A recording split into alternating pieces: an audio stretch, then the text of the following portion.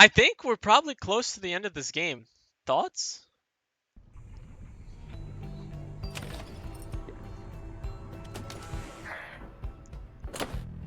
Freaking Bertrude.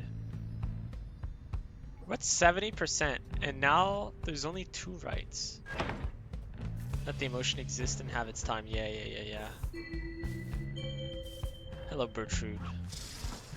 You approach Bertrude just as she is finished polishing the various bottles, flasks, and vials that your fellow exile have collected during your travels through the downside.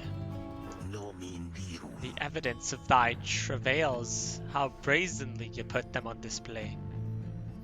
Yeah. You tempt these lands to swallow you. What? What do you mean? You hope it doesn't end? Well, if it ends, then we can play something else, you know. She lets out a long breath.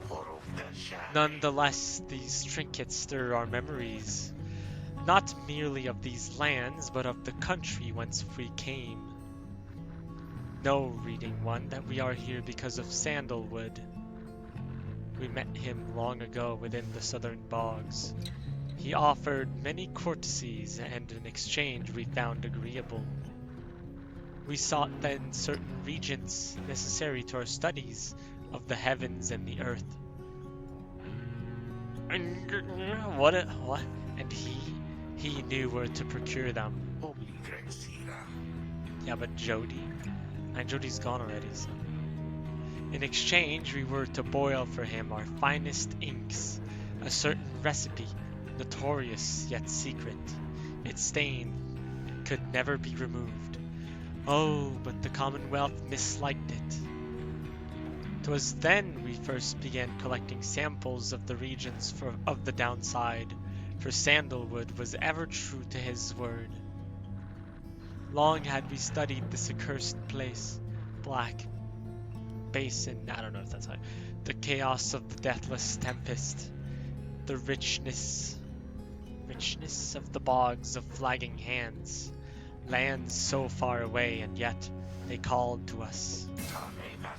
If molten Milithe was able to traverse the downside in its entirety an age ago, then surely 'twas not beyond reckoning that we could do the same. Furthermore, but she hesitates. She's choking. It matters not, reading one.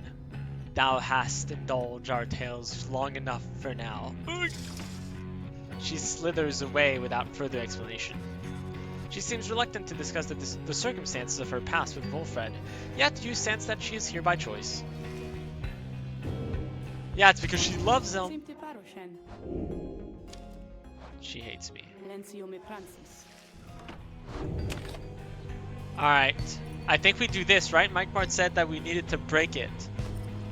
We're breaking it. Those guys have a thing going on, yeah. You find a quiet corner near the Black Wagon's grounds to delve into the secrets of the Book of Rites. Through greater understanding comes the reader's influence. Will we ever get on Sandra's good side? I hope so.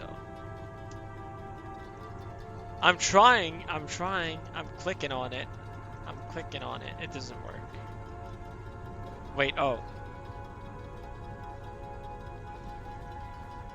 It doesn't work.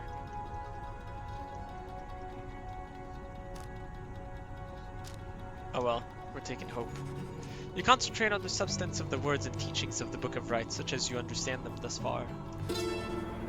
Inspiration comes to you in a flash from the book or from within, you cannot tell. We have to do the others before we do the last one? Yeah, but Mike Mort said that I could break it, maybe.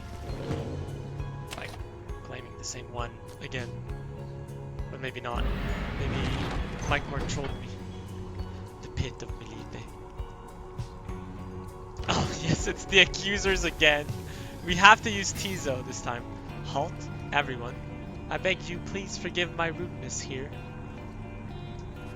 The Black Wagon has shuddered to a stop en route to the pit of Milite.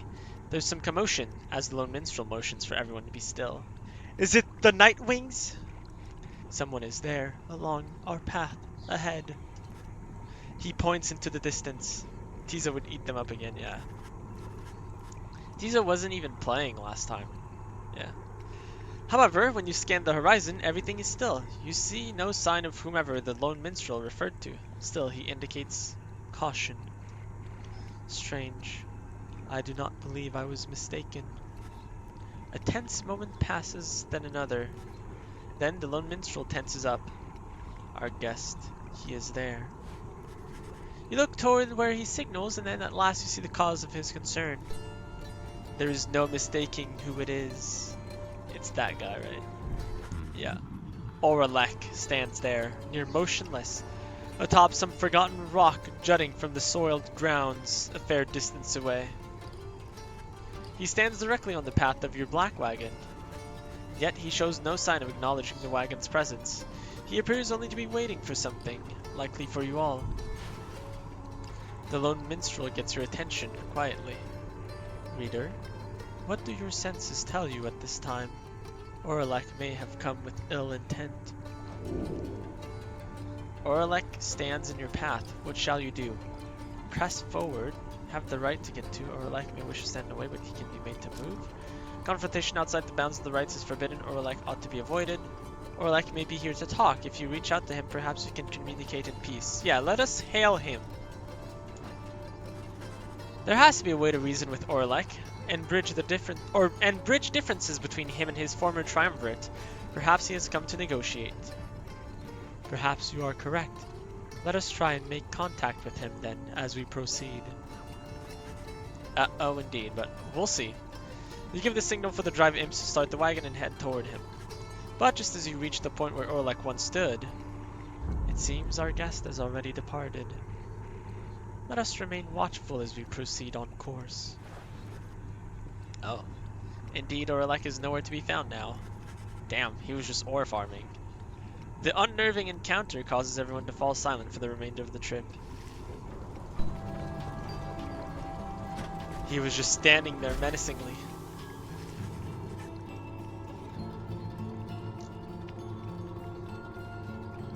Your wagon finally arrives at the pit of Melite, where still there is no sign of Oralek, or your next adversaries for that matter. Thinking. Your companions organize a quick search about the premises, leaving you to watch the wagon until the ride's commencement. I'm scared. Team, I'm scared.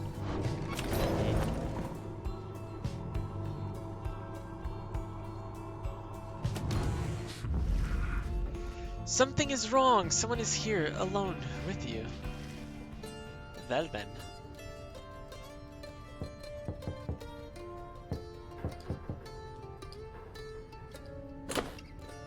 Stars continue to vanish. There cannot be opportunities.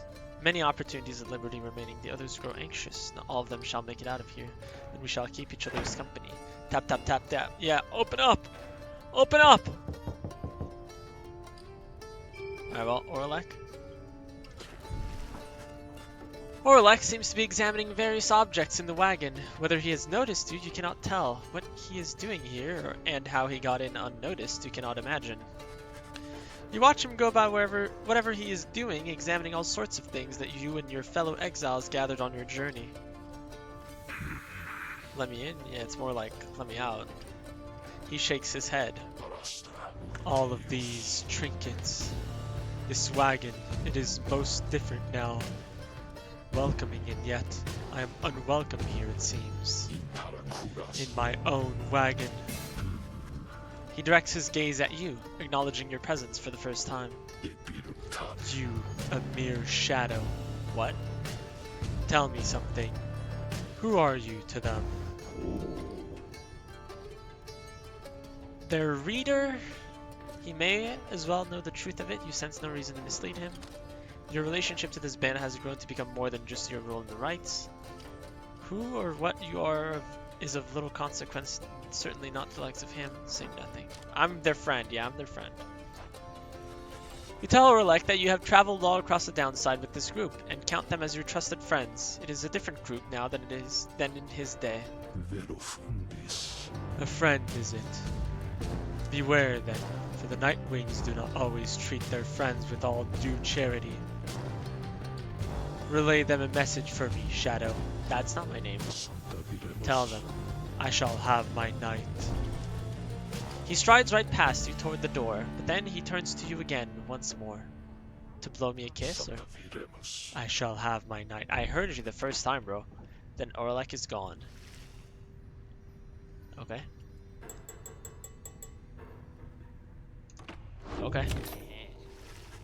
Several of your companions return as you exit the wagon. You explain what happened. However, none of them saw Orlek. Most concerning, reader. Though I am thankful you are well. Orlek, he always was a peaceful individual, and yet his disposition is much different now. Had to say it twice to make an impact, even though you instantly went to tap. Yeah. Yeah. They weren't in the wagon, so... Perhaps we had best inspect the wagon for any signs of tampering in light of these events. You and the others conduct an exhaustive search in and around the black wagon for any signs of objects missing, or or tampered with, as well as signs of damage or foul play. The search yields nothing. No one finds any sign that anything was moved or tampered with. Even the drive imps seem calm. The incident leaves you questioning your own recollection of what happened. You try to clear your mind, for the ride is soon now to commence. Hey guys, say, whatever happened to that gay you brought in here sometimes, you know? The loopy one, frizzy hair, always handling all the merchandise. She was what? Handling the merchandise? We're not talking about the same gay. I liked her. Oh yeah? While the bear's farmford is banished, adversaries are slowed and cannot use the abilities.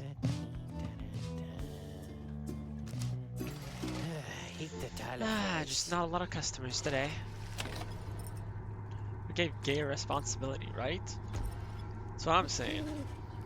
Here, among the poisoned lands of the pit of Melithe, you await the signal of the stars. There is no sign yet of your expected adversaries, the accusers.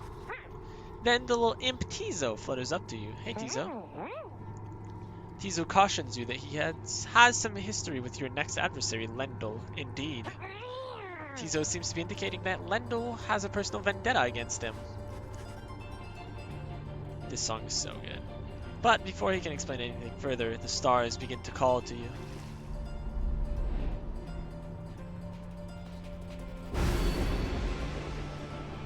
Nope. Nope.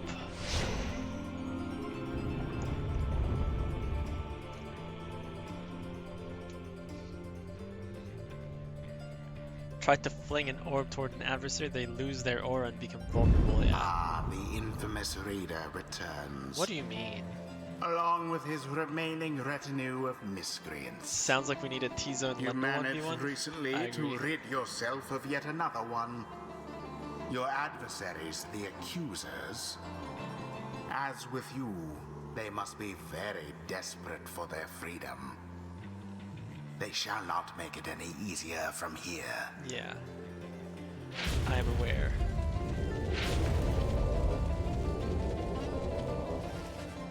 The companions are assembled and ready for the rites to commence. However, there is still no sign of your adversaries, the accusers. Oh boy. The little imp Tizo screeches something, cautioning you all to stay alert. But then someone leaps forth from the shadows. He grabs at his mask. Okay, bro. Aha! Caught you, you miserable beast! I knew it! After all this time, I knew that you were still among their ranks. Bro, you talked last fight. What do you mean? Tizo is angry to have stumbled upon into an apparent trap laid for him by Lendl. Silence, fiend! You robbed me of my freedom, my dignity. Your evil shall be ended here and now, and you Nightwing shall not deny me thus again. Come then, my accusers, for we face again none other than the spawn of the accursed imp, Haub the Swallow. Eh? The spawn? Let us show him now that he is a disgrace. Tizo whistles something angry back at him. Whatever transpired between him and Lendl in the past, Lendl evidently has not let it go. Literally talked smack to him last time, yeah. Who shall besmirch the Nightwing's name? The Nightwings.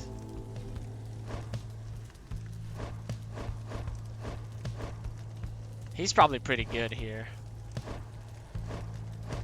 I do kind of want to use Sir Gilman because I want to make sure he can get out. Right now, Tizo is the highest one. Man. Sir Gilman. Wait, I'll use him first. 5 people? Yeah. Yeah.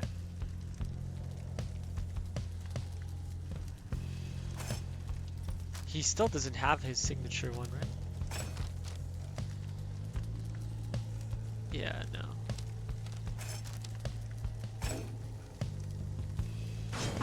Volfred. Tizo. Sir Gilman. Sir Gilman. Very well.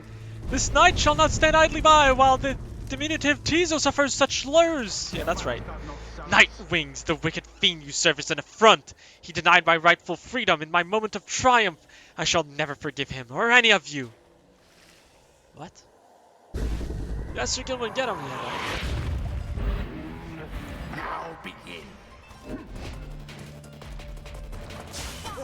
Stand not in glory's path.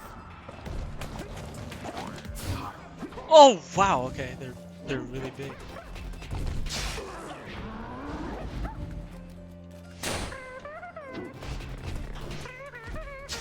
Okay, well, I'm kind of just waiting for Sir Gilman to be honest. How sad for the accusers. Oh my.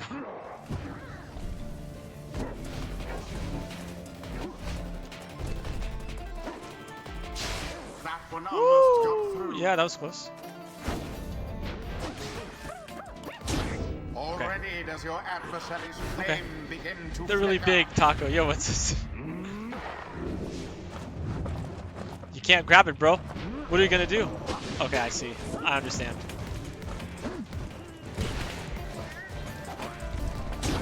Brilliantly done. Brilliantly done by Sir Gilman.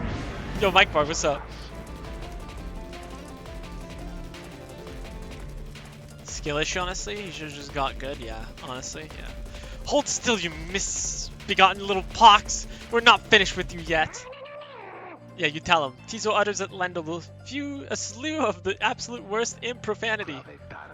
Your curses could not possibly affect me any further, you foul spawn, for you have taken everything from me already. But if I am to be trapped in this forsaken hole with you for the remainder of my days, then I shall see to it that yours shall be as doleful as my own. Bro's so upset for no reason. To regain his status in the Commonwealth. Would you deny him that?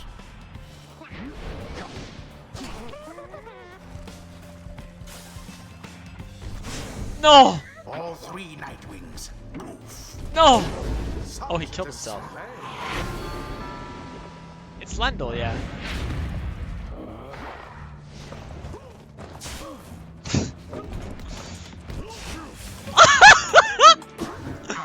Wait, right.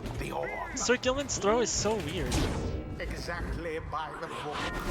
Exactly by the book. Can't believe I'm back in my horse girl phase, but a mildly different version. Yeah, these horse girls are much nicer, if you know what I mean. Glory to the scribes. Glory to the Night Wings. Taco wanted Tizo to talk more shiz, yeah. Pretty much. I mean, come get me, bro. Come get me, bro. Come get me, bro. Yeah, come get me, bro. Bro, come get me. Sir Gilman threw it in. It's so dumb. Do you believe you can prevail in this? Yeah. Oh.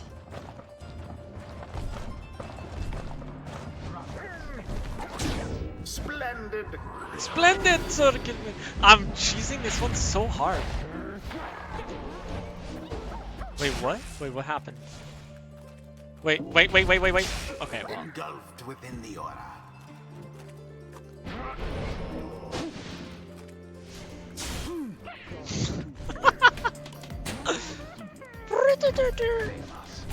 Oh! What? Yes. Ah! I tried to dodge it. Oh, I'm back. Bomba! That's it. No, he jumped. Oh, triple! Triple! Wait, no, not a triple! What? He didn't die! Wait, all good, I'm here.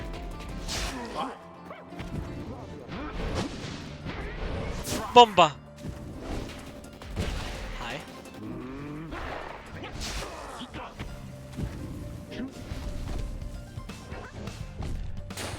I'm sorry, Sandalwood! Your time was... Your time... Oh. How sad for Well, that one there. wait, Sandalwood's still alive.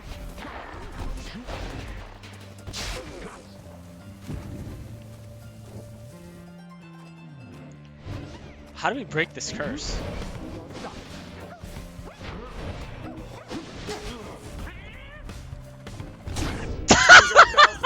Got him! Got him, baited them in.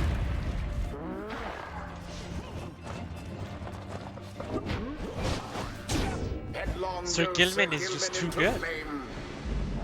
Look behind you, yeah, right? Now go But now I have just to- once more. Okay. To each his own.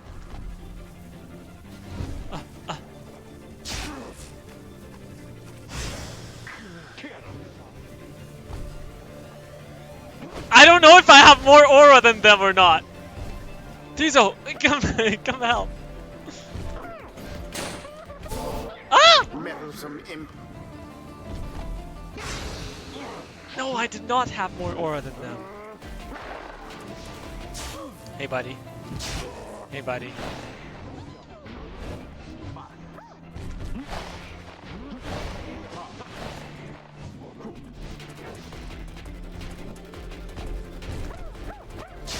Bashed. Oh, I'm making it! Yes! I'm going for it! Things prevail. Their Alright. pyre burns That was kind of a whilst boring that fight, of I'll be their honest. adversaries is but ash. Sandalwood is good, but it makes it so Thus dumb. end this night's proceedings. It's even better one with Tizo against him, true. Tizo is very pleased that you prevailed, but wishes to make a quick exit at this time. Blast! Where did he go? Where did he go? Buddy, back up! That infernal imp, it is a monster in disguise, a fiend! Come forth to torment me until the day I die! Okay, good. Good. Hopefully that's... What? Lendl storms off in a fit of anger. Tizo reappears once the coast is clear and expresses his gratitude again. Well, Lendl said before, if Tizo truly is a descendant of Haub the Swallow... Is that how you pronounce it, by the way? Swallow? Then he has quite the legacy to live up to. Indeed he now does. in the wisdom of the scribes. The wisdom! The scribes! Damn, we don't get much.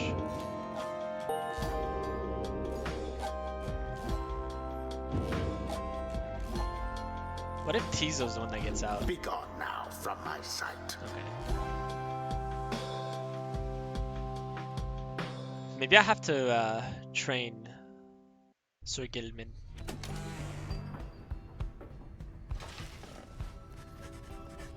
Back at the Black Wagon, you find the lone minstrel examining your fellow exiles after they prevailed against the accusers rather soundly. It is plain to you that none of them look well. Huh. The lone minstrel notices you there and turns to you.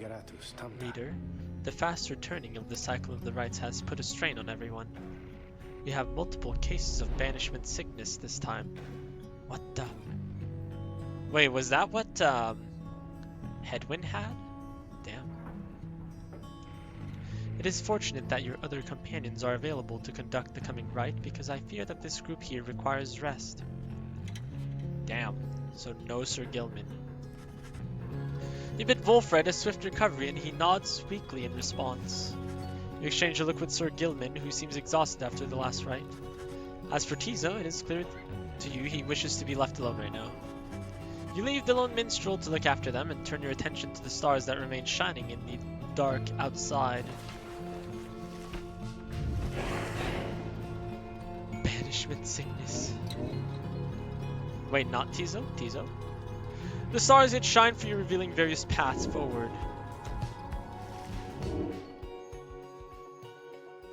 I think we have one, maybe two more runs. How?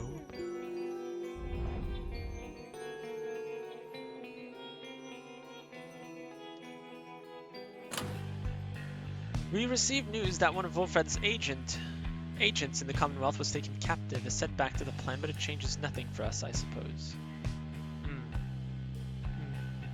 I see. We don't have, like, our record against them, do we? Oh, yeah. 0-2. 0-3. 0-2. 0-3. 0-2. 0-2. 0-3. 0-2. I see. So we faced everyone 3 or twice. 2 times or 3 times. I see. I feel like this one's kind of easy. The dogs. Dressed at the Silver Star. The Withdrawn. Yeah, I do think I kind of want to face the Withdrawn unless we have faced them 3 times already. We have not. Rip the Pyre Hearts. Who? Those guys? 2-16? Yeah. Where's the tree guy? Oh, there he is. 4-11. Wow. Yeah, the Pyre Hearts suck now that Sir Gilman's with us. So then we'll face these guys in the finals, otherwise we would face them.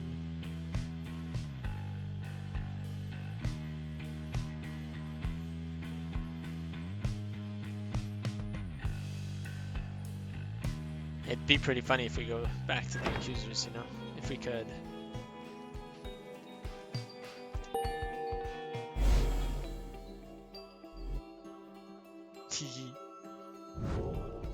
That's the one I hate the most. Round 3, yeah.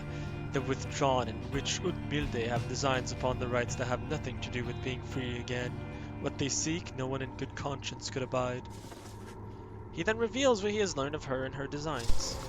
Which Udmilde, one of the bog dwellers, and head of the Withdrawn, a triumvirate more interested in legends of Ishlak, the astral born, than in the rites. Her kind was known to be reclusive in the Commonwealth, yet she was brazen in her disdain for common values. She practiced the unspeakable. Somehow, one day, her research into flammable regions grew into an obsession with Ishlak. Despite widely held belief that he is dead or never did exist. But Udmilde held that Ishlak is merely dormant and shall someday be reborn with newfound hunger, which could only be sated by devouring the world. Then, at last, could Ishlak return to his glorious home, and Udmilde would go with him. When Commonwealth officials showed up to take Udmilde for spreading unrest, she was all too eager to comply. After all, the sentence to downside meant being that much closer to Ishlak's resting place, where she believed she has much work to do, where the Withdrawn stood ready to assist.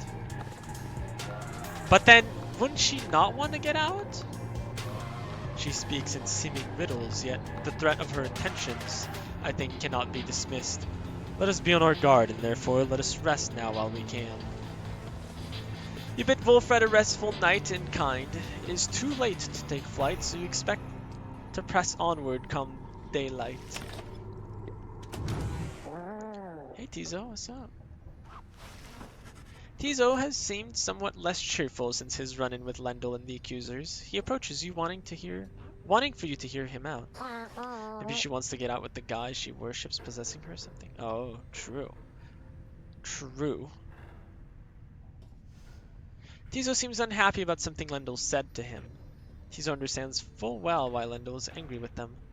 While Tizo does not like Lendl as a person, he recognizes nonetheless that he denied his freedom. It was a liberation right, he did what he felt necessary, he wanted to help his friend go free. Nonetheless, he still feels a certain guilt and regrets that the rites force exiles into such situations.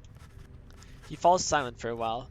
Whether the 8 scribes ever intended for imps such as he to participate in the rites firsthand is difficult to know for certain. Then...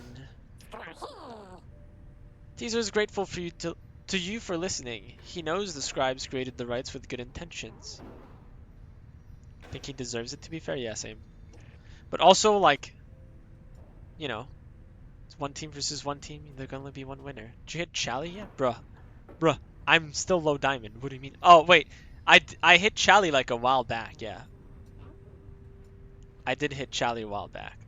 But no, I'm still low diamond.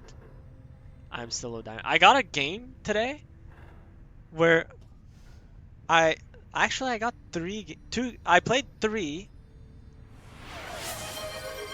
Posture check, yeah. I played 3 games. 2 of them were against gold players. One of them I lost to said gold players, which definitely made me think that they were not gold players. But you know, who knows? Who knows? What was I gonna say? Oh yeah, and then yeah, one of those games, the one I won, I was on like 100 ping the whole time. It's like, where the flip did I get kidnapped to? So yeah, I don't know. I don't know.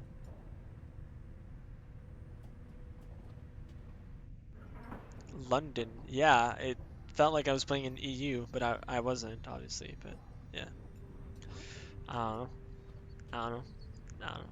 Yeah, I really do like struggle to win in solo queue. It's very hard. It's very hard. Like I get kidnapped in high lobbies and I still feel the same. Like the games don't feel harder. So I don't know what's going on. You know what I mean? You know what I mean? I don't know if you like if I'm playing in a lobby with diamonds against diamonds versus if I'm playing in a lobby with challies against challies, it still feels the same difficulty. Bondore, Saluki's interesting, yeah. Yeah. What I miss? We beat up Lendl again. He promises to keep doing his best to live up to the legacy of the scribes, yeah. Good, yeah, he deserves it. He bounds up into the rafters with some of the other drive imps, regardless of whether he truly is a descendant of Haub the Swallow. Surely the scribes would have been proud of him. Oh, let's keep it going.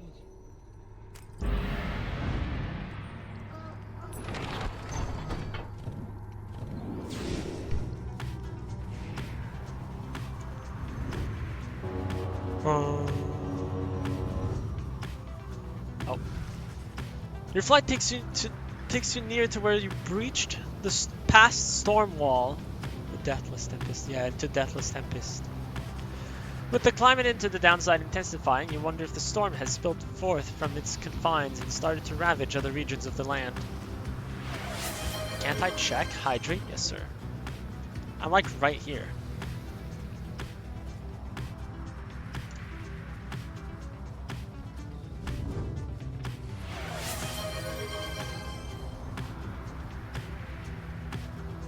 Who are those guys? Stretch, yeah. Say something nice about Bondore.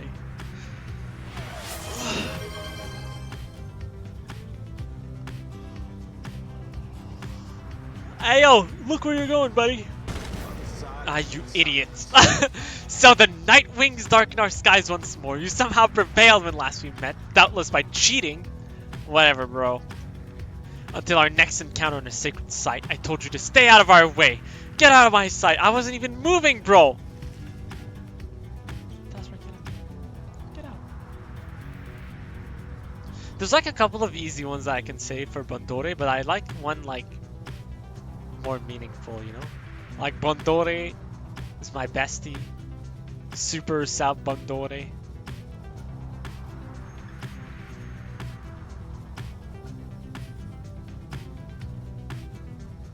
I could also compliment his Omega Strikers plays. The squares. Bondore is the one where I learned the squares from. The legendary squares. We trolled Mura so much with that one. That was fun. I think no, but like generally I think Bondore is really fun. I have a good time whenever I'm with Bondore. Like on stream or in a call. Like while watching his stream or in a call with Bondore. Bondore plays Kazan, so we are friends. Oh, is that what it takes? Is that what it takes?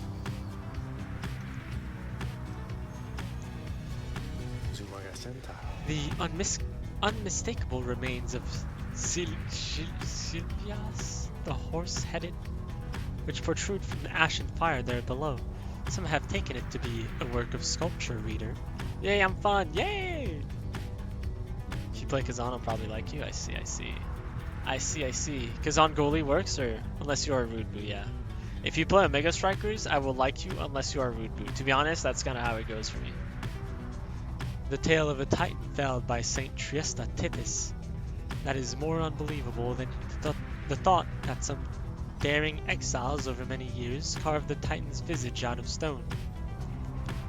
Be that as it may, the climate and the cliffs are home now to exiled harps, such as the Essence whom you faced here when first you arrived. True!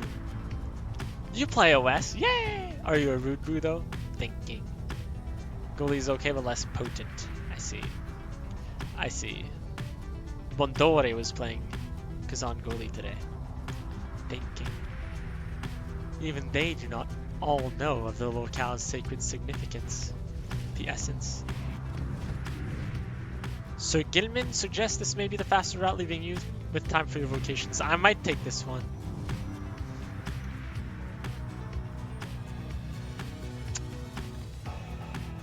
I think... Ugh, this one sounds so more interesting, but we have to make sure that Sir Gilman can leave. Otherwise, Tizo is the one leaving, you know? And Sir Gilman can't participate in the ride. So yeah, I guess we have to go here.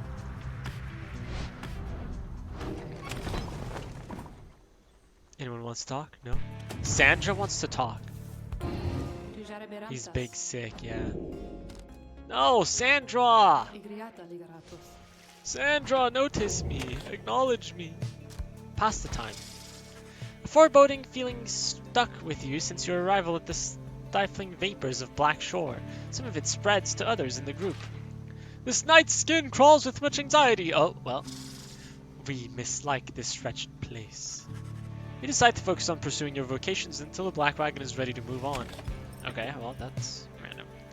Mentor or companion? Damn, that was Jody right there.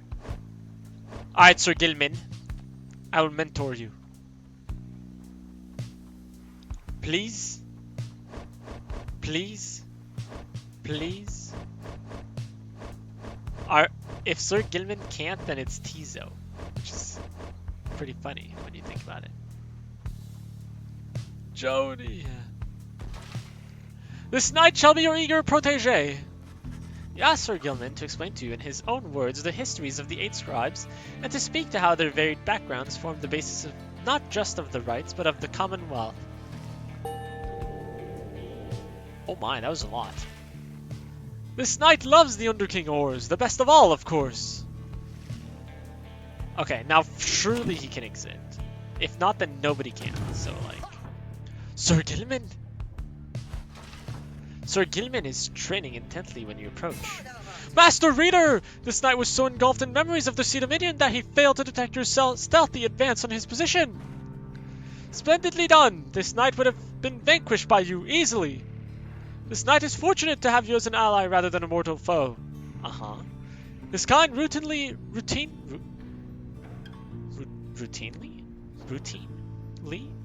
clamors from the depths of the Cedominion to seek greater glory, and perhaps a slightly longer life expectancy within your commonwealth.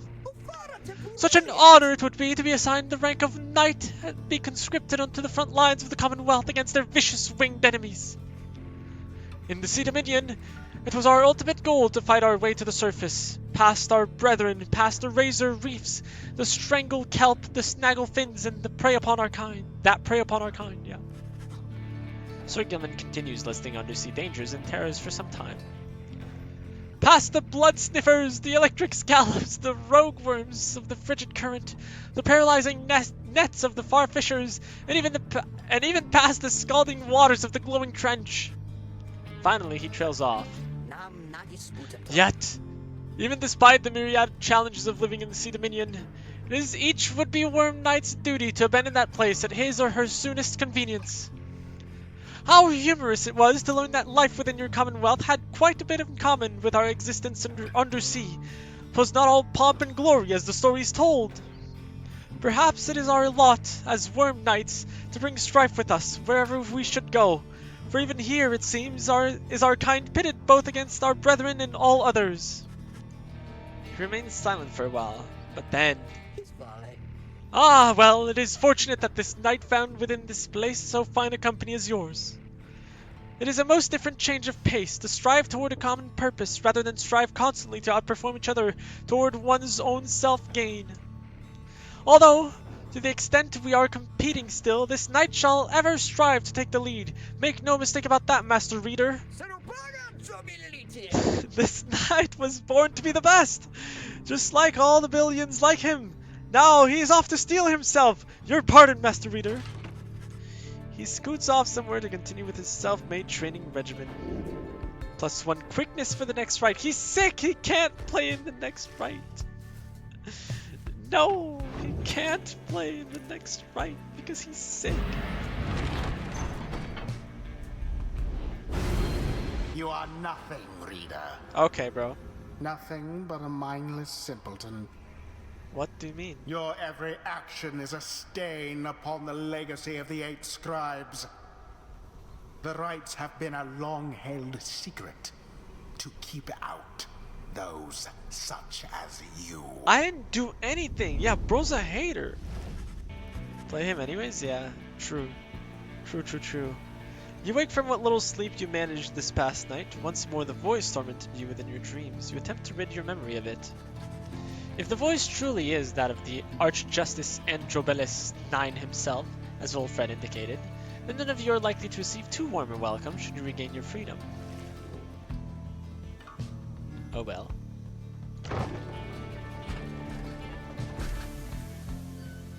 Whoa, fitting capital 1. Messenger Imp, with news and rumors from the other side, somehow tracks you down in the dense foliage of Black Basin. Who? Oh, it's Gay! The Imp's message pertains to Gay, who you liberated at the fall of Solium and whose past transgressions have all been forgiven since her return to the Commonwealth. You learn that she was taken in by a well-to-do foster family, was to be given private schooling at the highest order of the Astralist tradition. Theocratic sect, believing divine authority rests with the stars. They alone dictate the future. They alone are the honored ones, I guess. They promised her that, in time, she might one day have the honor of teaching the children of the Commonwealth herself, but she denied. However, she soon went her own way, insisting that the 8 scribes themselves were calling her. She started wandering again, all on her own. That is, until she located Wolfred's agents. Thus her wandering ceased, and the ranks of the revolution rose stronger. Gay also left a simple message: believe in the scribes. You thank the messenger Imp for the report as your companions gathered to discuss. I feel like those reports would be so much better if they considered who else was out. You know? Like Jody could have been mentioned here. Believe in the stars. She better be more careful, else I throw her right back in here with the rest of us. Small in stature. Stature was the goodly Gay. Goodly Gay? Yet great indeed in spirit. Even now this knight remains in awe of her. She has the manner of a saint, that one. She knows in her heart the traditions of the scribes. That one, very powerful indeed, a sorceress of sorts. A certain air about her, most intriguing. Tizo misses having Gay around, though he is pleased to hear that she is well. Yeah, Tizo and Gay were best friends. Yeah, Hedwyn could have been mentioned for Jody. Yeah, exactly. The news of Gay's liberation fills you and your fellow exiles with newfound resolve, +1 hope. Wish Gay luck! This Gay luck!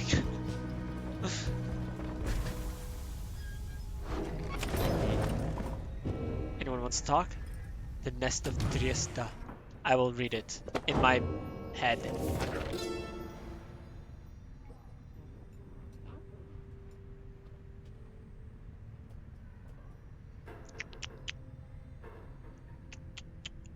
Huh? Wait, Triesta is who? It's the Titan. No. Oh, Trista Tithys. Late. Oh, I see. Okay.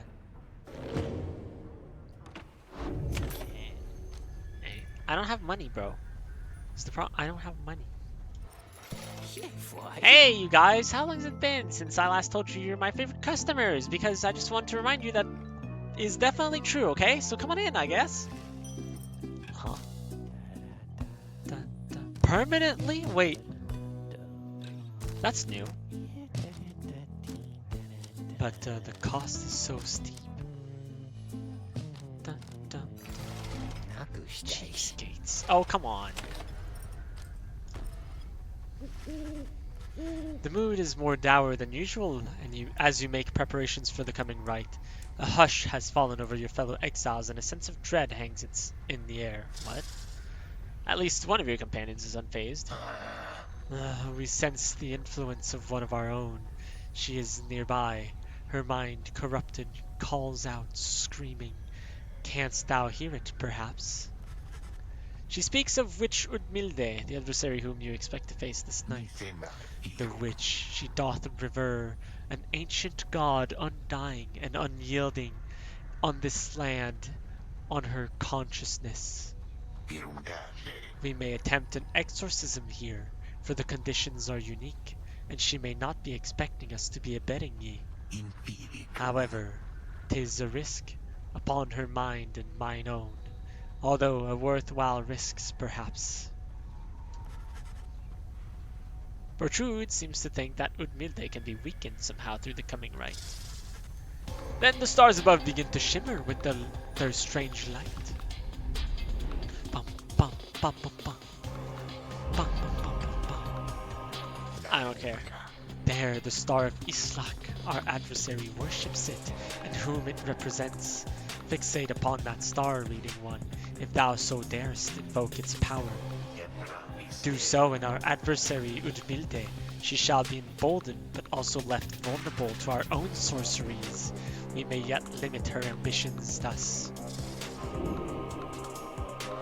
Bertrude asks you to invoke the star of Ishlak in this rite.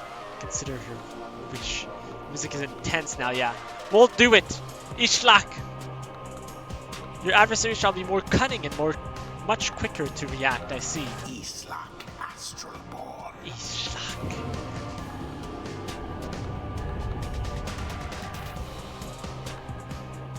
Difficulty increased.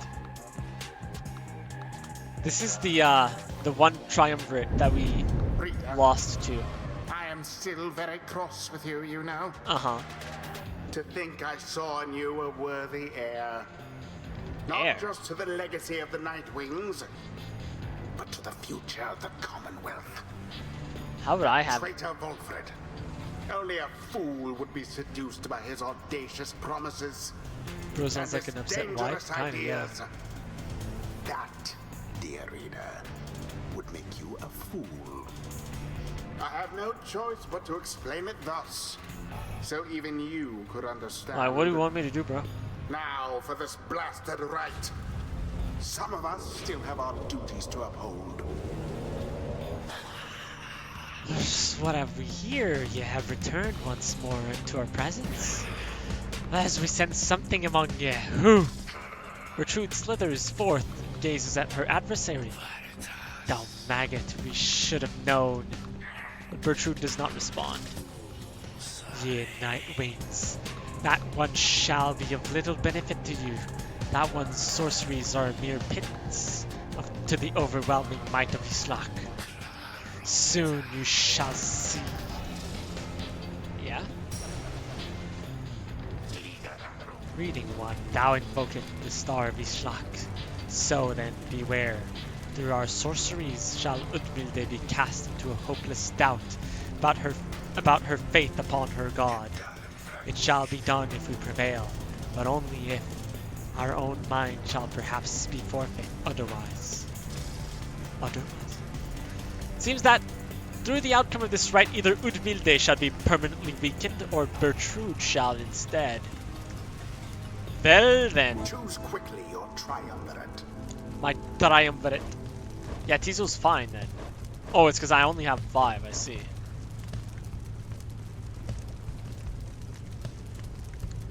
Rank 20 is the max, right? Yeah. Trying to see. Oh. Tizo's flutter and his abilities cost less stamina, I see. I mean, we might as well, right? Dump it all in. Okay, I definitely should have checked. My bad. I should have checked if that was overkill or not. Oopsies. Oh well. Bertrude. Tizo. And Pamita. Pamitha, I mean. It is done. Just another nonsense spouting idiot standing in our way, if you ask me. Let's get her. Now then, Nightwings, you wish to mock Ishlak? Ye, in your infinite foolishness, shall be among the first to suffer. To suffer, I mean. Commence.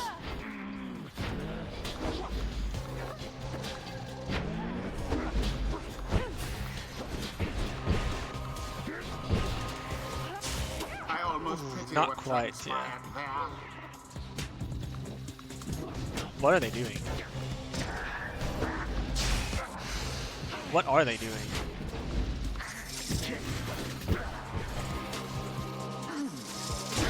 The Nightwings thus assert themselves. That's one! Pamitha carries? Yeah. 'Twas of no consequence. We shall awaken him. Try as you might to set us back. Full-blown hating, yeah, he is.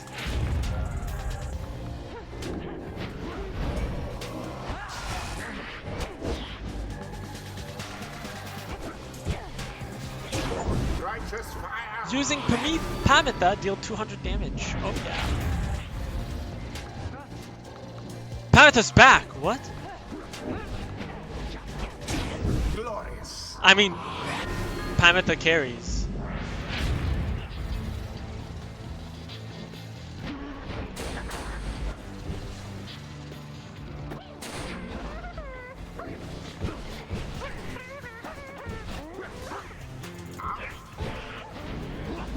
Bomba! Damn, only one. She's gonna jump, right?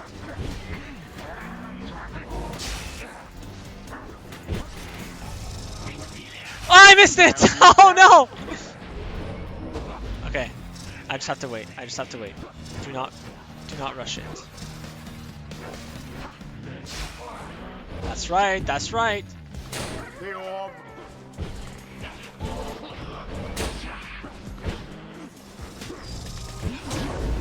That's right. That's right. I'm playing mind games over here. The rite is nearly ended. Oh damn. Okay. The orb.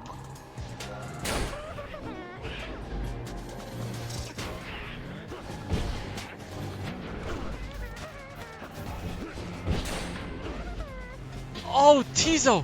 Tizo! Oh, nice try, nice try. Oh, yeah! Dang it, they got me. Yeah, they wait. Dang it, they camped A me. crushing blow against No, your they were pride. camping. They're camping Pamitha. My perfect victory. Oh wow, I didn't hit them. Oh, I did. Never mind. Oh, wow.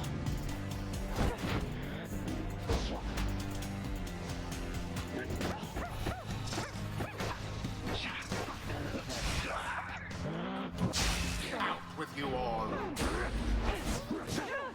Oh, Whew. Ay, ay, ay.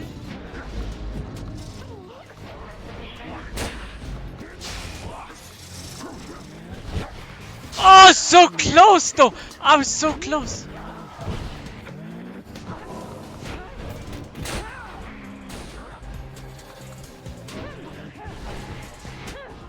There we go. There we go. There we go. All good. All good. All good. All the good. Nightwings managed to prevail. Oh yeah. Nice. Alas, that their adversaries failed to stop them. And we had the Ishlak on. The rite is complete. How can this be? How can this be? Ishlak, answer us! Ishlak! Ishlak!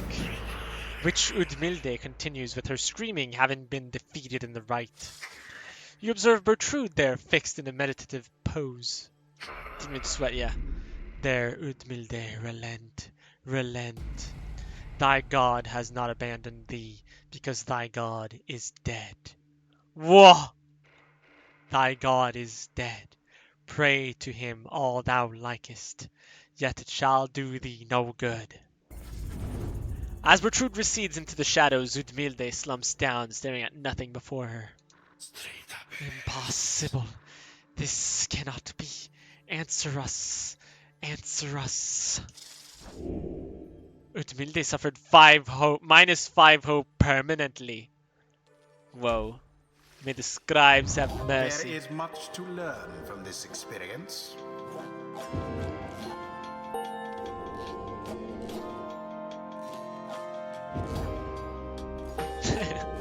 Little friend.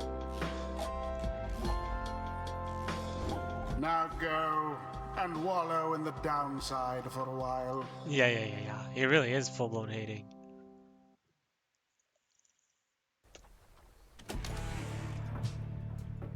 That was easy enough.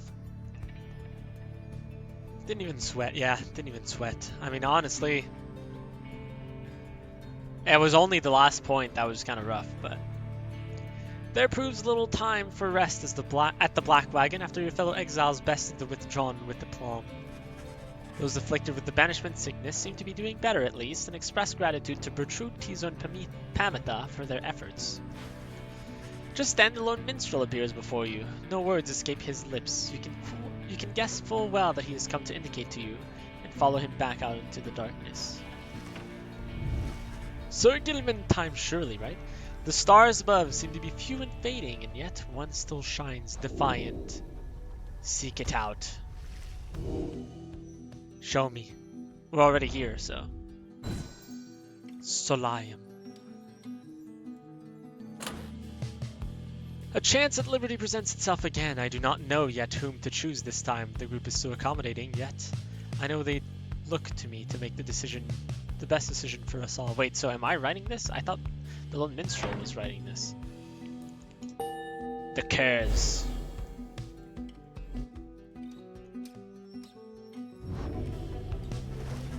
You notice that the lone minstrel is standing there with you regarding the night sky.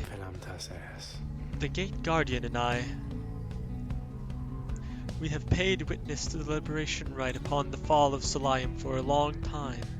We have seen so much. And so, I am a bit taken aback is all, to see something which I have never seen. You look upon the stars together for a while, then I wish for you good fortune, and the wisdom of the scribes on your ascent. The old minstrel leaves you there alone under the night.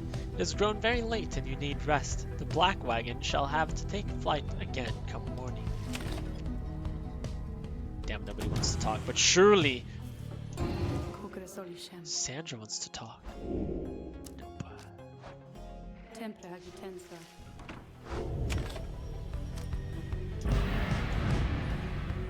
Not like this, yeah. One day, Sandra will acknowledge us. Something appears different now about the Sacred Mountain west of here. The lands near Emperor's Ascent and Emperor's Fall appear ashen. On the other hand, the once precarious regions below, which you know as Temple High Road and Temple Cistern, seem swept clean by the elements. The lone minstrel observes all this alongside you.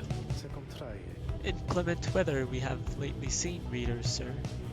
We ought to be able to make landing closer to the Scribe's Gate now. Then I suppose this means we soon shall see Celeste once more. Then I shall go tell everyone to prepare for landing. I don't think Sandra's gonna come around. Yeah, me neither. Me neither. Bertrude. Pamitha. Who should we use? So Sir Gilman, and then what? Pamitha, Tizo? I'm down. Done deal.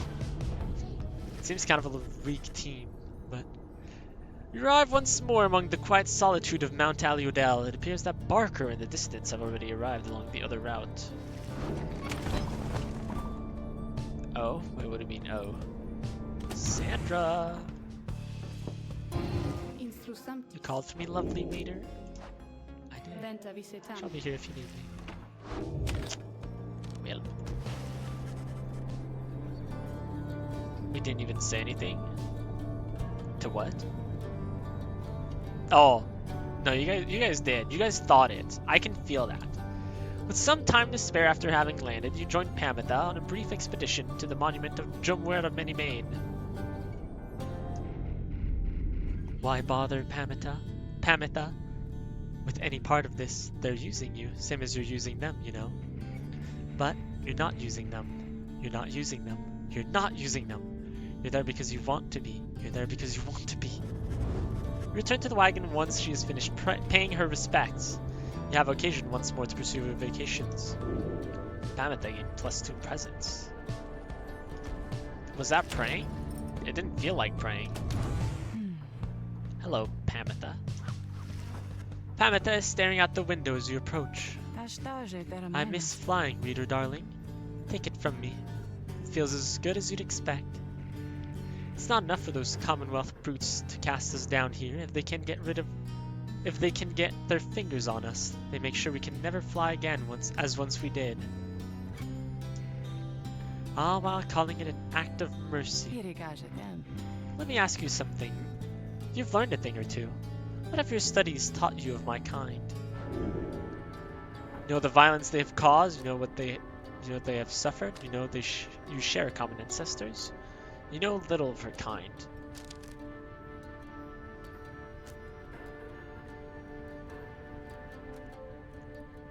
Said that when some of the ancient harps relinquished their wings, the conflict began.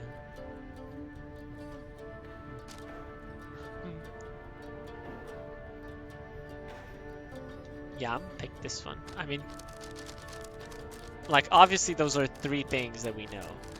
I actually did not know this one, but those are 2 things that we know. But obviously, this one, you know. This one, you know. You know that the harps have long survived on the brink of extinction, and the warriors of the High-Wing remnants are all that remain of them now. They may see little recourse at this point than to avenge their fallen and see to it that the Commonwealth suffers in return for all that has transpired. Such sympathies could not have earned you popularity, I gather, darling.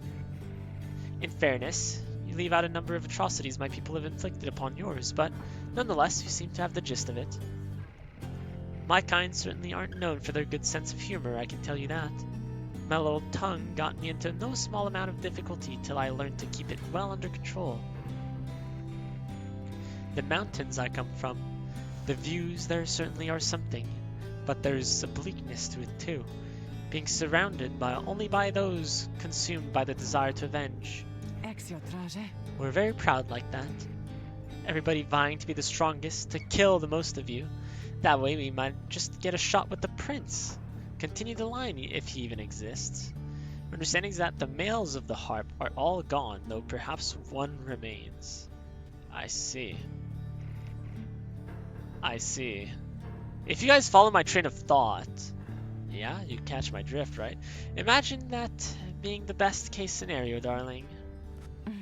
She shakes her head. Anyway, I was just thinking I rather enjoy the traveling we've done. The change of scenery does me some good. Perhaps I'll stick to wandering after all this. Wait, why am I getting canned? In fact, I have a fancy for some wandering right now, if you'll excuse me. Oh, I can go with... Damn. She heads out of the wagon into the quiet solitude of Mount Aliodel. You're following along, yeah. Don't tee-hee? What do you mean? Tee-hee. 76%. The vocations. The vocations. Studying in private. We could. Do we think Sir Gilman can leave? Probably, right?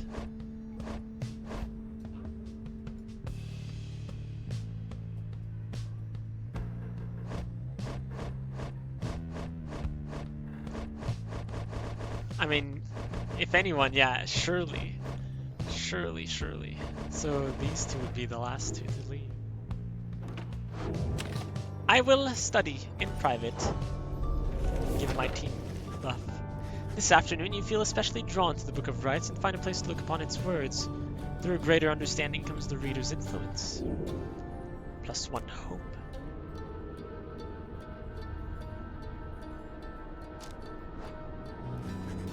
You extract a deeper meaning from the words and teachings of the Book of Rites, one you feel in your core yet struggle to articulate. Inspiration comes to you in a flash, whether from the book or from within, you do not know yet. Spit it. Alright, let us continue. To Scribe's Gate.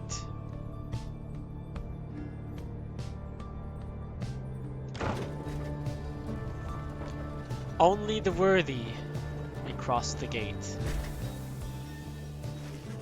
Again, you stand before Scribe's Gate, where the gate guardian regards you all above an archway carved from stone.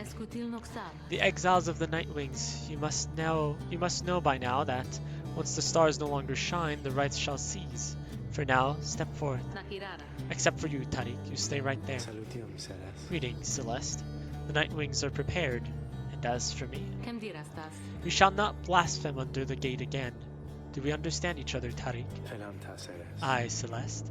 I apologize for my behavior before. I shall adhere more strictly to my duties. Be sure of it. Now, each of you come forth. Please state your names and what it is that you seek whilst crossing Scribe's Gate. That was a lot of S's. One by one, your companions cross the gate until it is your time to do so, and you follow them in turn. The gate guardian regards you all, then waves you through toward the summit. We got him in trouble? No, last time he was just upset that the stars were vanishing. The 8 scribes bid the Nightwings welcome. Go forth with glory. Am I free to accompany them, Celeste, or shall I remain here? She looks at him a while. You are free to accompany them, Tariq. As you will, Celeste, until we meet upon the summit then. Oh yeah, here we go.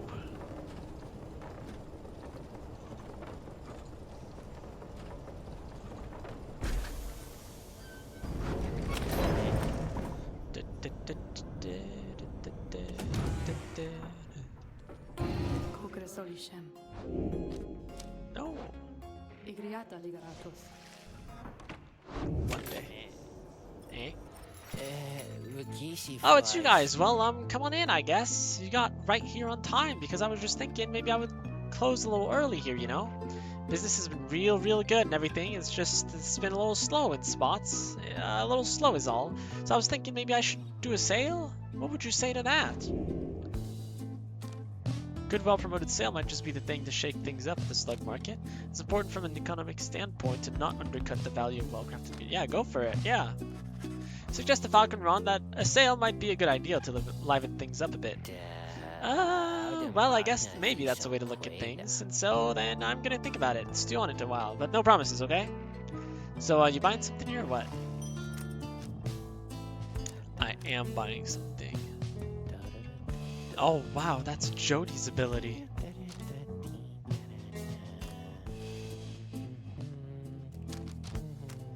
I kind of want these. I kind of don't want these because we're losing units anyways, right? So then I kind of want these.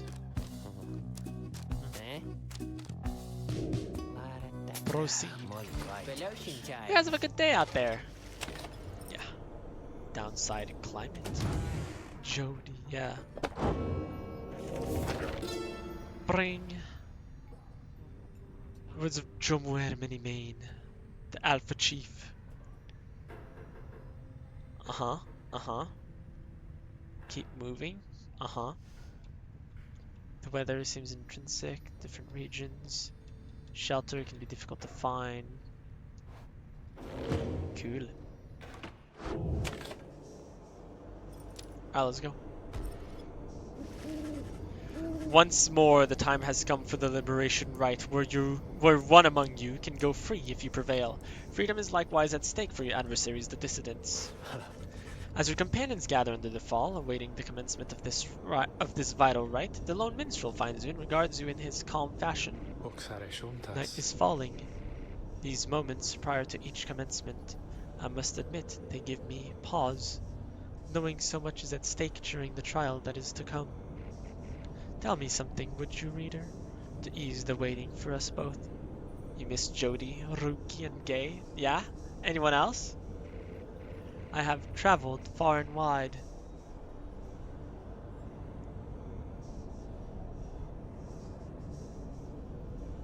Right, I was thinking about what the quote from the Pokemon song was. It's not quite this. Searching far and wide, not traveled far and wide. Even beyond these lands. However, the Commonwealth I know only through word and song. I sometimes think on what life would be like out there. Oh? If you were not ensnared within this place, and free to roam your country, what would you have done with all your days and years rather than striving here under the stars? Tended the land, sailed across the seas, retired to the outskirts, would have fought for freedom. Probably this one. You longed to find some solitude out there, though of a different sort than all of the solitude available in such abundance in the downside here. You would have lived out your days in peace, beyond the bustle of the Commonwealth, and in a manner closer to the olden times. Peace be with you, then, reader, wherever it is that your travels shall take you in this life or the next. Yeah. Is Sandra too? That's true, yes. Just then the lone minstrel looks forth, and you see that it is time. The stars above, though faint, begin to burn.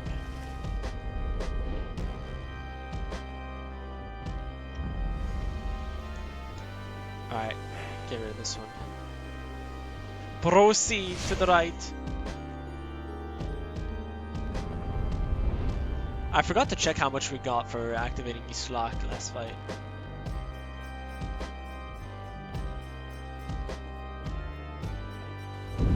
The stars that yet remain aflame align once more over the sacred fall of Solium. 'Twas here that the 8 scribes ordained the glorious tradition in which you now participate. The glorious tradition which you and that instigator Wolfred seek to undermine. Okay, bro. 'Tis my sincerest hope your adversaries in this liberation rite achieve instead what they desire. Yeah? May Who's the getting freedom? dissidents Sir soon Gilman. douse those flames of If yours. possible. Let us get on with the proceedings then. Sir Gilman! The pyres burn and each of the triumvirates is present and prepared. I concur. The pyres burn and each of the triumvirates is present and prepared. Then, anointed one of the dissidents, come forth now and declare yourself, and pay any respects you have unto your adversaries, the Nightwings. Barker bursts out from some hidden corner, laughing as he paws at his mask. A real pleasure to be here, mates, truly. Barker Ashpaws. Call me Barker, though, alright? By the by, it was a real pisser getting here, you know. Begging your pardon, Barker Ashpaws? You thusly speak upon the summit of the sacred mountain? Rosen Master Hater, yeah he is. Rook isn't here, yeah I know. She's even trying to stop him, well. Oh my, so terribly sorry to offend you there, lassie. I forgot we got the stars above up here to make me watch me language. Though, let's get one thing straight, lassie. I don't give a bother for your sacred mountains. You take it and you shove it. Me and my pack, we're here just for the laughs. You got that? The other side ain't any better than this one. We ain't interested in your freedom. But, just the same, we're gonna get it. Take it from those wee little babes there, so antsy for it. Hear that, you Nightwings? You better put up a good fight here. I ain't gonna be happy, understand? And he shoves his mask back on. Right. Come on then, let's hurry up and get this damn thing started. Well then. 3 doggos. Nightwings, on whose behalf shall you conduct this liberation rite? Choose, quickly. May you heed your heart in making your choice, reader. I trust you are prepared to play the hymns with me, Tariq. Always, Celeste. Are they in Whom love? do you endeavor to return? Preparation? Maybe it's Bertrude, guys. Perhaps we send Bertrude in. Thoughts? Yes, it is Bertrude's time. I'm funny, thanks. Alright, Sir Gilman. Sir Gilman. Has this knight at last regained his honor? Let us find out. Let us now find out. Who shall stand with him? Should it be Tizo? It should definitely be Pamitha, because we got a buff for her.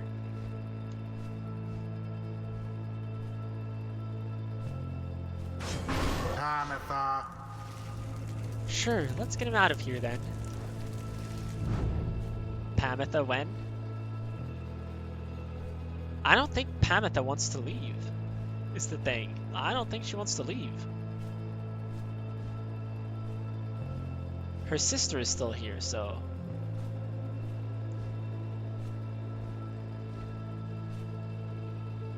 Yeah, she wants to be with her sister.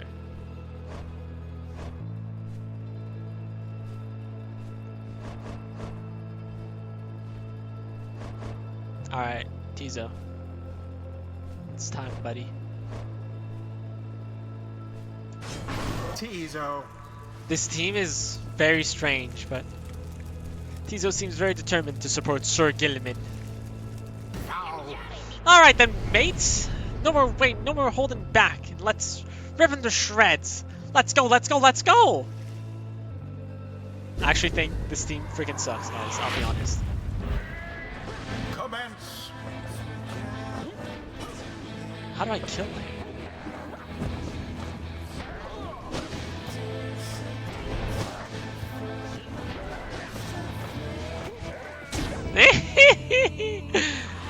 Sir Gilliman is very fast. Wait, she pushed him. Oh my. I didn't actually mean to grab it.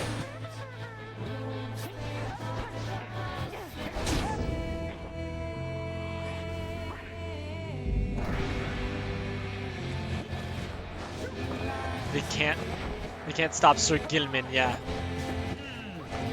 Sir Gilliman might not be the killer, but Sir Gilliman is very quick, very fast. What now? Alright, mate, something's gone funny with that orb. I guess I can tell. Gonna laugh it up while you still can, eh? Indeed, something strange seems to have happened to the celestial orb. It shudders now as though possessed of the same chaotic powers as your adversaries. Huh? Meaning? What?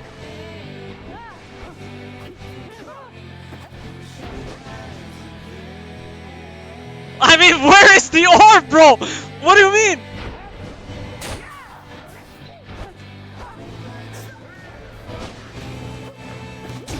Sir Gilliman is just too fast. He's too quick. He's Gilmaning on them. He is.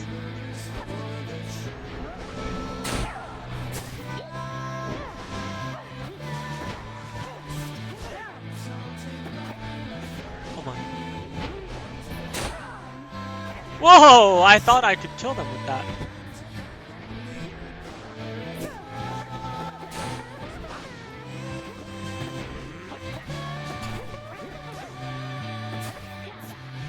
Okay, that's... I mean, it's gonna take forever for the orb to fall, like... Oh boy. Can I grab the orb? Oh no. It's okay, Tizo's here.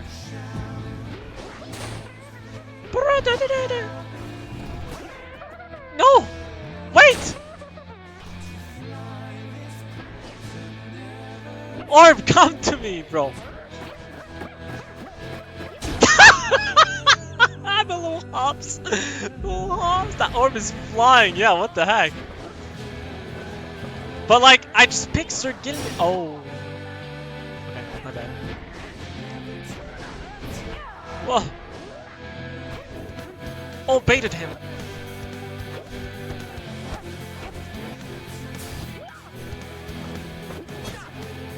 What? How did he not die to that? That's crazy.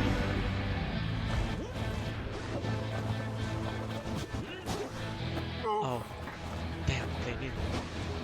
But how? I've been...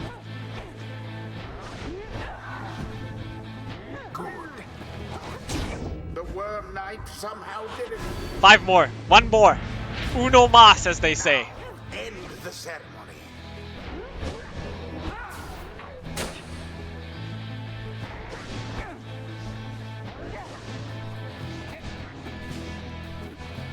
How do I get through now?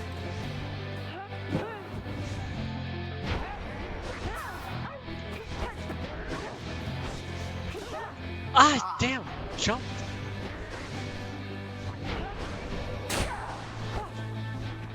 I mean, what the flip is this?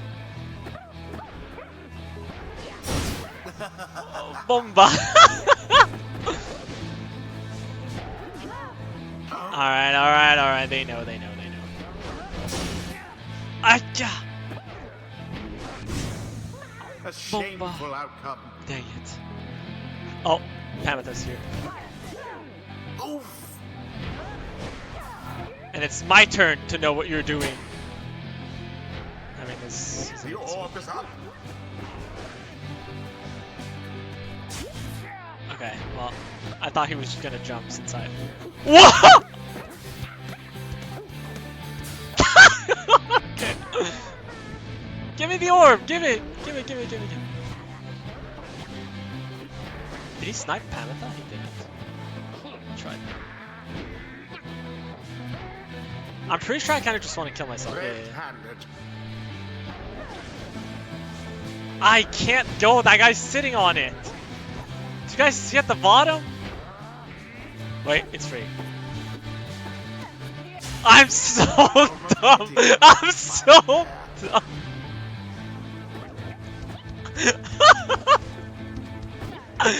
I am. One triumvirate I am stands so unopposed. unique. I'm so. Like, what the flip did I do, bro? There it is. What did I do? The night I thought it would be winds. funny if I taunted and then jumped in since I had so much time, but then it took me too long to remember what was taunting. What was the button for taunting? And then the taunt was too long, so I couldn't do anything. Thus ends the liberation rite, Circle. and thus the scribes have chosen the exile appointed by the night Taco winds trolling, yeah, my bad. shall My be bad. free. All good though. I mean, Absolved they of couldn't all even misdeeds, punish me for it. return to glory in the Commonwealth. Oh yeah. His adversary and all others shall remain to carry out their rightful sentences.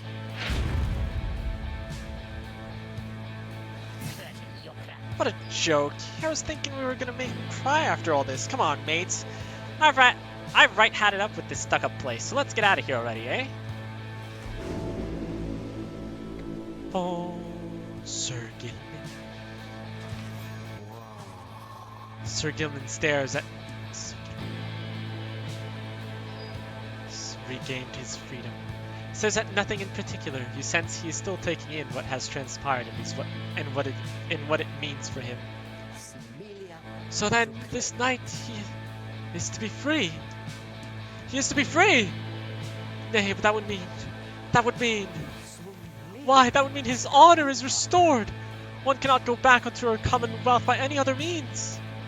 This night's exile was self-wrought. His disgrace profound. That he has been atoned under the eye of the Underking and those of all his noble comrades. He begins to grow very emotional, and then... This knight loves you all! Wow.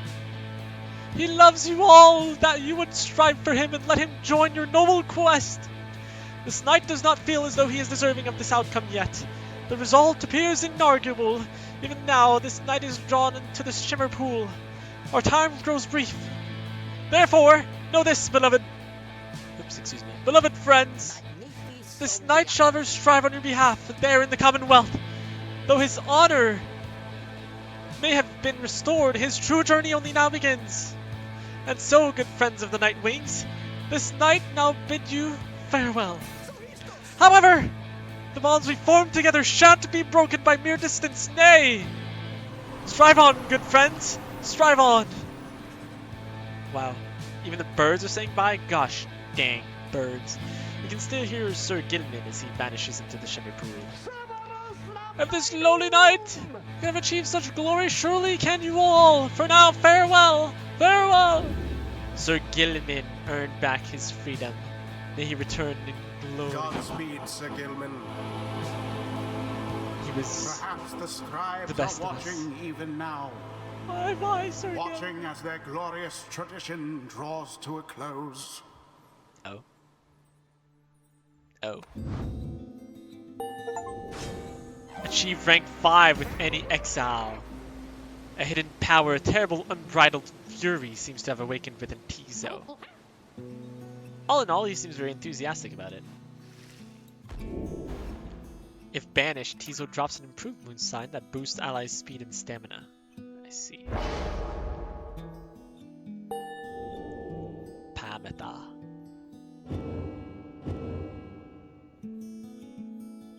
Now take your execrable companions someplace else. Okay, bro. Okay, bro. We have to decide who's next. If there is a next. I'm assuming there is a next. Assuming the last one would have been a bit more dramatic. You? Okay, goodbye. We prevailed in the liberation against the dissidents. Already does the Black Wagon feel quieter than usual without Sir Gilman, who returned to the Commonwealth. Who overhears some of your companions reflecting on this? He's gone, just as I was getting to like him. Tizo is trying to console Pameta with an imp-soothing song. What the flip? I mean, what do you mean?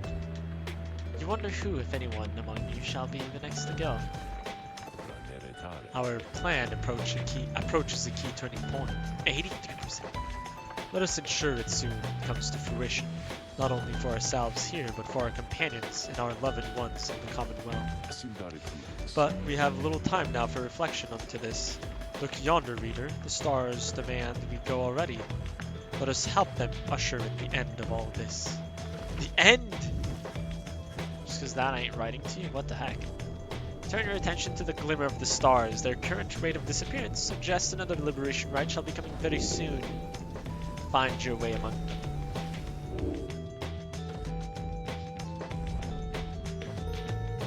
Always. Jomwe.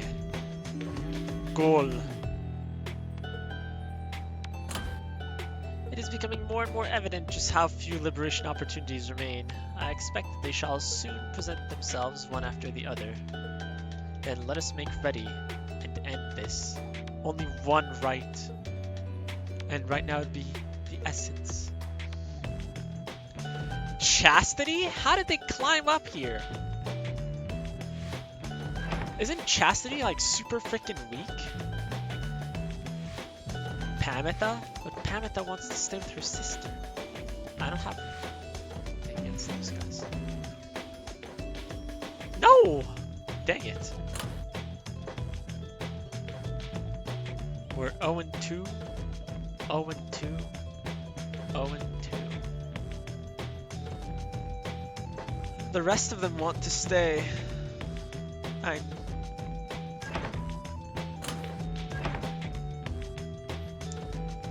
Yeah, right? Yeah. Tizo doesn't necessarily want to stay, but like, he was born here. And then Wolfred wants to stay to guide everyone here. Bertrude is probably going to want to stay with Wolfred. Pameta wants to stay. Pameta wants to stay with her sister. Tizo wants to stay for the Lone Minstrel. No, he did say that he wanted to go to the Commonwealth to explore. But it's like, you know, not particularly a good reason. Well, like, do we want to make Pameta sad by making her go away? Like, you know what I mean?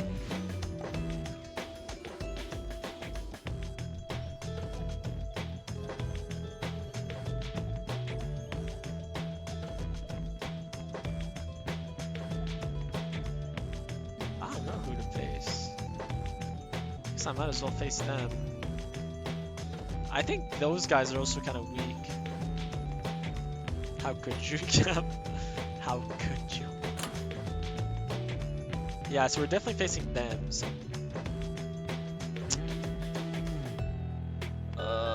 This is rough. Just deciding who the next one is.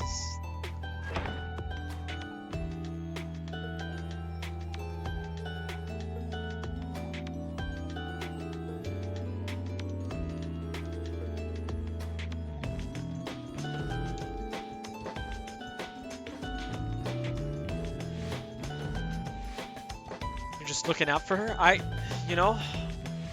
wish we could talk to them. Why can't we talk to them?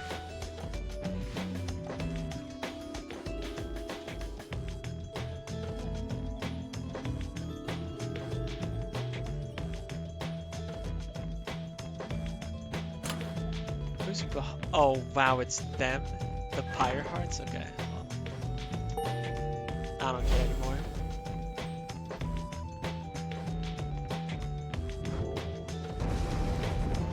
Now the stars bid you to return to the spring of Drumware, where you shall stand against the chastity once again. Your adversary, H. Manly Tinderstoff, likely knows the cycle of the rites is drawing to a close. His last remaining chance to earn the favor of the scribes and then regain his freedom likely hinges on the outcome of this next rite. The cycle of the rites is soon to end, the exiles of the downside striving to be free. Your adversaries, your companions, even you yourself are running out of time. Okay, I guess that means it's the last one.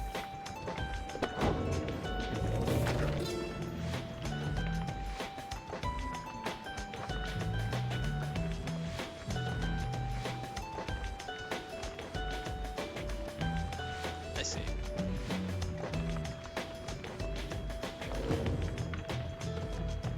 Hello, Bertrude.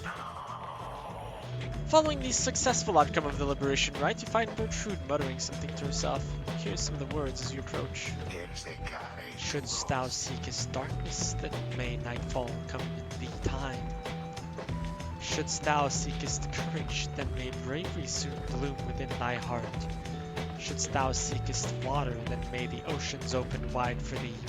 Shouldst thou seekest fortune, then recognize it as the bog benediction, though you have never heard it said aloud. Old blessing of goodwill from the southern bogs, never uttered there in modern times.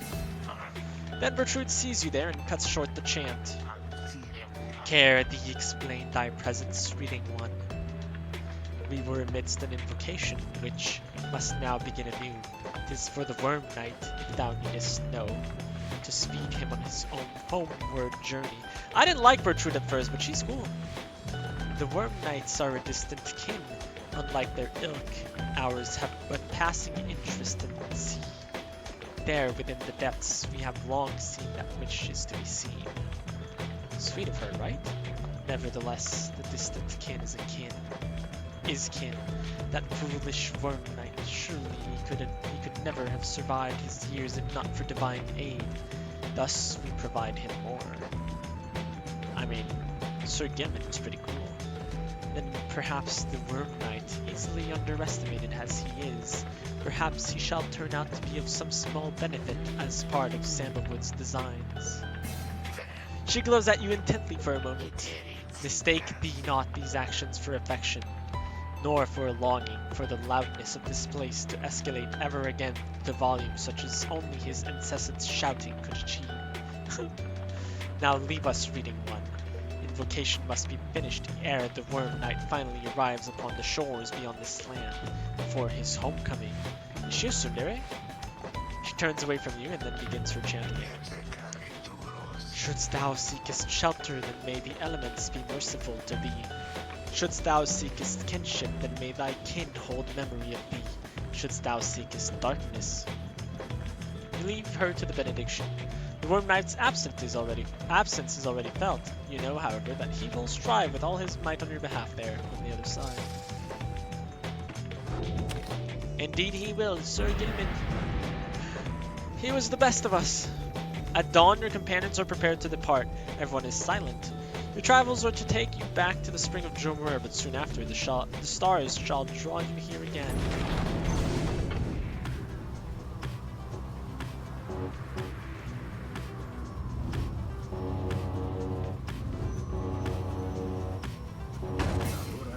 Oops, my bad. Ah, pleasure to encounter you within these skies themselves, O Nightwings. They deliberately crashed into us, Father, yet you still address them in such a cordial manner. Now, Ulmer, I am certain that this was an honest accident, and it appears no lasting damage has been done. Please, take the helm, as I shall go and start to pick up all the fallen artifacts which shook free from the walls after the impact. Perhaps some of these old heirlooms may yet be repaired with adhesives drawn from certain flora we may find along our long and difficult quest. Damn you, Nightwing, stay away from us!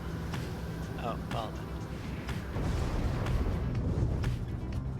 That guy was always so kind to us. Or that dog, I mean.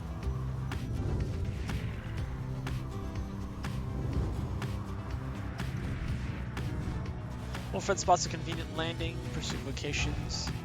Sense unusual presence here bearing word for your adversary. Man. Huh? Huh? No one likes us. That dog likes us. Hello.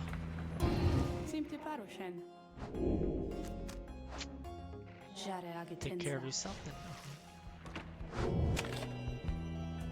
Contact the apparition. Some sort of entity lurks beyond the veneer of reality and beckons you to treat with it. As you walk through a dark corner of Glue Hive, you sense a presence of some sort which reaches out to you. Whoa. Presents to you a vision of the adversary you expect to face in the coming rite. The apparition is aware of your next adversary in the rites, Manly. It offers to sway the coming rite against them in your favor. Accept, and your adversary shall suffer a misfortune that inhibits his performance. Nothing permanent, it claims. Decline, and the apparition shall extend its offer to Manly instead. Wait, why would we decline? What? Oh, Sandra? Yeah, Sandra does not. No, I meant the dog. You know, the old dog. Sure. You thank the apparition for its generous offer and accept what it proposed. A little later, the apparition folds in on itself and disappears. As you head back to the Black Wagon, you can't help but wonder what exactly it intends to do. Manly shall suffer -2 hope. Victory at any cost. I don't care about Manly. I think I care about man. 83%. You guys think this is the last one? At dawn, Wolfred finds you shortly before the wagon is set to depart. It seems we are once more to face that foolish Manly, then, if I'm to understand. He shall be rather desperate to secure his chance at liberation. Let us be extra vigilant against him. You think so? Yeah. You don't trust that ghost? It did seem a little sketch, but you know. Wolfred rejoins the others in making final preparations for departure. As you prepare to set forth, you sense his mixed emotions about the coming rite.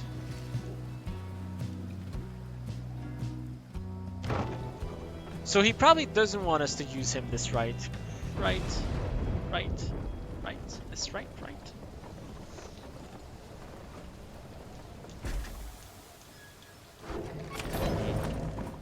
It was interesting, but I think I would have rather done a vocation.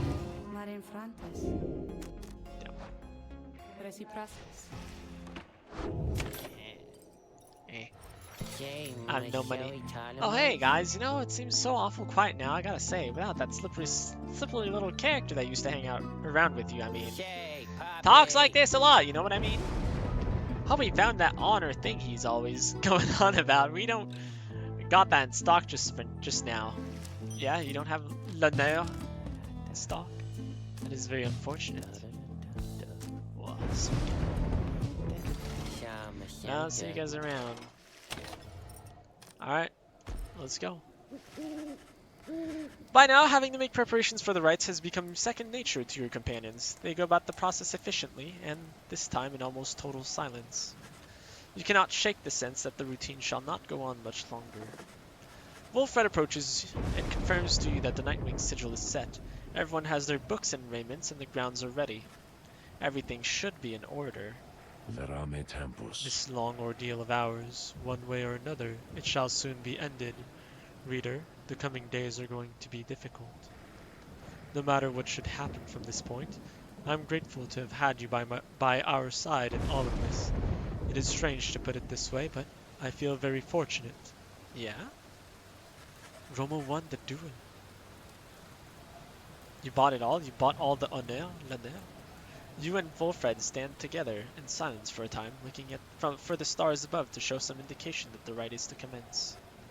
It is taking too long. Concern begins to well up in you, but then... Oh, this is Manly's theme.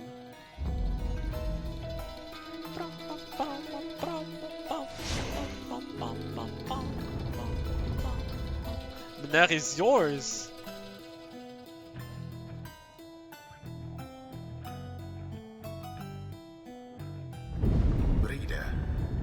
It seems the stars once more have mustered wherewithal to usher in the rites. seems The so sky good for grows fish, dimmer yeah. by the day. An age is ending. Surely you must know by now that you shall never all be free. Yet still you struggle to fulfill some senseless plan. But I digress, of course. Some of us still honor the tradition. Lena? Some of us hold dear the teachings of the scribes. I mean, not manly, that's for sure. The pyres on each side are burning bright. From across the field, you observe the leader of the chastity approach and remove his mask. Oh, the Night Wings come at last to stand once more directly in our way. I sometimes think you've done this just to spite me, or is that not so? Well, I mean... No, hold your tongues. I do not even care to hear from you, in fact. The time for civil discourse is gone by. All that remains is bitter rivalry between the greatest of triumvirates and yours. Yeah. Sure, buddy. Who shall it be this time? I don't think he wants us to use him against them, right? So then we have to use the other three. So the first one should be Bertrude, right? But Tizo's full. We might as well give it a shot, you know? You know? Maybe. Maybe. Thoughts? He sounds so done, yeah. I mean, he is done. Is the funny thing. He is done.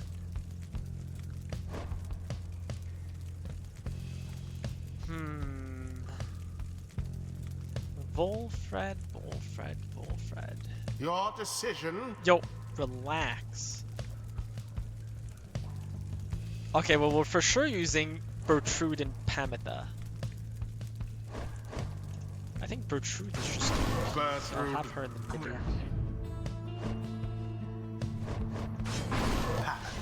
You're going on the couch again? Wait, who?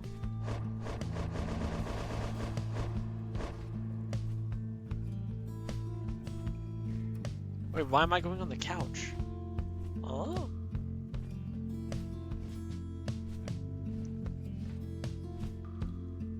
Oh, I see. Yeah. He's pretty upset. He's pretty upset.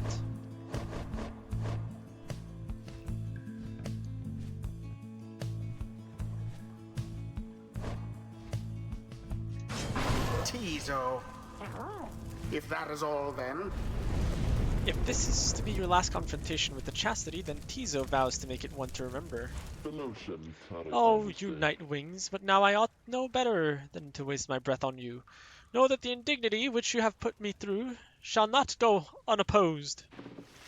Yeah? You want to go? Let's see if you can best me. Now begin. The path to glory laid bare. Bertrude's jump is just OP. I'll be honest with you guys. Have Tizo fling the orb. 15 gold. Pamitha, be gone. Oh, you poor Night Wings. It's okay. I'll have time to come back.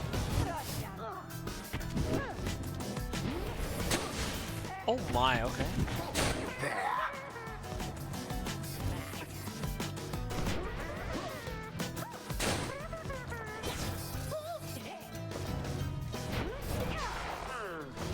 Okay, I mean, like, what are you doing? Oh.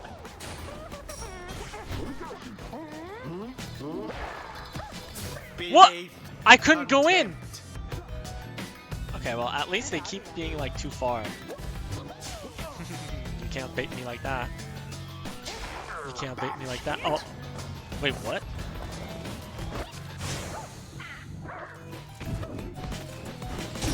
Brilliantly done. I couldn't fling it. The thing was right on top of it. How sad for that day. Now that Yeah, it's just like Bertrude is broken.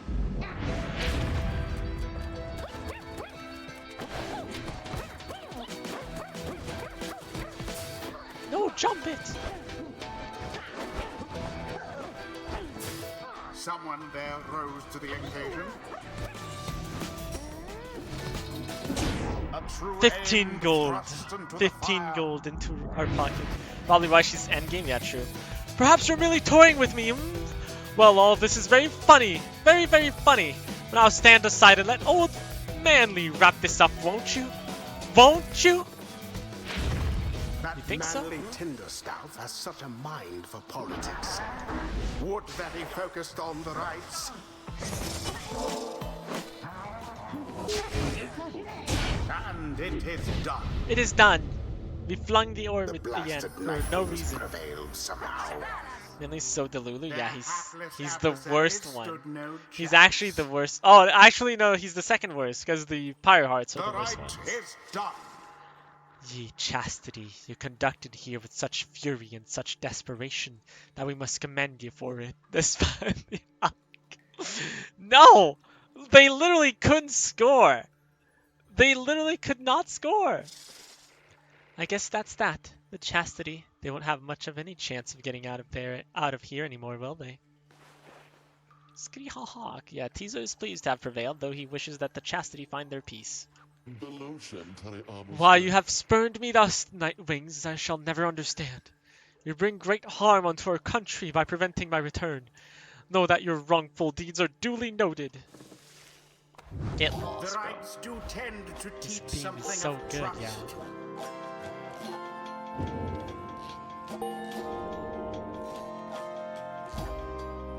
I eagerly await our next such outing. Yeah, so Wolfred can't get out at this point. So it has to be one of the other three. So who? Inside the wagon, after vanquishing the chastity, Pamitha is discussing aspects of the outcome with the others when the lone minstrel seeks you out. Pardon the interruption, reader, though I need to ask a moment of your time, while the night is clear enough for you to see. Yeah, a lot of the dialogues are with the lone minstrel now because they don't know who is still here. I think you might know who, do you? Please, come have a look outside. Perhaps the news of your next destination may further stir the hearts of your companions.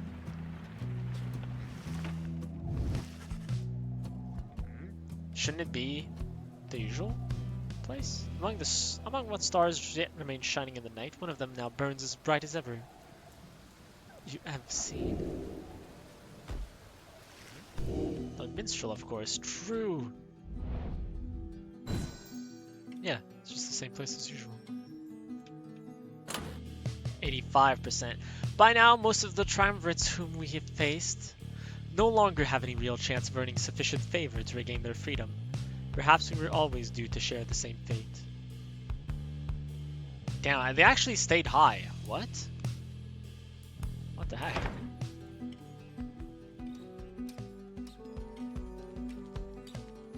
Tamitha. If it's a fight versus Tamitha, maybe we have Pamitha versus Tamitha. The cycle turns even more quickly now, until such time as it shall shudder to a halt.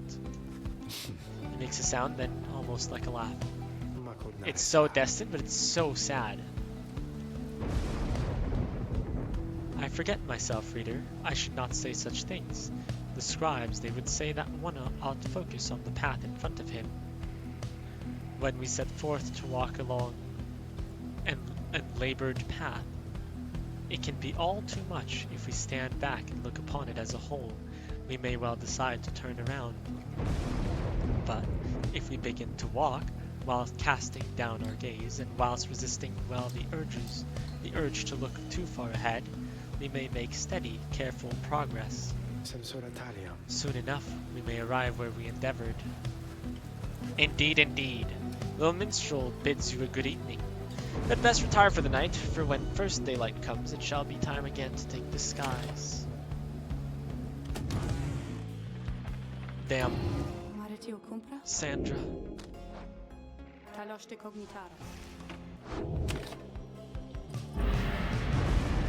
It might be Jover with Sandra. Might be Jover.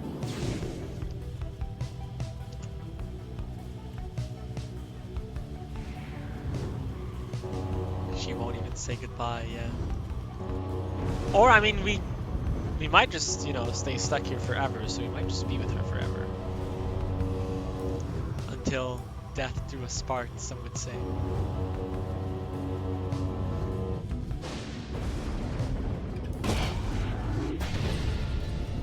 Okay.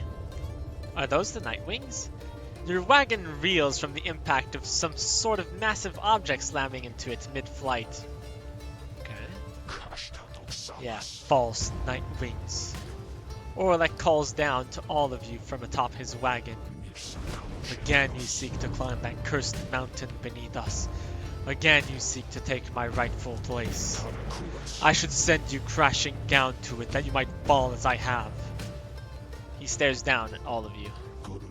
But I shall not. Rather, we shall meet upon the summit, ere the last cycle of the rites is ended. Until then.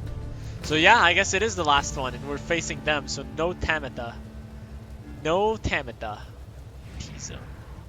Or Volfred. I think I'm probably going to use both, if we're against the Nightwings. What the flip? Yeah, no Tamitha. Tamitha stays with us. Oh, sorry, no... Wait, yeah, I got it wrong. No Tamitha. I don't know if Pamitha's the one that gets out still. Make landing on the sacred Mount Aliodel after your encounter with Orlek. Who? You know, Tamitha. Wait, do you mean the guy, or...? Orlek spoke the truth. He has a right to gain summit. When the time comes, Celeste shall deem him worthy and shall let him pass. While he has transgressed against the rites, he has also already been anointed and prevailed. Nothing is written in the book on this, and liberty ought already be his. For the time, it seems that he has not yet traveled to the summit. Perhaps he is still making preparations with his fellow exiles. Fell asleep without meaning to? I'm missing stuff? This is probably the last rite, and we have to face it against that Orlek guy, which is an ex-Nightwing. And we're pondering who to free. Pamitha's evil twin, Tamitha. Yeah, Tamitha is Pamitha's sister. Tomo and Romo, yeah, and Roomba. When exactly Orlek intends to make good on his promise, he did not make clear. For now, you are to confront Tamitha. Oh, and the essence upon the summit, but first you may prepare. Oh. Wait, so we are facing Tamitha. Okay. Later that afternoon, you accompany Tizo through the old masonry of Temple Cistern to the monument of Under King Ors.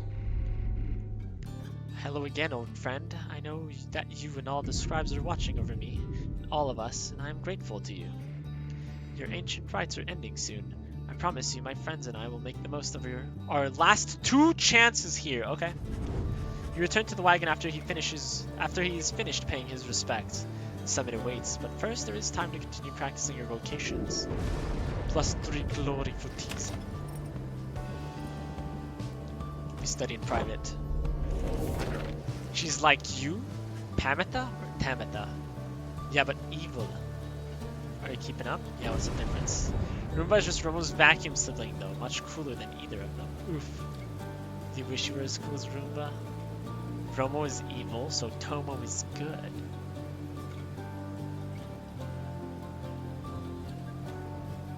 I'm not evil? That's exactly what someone evil would say. We got her. Your deepening knowledge of the Book of Rites is not nearly enough. Aspects of it still elude you, though through greater understanding comes the reader's influence. Well, there's only glory left. What have you come to understand of the book? Can you recite its pages yet by heart? Have you internalized its teaching? In its lack of limits, you experience yours. Righteousness. +1 glory. If I was evil, I'd own up to it? I don't think so. You're trying to trick us. That was the good one. Okay, that was the bad one. She puts pineapple on pizza. Wait, pineapple on pizza is good. I'll say it. Pineapple on pizza is good. Slandering your twin's honor. Unbelievable. Taco's evil? Dude, Hawaiian pizza's good. What do you mean? Good? What? Taco, no, what? Wait, ham plus pineapples? You are, what? What? I thought it was a myth that people disagreed. But it's so good. How noble of you, Romo. Romo? Remember Roman? I remember Roman.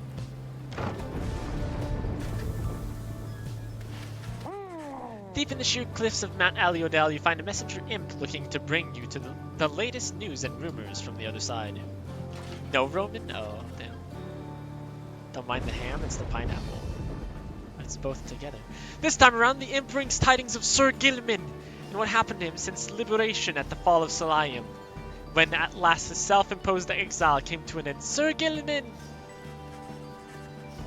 Wish to forget Roland? No, Roman. Roman, but it's technically R-O-M-O-N, Roman. Roland? Is the extra thing for me? It feels wrong? Oh, really? I can see that though. But the taste is good.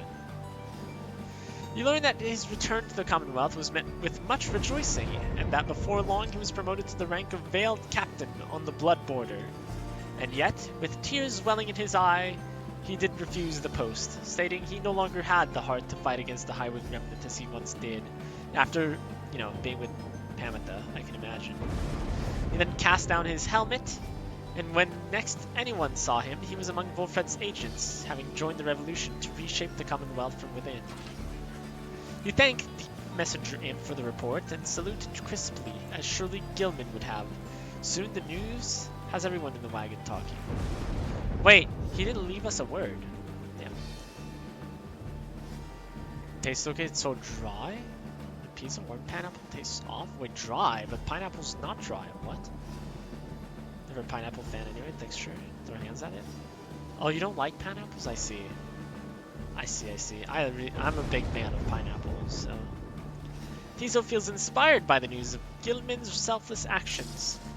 And the tears he shed ought to have been bottled and thus set aside for us for use in various salves. Okay. Noble Gilman made the gallant choice, it seems. Our plan comes closer to fruition through his good example and support. One of the Sea Dominion's own, laying down his arms by his own choice. I'm honestly surprised, even having known him. Sir Gilman was the best of us. You love pineapple? Pineapple pizza almost put you in the hospital? What? I don't like how pineapple eats me back. What? Bromine makes the pineapple taste through the what? It's a dog-eat-dog world? What? Are you guys okay? To be fair, there's not many food that I dislike. I can't think of many that I'm like, no. Drinks though, for sure. But yeah.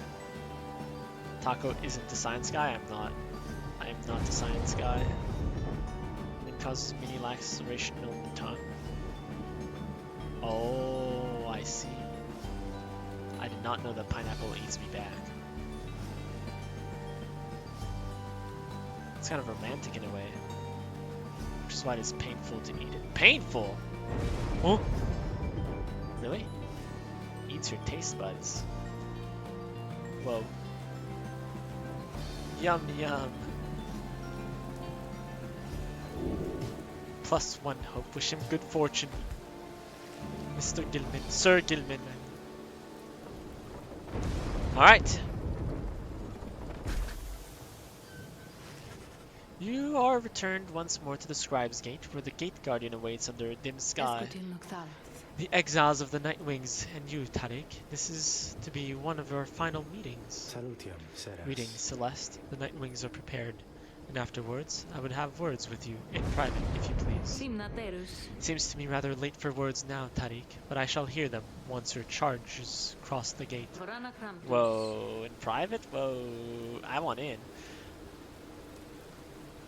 Now, all of you, come forth. Please state your names and what it is you seek whilst crossing Scribe's Gates. Taco only has pineapple when it's on pizza? No, I don't. I do not. He's gonna confess? What? Once more your companions cross the gate, one after another, and once more you follow them in turn.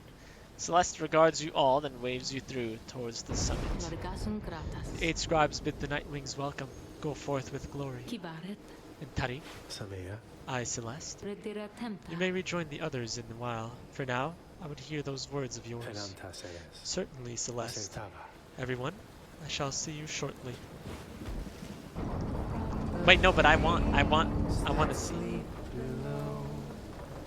To the canyons open wide, hear the song of morning, for the lost and lonesome bride, on the hill and in the valley. Whoa. Where the weeping flowers What the heck, Timmy? The clip, what the heck? Hear kissing noises in the song? Well, I see. Why is Kappa the hyperlink of the clip? Oh yeah, Red Panda. Kappa Pride. Oh, it's Kappa Pride! It's Kappa Pride Month. No, keep playing! Gay, yeah.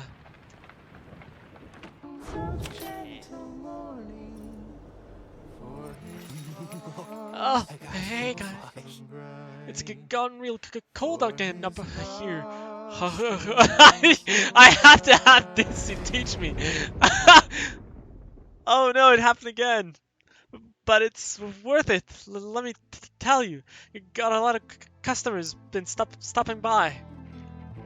Okay, I maybe being exaggerating, just a little. Since I've been waiting here a little while, I guess. But you're buying anything? Are you buying anything? Whoa, there's so many things. But it's all too expensive for me. I'm not selling anything, so... Okay, well, I'll see you guys. Oh, he stopped freaking freezing. Okay, team, huddle up. Team, the time has come again to deliver one of your fellow exiles to a homecoming in their commonwealth, lest your adversaries, the Essence, achieve the same instead. The little minstrel has returned, and approaches as you await the signal from the stars. There is something that I wish to ask of you, or ask you, reader, something which ordinarily would not be my place to discuss in any detail. You have observed the stars. If you would not mind my asking you in such a direct manner, how many liberation rites are you supposing yet remains? 2. You tell him the only logical deduction which you have been able to make based on all of your readings of the stars of late, that there shall be one final liberation rite after tonight. Because he taught Taco, but she didn't though. But she didn't. Was acting like he was cold for sympathy, right? Freaking Ron. Someone's getting freed again already? Yeah. Yeah. I concur with your evaluation, reader, sir. I wish to make certain that you are aware, so that you and the Nightwings may yet make the most of your remaining time together. As to what shall happen once the final liberation rite is ended, we soon shall both find out. But lo, it seems that we are called upon once more. Look forth. Look forth and stand tall. Pamitha. I think it is Pamitha. I think it might be Pamitha and then Tizo.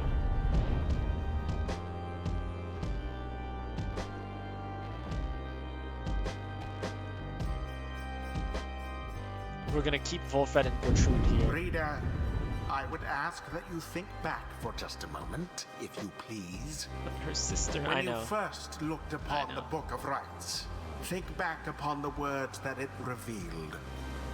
Oblige the voice that tells you more. Okay.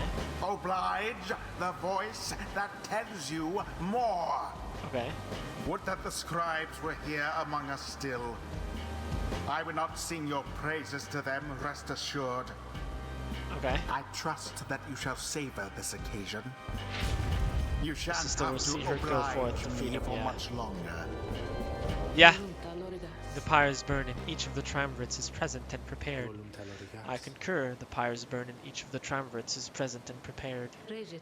Then, anointed one of the Essence, come forth now and declare yourself and pay any respects you have unto your adversaries, the Nightwings. Tamitha swoops down from somewhere and unfastens her mask. I also love this theme song. I am known as Tamitha Thane. I mean to return to my ancestral home and promptly resume my responsibilities as flight tactician of the Highwing Remnants. Our long stalemate against the Commonwealth shall soon be ended, should I and several of my sisters manage to rejoin our clan. Then, our vengeance shall be swift and thorough. Your quarrel with the country that cast you into exile is beneath the notice of the scribes, Tamitha Thane. Here you shall be judged under the stars. My quarrel with the Commonwealth is all that gave me and my sisters strength enough to reach this point. The scribes ought well take heed of how my people suffered. You're not weaklings anymore like your Triesta Tethys. We shall not fall in line with flightless fools and their naked attempts to subsume our heritage, our culture. Speak not again thus of the saint, or we shall be expelled, Tamitha Thane. Tamitha scoffs, then turns her attention toward your side.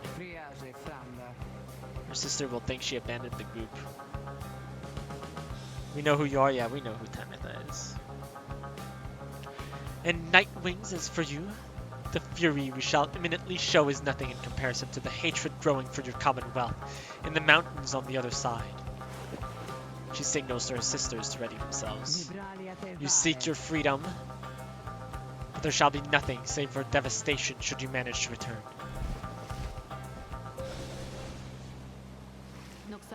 Nightwings, your choice. In whose name shall you conduct this liberation rite? I wish you the wisdom of the scribes in making your choice, reader. And I wish you to come prepare our song with me, Tari. Whom shall you attempt to send home this time? Yeah, so it's these three.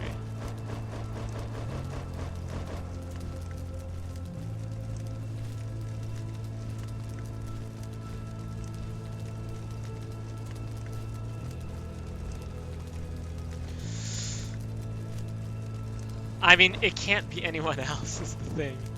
I don't know. Tizu's probably going to be the last one. I don't want her to go anywhere. And then him, he's way too far behind. Like, at this point, it's just the question of...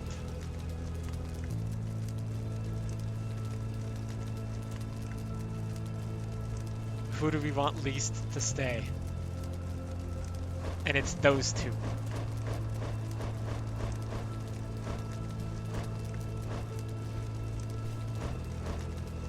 It is what it is, yeah, it is what it is. I wish they could have reconciled, but... So, I'm to get my shot on all this then. How very thoughtful of you, reader darling. Who shall be at her side? I think it's these two. Bolfred. Let us prevail on this night for you, Pamitha, and for the good of our ailing nation. She seems rather pleased. Yeah, I mean, she never says how she feels, so like, yeah, I wouldn't really put too much thought into it. Bertrude. Then we shall do what is within our power for that one. One final obstacle to overcome here, and I can soar again above your Commonwealth. Such destruction I shall rain upon it soon. But first, let us dance this final time. Uh-oh. Wait. What? What? Uh-oh, what? Uh-oh, what? Commence.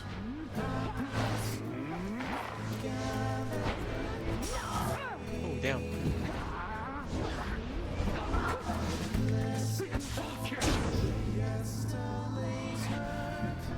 Oh my! Why are we uh-ohing? Everything is fine, is it, Monk? As the Liberation Rite continues, it sends Pamitha reaching out to you, or perhaps just reaching out to anyone at all. You know something we don't! Reader, someone please. Let her prevail, please let her prevail here this once. Ah!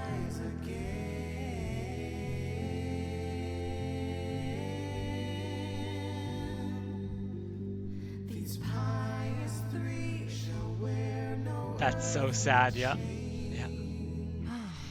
If this thought makes me a traitor, so be it. But please let Tamitha prevail, for she is here wrapped up in all of this because of me. What have we done? The plea trails off and Pamitha remains steadfast. all her attention focused on the liberation rite. And as for Tamitha, prepare yourselves, night wings, and as for you, Pamitha, I await the outcome of this night, for it shall soon ensure that I may never have to see your smirking countenance again.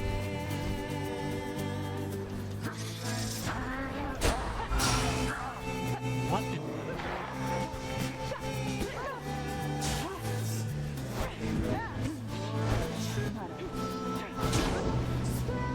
I'm not giving up. I actually feel bad, yeah, but I'm not giving up.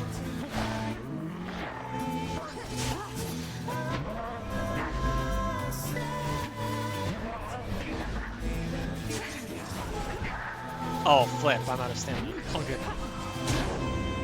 I should have flung that one. Yeah. I feel bad, yeah, me too, but it is what it is. Okay, but you can't keep doing the same thing.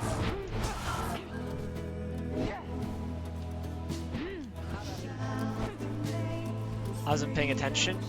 Who's getting freedom here? Pamitha. Yeah, I did put the sisters against each other, yeah. Wait, is that bad? Is that bad? Oh no. Did we mess up? Why are we saying uh-oh and oh no? It's another oh no. Oh no. But I wanted content. Hark now, my sisters, damn what the book says. Advance to strike formation. Prevail here against these wretches no matter the cost. In disregard for the ways of the rites, Tamitha Thane has ordered her triumvirate to push further afield, adopting an even more aggressive stance for the remainder of this rite. What? What? They basically start on our side.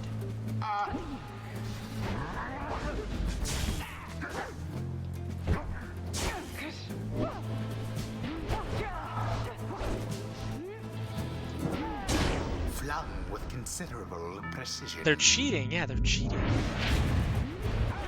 Oh, right. Oh, Shame. flip.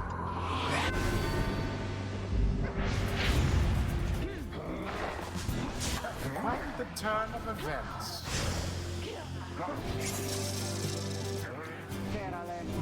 That's pretty funny. They spawned in the middle.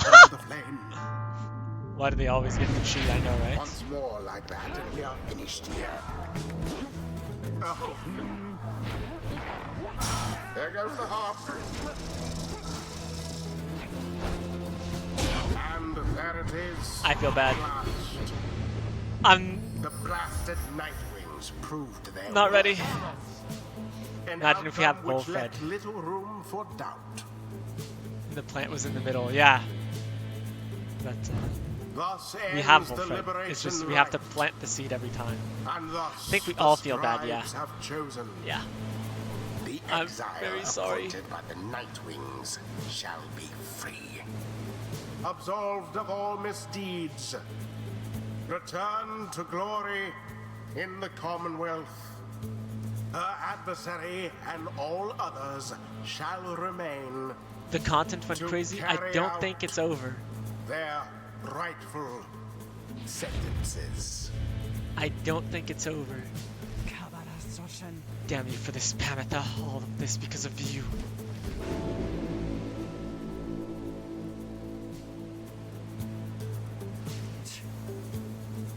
I don't need to read that one. So, what am I? Supposed to give a speech or something then? Reader darling, all of you. Look, I have no idea still why you picked me. Well, I do have one, but I don't think it's right. If you'd wanted to get rid of me by now, you needn't have gone to such lengths. So I'm left only to conclude that you did this for me. The years I spent down here, in one sense, they have all been such a waste, just utterly for nothing, spectacularly so. I thought that my relationship with Tamitha had nowhere left to go but up, but, well, you know, not quite the case. But then I think on what would have become of me had I made no attempt to set things right. Had I not done everything I have, I could not have lived with that, I think. I was so certain that my life would end down here. I'm only now beginning to consider that the opposite may have come true instead. What I'm trying to say is, thanks to all of you. I mean that. Now, I guess I'd better head on back to that damned Commonwealth. So, bottoms up. She plunges into the waters of the Shimmer Pool and disappears from view, though her voice still rings out. We'll have to see what we can do up there, provided that my sisters haven't had their way with it just yet. Anyway, let's find a way to keep in touch, but just in case. Goodbye. Pamet earned back her freedom. May she return in glory. Admittedly, I'm curious what is said if we lose, yeah, right? All is well that ends well, yeah. We just ruined her relationship, with any hope of her relationship with your sister, but all good. The cycle of the rites is nearly at an end. All good.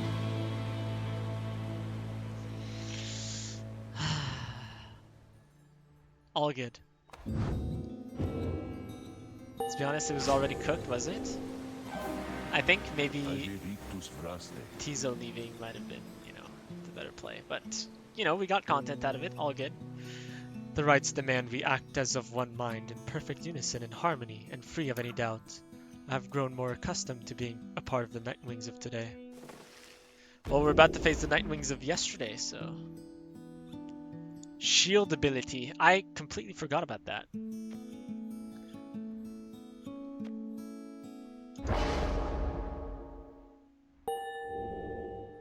Oh, come on.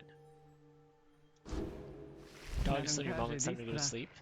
Is it? Well, Pamita, truly, did you get the best of me again?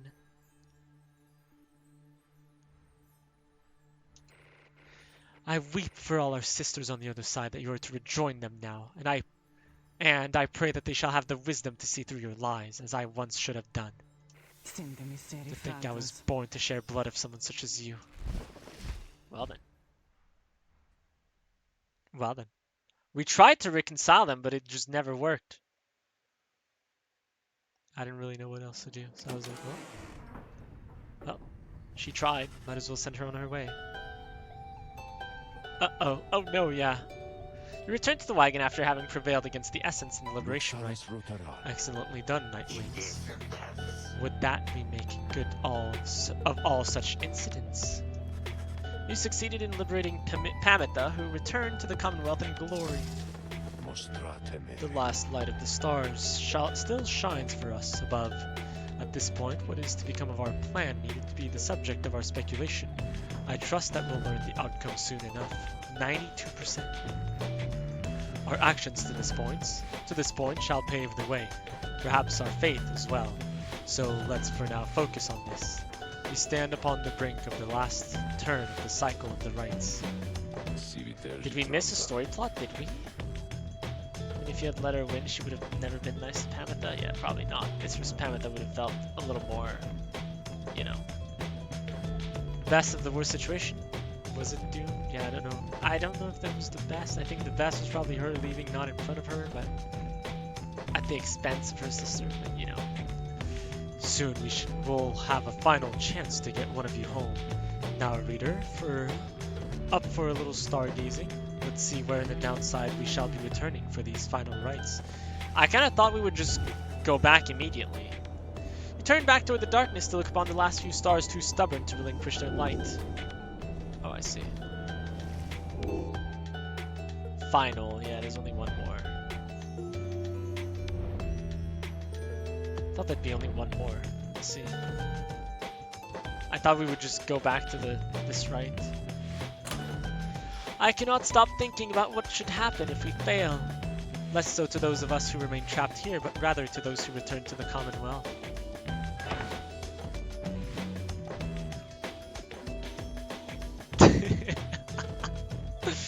One last time or what?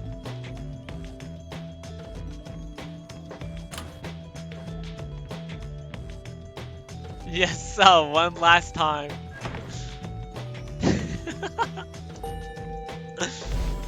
I read your mind. Oh yeah. Liberation rights remaining 1. Yeah. Tizo talks shoes to Lendl once more. Yeah. One last time. It's always valid to bully Lendl just for his theme. True, true. Once more, you're to face the accusers then. Although, I wonder... He hesitates before saying anything further. He cannot sense his thoughts. I apologize. I was lost in thought there for a moment. Let us make way for the cairn of Haub when everyone is feeling more refreshed as much as possible. Get him! Get him! Oh yeah.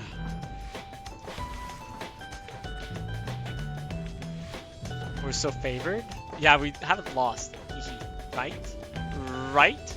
The lone minstrel has returned already to the wagon after Pamitha's homecoming to the Commonwealth in the Liberation Rite. Your companions are most grateful to you, reader. With that Rookie could have been here with the rest of them to witness Pamitha's glorious return. Why Rookie? What?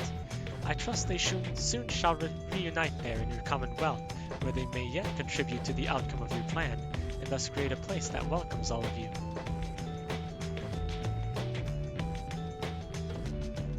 Tizo to bully before he goes. He never lost, yeah. He's seen us win, honestly, yeah. Exactly. Trust Romo. May you and your companions to continue to prevail thus. For now, Celeste and I are to return to our respective roles until we meet again at the Scribe's Gates. Scribe's Gate. Because he never lost, yeah, exactly. Rookie fancied Pamitha. Oh, really? Rest well for now, reader. He bids you a good rest of the night. You weren't here? Wait, what do you mean you weren't here? You weren't here for me not losing? Yeah, that's correct. And become free? Cease to be reader and become a voice? Oh, I see, yeah, the voice. Is that our final choice? The time draws near, yes it does. Hello, Strigonian. Yes, it does. We only have 30 minutes left of the stream, so... It is daybreak. You are to set forth now for the cairn of Haub for what appears to be the final time. Thereafter, you shall return here for one last exile's final chance at liberty. Who doesn't fancy Canada? True. Why did they have to make the stars so far? Oh, my bad. Hey, what's the big idea, huh? Oh, it's you, Nightwings. Come to rub it in again, I guess. We Tempers, we've been trading flames with you, who knows how long. So what, you got us once or twice lately. Matter of time before we go and get you back. So you might want to keep that in mind next time you go messing with these horns, hear me? Now get out of my sky. You were in my sky, bro. Zoom, zoom, zoom. Yeah, how many people can you run into? Is it the same people?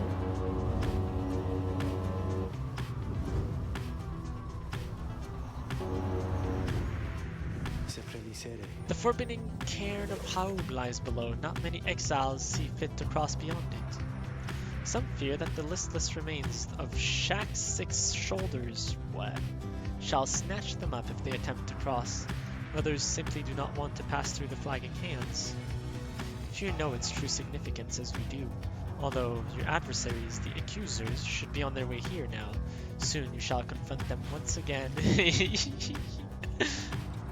Bertrude Vocations, Wolfred Talisman.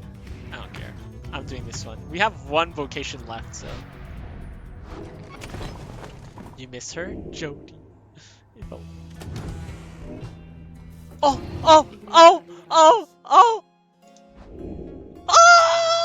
Let's go! We did it.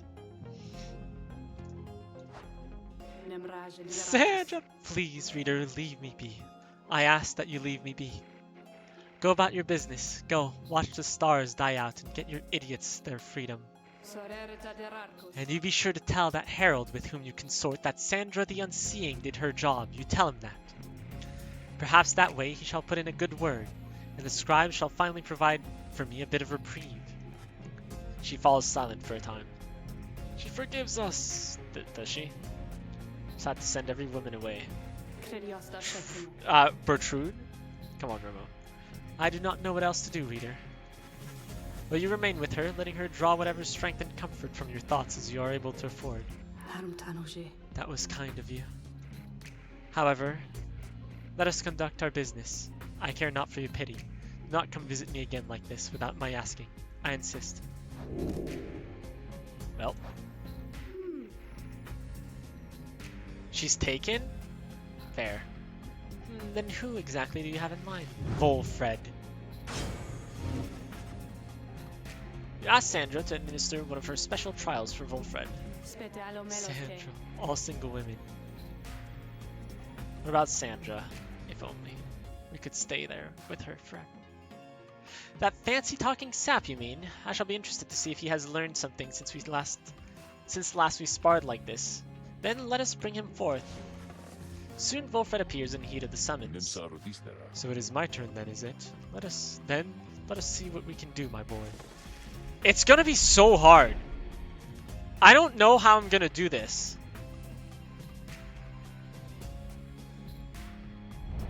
Yeah, Volfred in a 1v3. The apparition Sandra appears and unfastens her mask.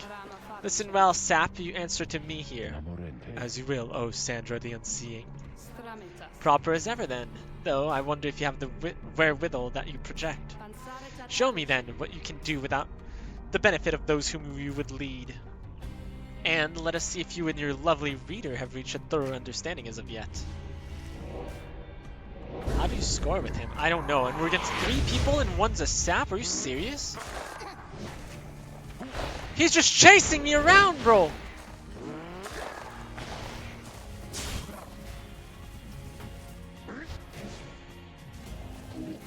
I mean... What? How do I win? Okay, well... Okay.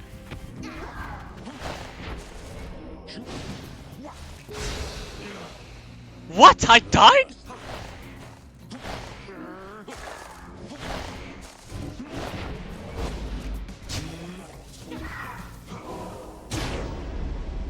Wait, I did it.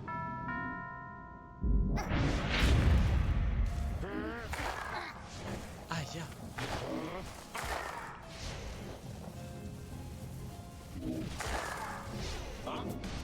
Oh no, I did not mean to grab it. Oh, on the tree, they're slow.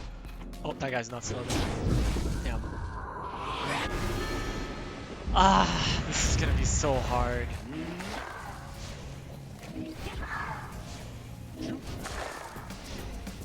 Me grabbing it is so troll. Okay. Okay. About that. Okay, well, they can also just suicide into the sapling.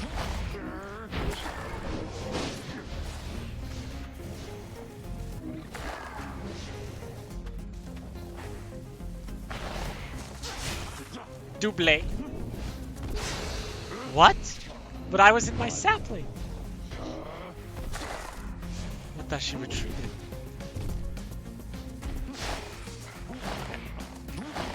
What? No! I teleported too far. Oh, yeah. Okay. What did he just do to me? He was sucking my soul or something. Did you see that?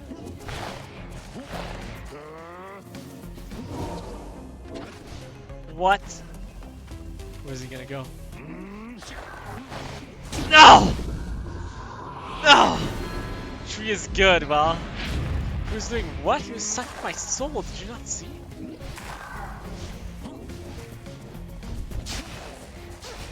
Okay, you idiots. Is that it?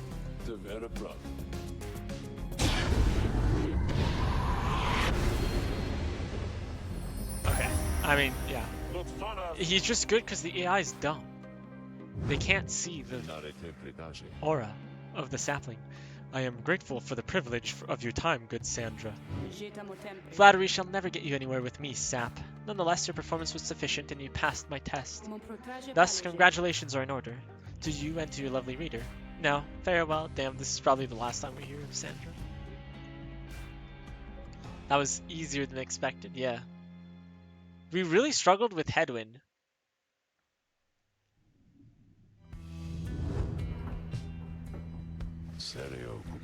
I had not seen that Sandra in some time. She has not changed a bit. But it would seem she left something for us, did she? Lose bow? Bow? blink ability transports him farther than usual plus 50%. I can see a downside to that. But we shall use it.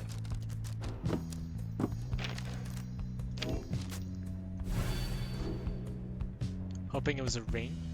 Oh, for us? Yeah. Oh, that guy. Wait, who? Hedwyn? Okay, let's go. You meet up with Bertrude, who suggested you go ranging with her through Lixand. Ranging? We shall follow as the shadow in thy wake. Together you set out to explore the stark badlands around the Black Wagon. You find little to speak of other than desolation typical of the downside. Thy searching of these lands yields naught. Let us return. You and Bertrude make your way back to the wagon. Though uneventful, your search helped ease the burden weighing on you. It leaves you with time to pursue your vocations. That's the last one, right?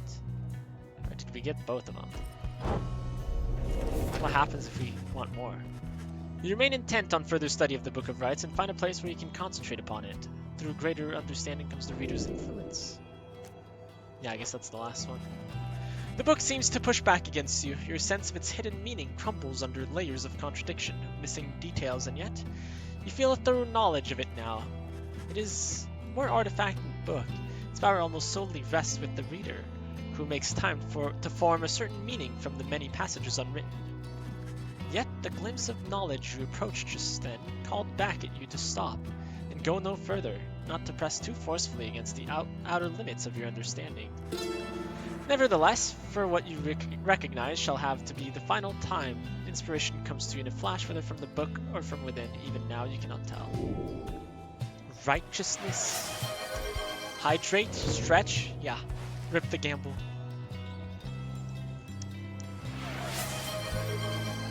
And stretch. Say something nice about Hedwyn. He was the best of us. He really was the best of us. I miss Hedwyn the most. I miss Hedwyn the most. It's unfortunate that he had to go first. Gilman. Gilman was the best of us. You look up to see the lone minstrel there. You had not noticed him. He looks up at you with his strange eyes, a color not unlike the bindings of the book, and he smiles at you faintly. The moment passes and he turns to go about his business. He leaves you there. You realize you're clutching the Book of Rites to your chest. You manage to pull away. Oh. Get your own claim. Sir Gideon. Cairn of Haub. It's funny that we face him here at the place of Haub with Tizo. Hehe. Spawn of Haub.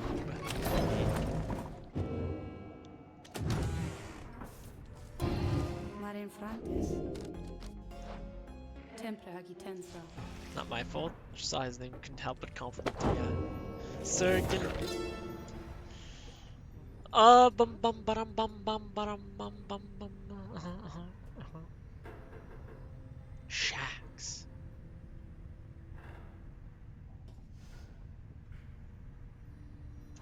Let's see.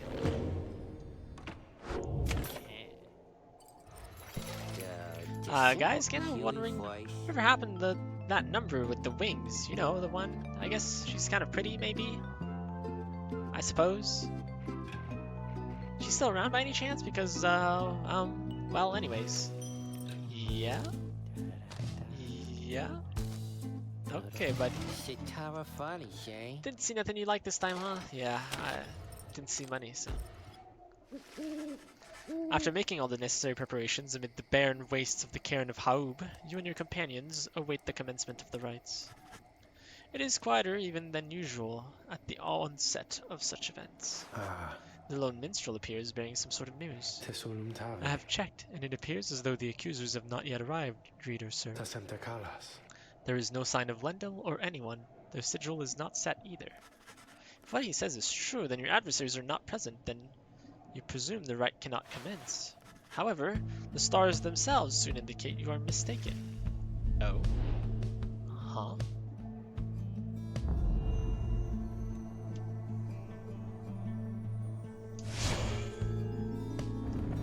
You got your due. Hedwyn is the best of us. That's what he said. Yeah, Hedwyn is the best of us. He truly is the best of us. Reader, the Commonwealth, your home. Today it is aflame. Much like a stack of books. Huh? Aflame because of you. What do you mean? Because of your outlandish plan. Not that you care. Not that you shall live to see this place again. Your attempts at revolution shan't succeed. Though by all means, keep trying. As for myself, I shall enjoy presiding over these remaining rites. Well, there's no one. The rite is set to commence, but your adversaries, they have failed to show. We take this for an act of acceptance rather than cowardice. It would seem the rites have nothing left to offer them. Indeed. As the rites are drawing to a close, some of the triumvirates whom you have met, perhaps they are beginning to decide the stars are not worth heeding any longer. Lendl, you wonder whether he would give up on the rites like that. He has never seemed the type. For all his bluster and anger, he seems single-minded about prevailing, about besting the Nightwings at any cost. Are we the villain? Surely not. In any case, we have begun the ceremony here, and so I ask that we end it. It's crazy to see the night skies slowly lose stars, yeah. We beat them too much, I guess so. Volfred. Tizo. Bertrude. With that out of the way. We take no pleasures, nothing out of flame disowned. Oh, okay. Wait, really? Lo, even your adversaries have abandoned you.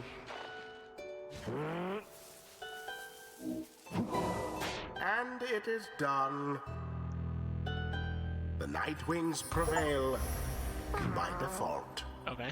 Prevail and right in no more than 3 dowsings. Even care. Wow. Good job, us. Why does the narrator hate us so much? Because we're trying to spark a revolution in the Commonwealth. Funny of you to avoid reading what I said. Wait, but it wasn't directed to me, was it? Ending one of the things he liked. I guess so. My only hope is that our would-be adversaries find some peace. Damn, Lendl just gave up? Really? Boundless are the teachings of the scribes. Now take your sordid business someplace else. Really? Lendl just gave up. Huh. Okay. No one speaks further of the accusers back at the Black Wagon. Everyone is instead preoccupied with the right that is to come. Our final chance at liberty presents itself at last. You surmise that to be the long and the short of it, then. The stars always shine with truth. The ending of the cycle of the rites is now upon us. He looks over to you. Please look forth, reader, sir, and see that this for yourself. You may well surmise where we are going next. The others turn to you as well. You turn toward the wagon's door. You know what you shall see out there. Now, however, the time has come to face it. The dim and fading light of the final star still pierces through the darkness, demanding your attention, guiding you toward the end point of your path. See plain the golden star of Salayam. Still said it before about him. Well, yeah. He is the best of us. Last remaining stars shall soon be gone. We have this one last chance to get one of us out. May the scribes be merciful to us all. Alright. Oralek is already on his way. You don't want to get beaten by Tizo again? Yeah, I guess so. Lendl got assassinated. Everyone is gone. Everyone? Summoned to the fall of Salayam for your 7th and final liberation rite. Thus shall the cycle of the rites be ended for an age. You sense that if the rites ever shall commence again, it shall not be during your lifetime, or that any of your companions. That of any of your companions, even the longest lived ones. The stars revealed to you one thing more. The adversary whom you face shall be Oralek. Already he has crossed the Scribe's Gate and awaits your arrival. If the 8 scribes created the Nightwings in their own likeness, perhaps it is only fitting that the Nightwings should, in the end, be forced to face themselves. It is a shame that we should have to confront Oralek in the end. Our goals should never have been at cross purposes. I am surprised that this is what the scribes desire. For now, it may be best that you recover until dawn. Regain your strength as best you can for the coming trial. Rest well, reader. And recover our strength from what? The group disperses as exhaustion sets in. At dawn, you fly to Mount Aliodel to make a final effort to achieve your plan and get somebody home. But who? Home. Air quotes. It's gonna be Tizo. Home. Air quotes.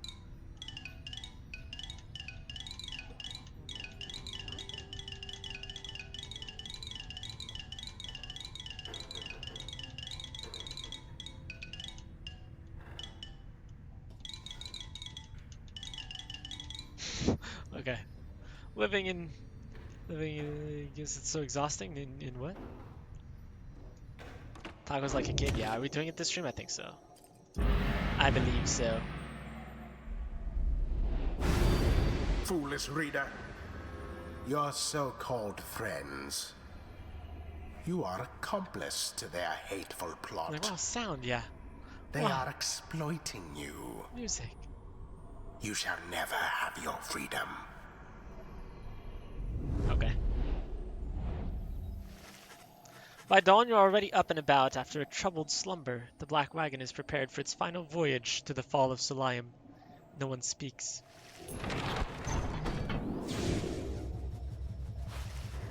As you lift into the skies, the lone minstrel raises his voice, cutting through the somber mood. Reader, a certain olden ballad comes to mind just now. I think it may befit the circumstance. Perhaps it may help to pass the time along our flight. Would you mind it very much if I were to play this song for the Nightwings? Why is there even an option? By all means, go. You urged the lone minstrel to play his ballad so that all among you might hear it. Oh, clank, clank, clank, tap, tap, yeah. The bell, too. He begins without another word.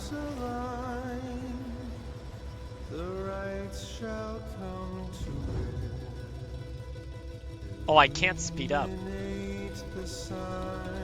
Nor can I use my horn.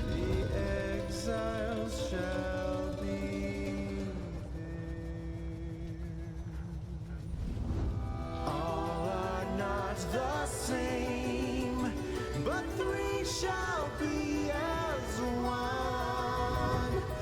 Freedom in flame. The end has just begun. The lone minstrel don't miss. He really doesn't. He's cooking. I like how there's a girl's voice too. The journey shall be made.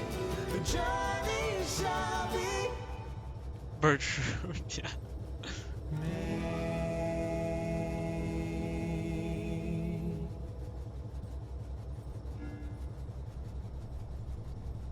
Bertrude has favor of the scribes versus Volfred.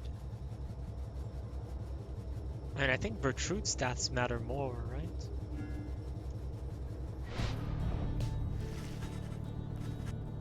She's got a good voice unless that's Tizo. True, what if it was Tizo? You touch down amid the sublime grandeur of Mount Aliodel to make pilgrimage to the summit for one last time. There, one last liberation rite shall soon commence. There, one last exile shall regain his or her freedom. All others shall remain to carry out their sentences here in the downside for the remainder of their lives. And in the Commonwealth, the plan of which you are a part shall either come to fruition or shall be suppressed. It's funny that we're saving Tizo.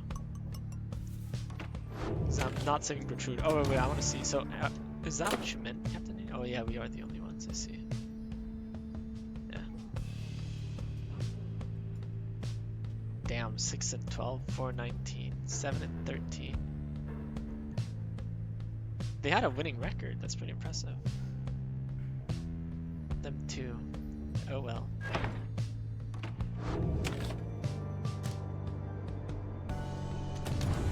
Might be the last time we get to do this. Once more, you have returned to what it is. What is it, reader? No. Oh no, my bad. I did not. No. I didn't mean. I didn't mean to.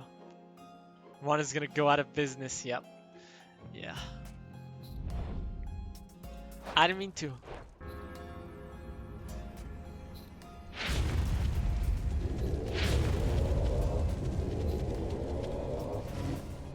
Sandra appears and looks upon your fellow exiles. Welcome to the practice rites. You are fortunate your reader summoned you, as you could use a little discipline. Now come forth and let us see how capable you are. No, I'm leaving. In the practice rites, no enlightenment is awarded. You may train here with your fellow exiles as much as you wish, or press start to return to the wagon at any time. I press start though.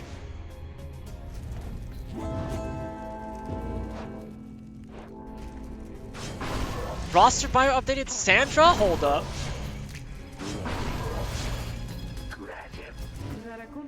Oh wait, I had to read it right there. Oh, oops. My bad.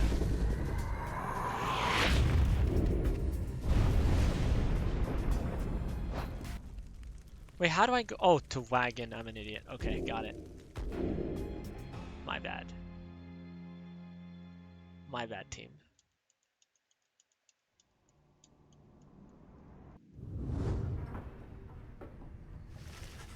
Your vision returns as the effects of the Beyonder crystal dissipate. Time seems to have stood still while you experienced the vision. I see. Yeah, I just want to see her more, yeah.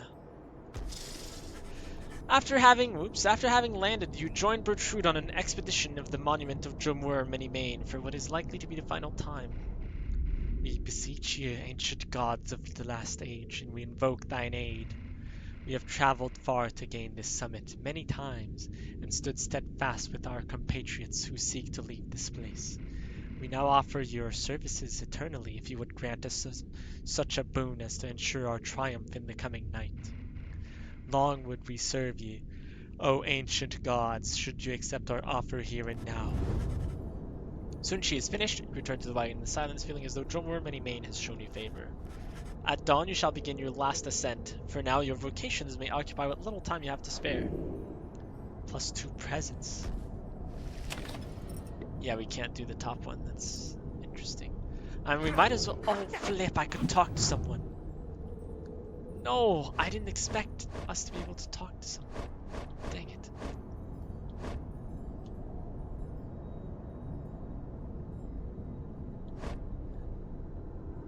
Jody? What?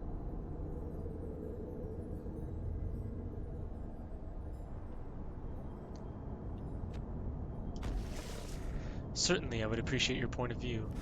You and Wolfred review what observations you have made thus far about the various triumvirates you have confronted on your journey. He has keen insights about some of them. Too much of in a hurry. Yeah, click first, read later. Yeah, I just expected no one to be there because there hasn't been anyone. Either we stand between each other's paths to freedom, or we help each other on our way. I try to always bear this truth in mind. Okay, we can still talk to them. All good. Hello. You notice Bertrude studying the Beyonder crystal. She sets it down as you approach. Oh, you saw her shadow when we trained? Yeah. The mouthy wraith rebucketh our attempt to summon her. She insisteth that we are too young to understand. What? She must be referring to Sandra. It seems that Bertrude may be able to invoke her. Huh? Stubborn, that one, possessing of an ancient understanding, olden ways and olden times.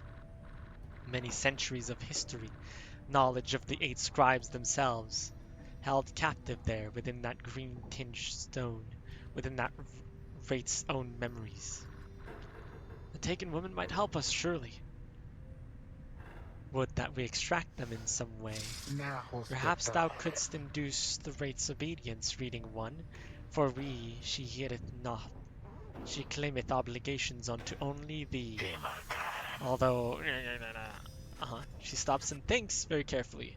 The Beyonder crystal is not to be tampered with. Your fellow exiles know that its use is at your sole discretion. She backs away from you, still thinking to herself. Ignorest thee our inquiries about this reading one. Our reasoning has taken us elsewhere. Her refusal to cooperate is like to be an ancient warning of some sort. It's possible that others of the southern bogs know something of her, but we shall not be tempering further with such sorceries ourselves. That the wraith refuseth to cooperate suggests that her predicament is suitably deserved. No! Not deserved! Free her! Mouthly wraith, she says. Can you believe it, reader? To be so young and foolish again. Sandra the Unseeing laughs to herself. Your proximity to the Beyonder Crystal must have been sufficient to invoke her in this case. Yay!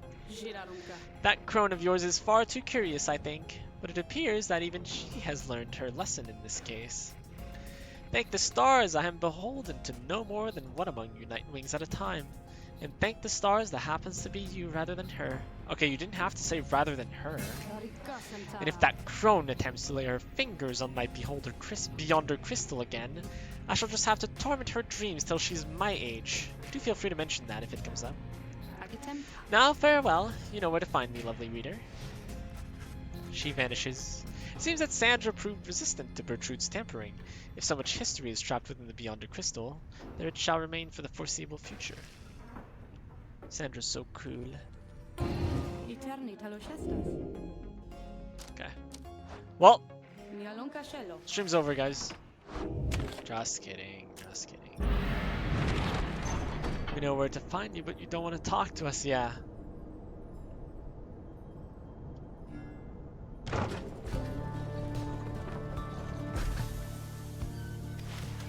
Messenger Imp somehow tracks you down in the solemn beauty of Mount Aliodel and delivers to you recent news and rumors from the other side, Pamitha.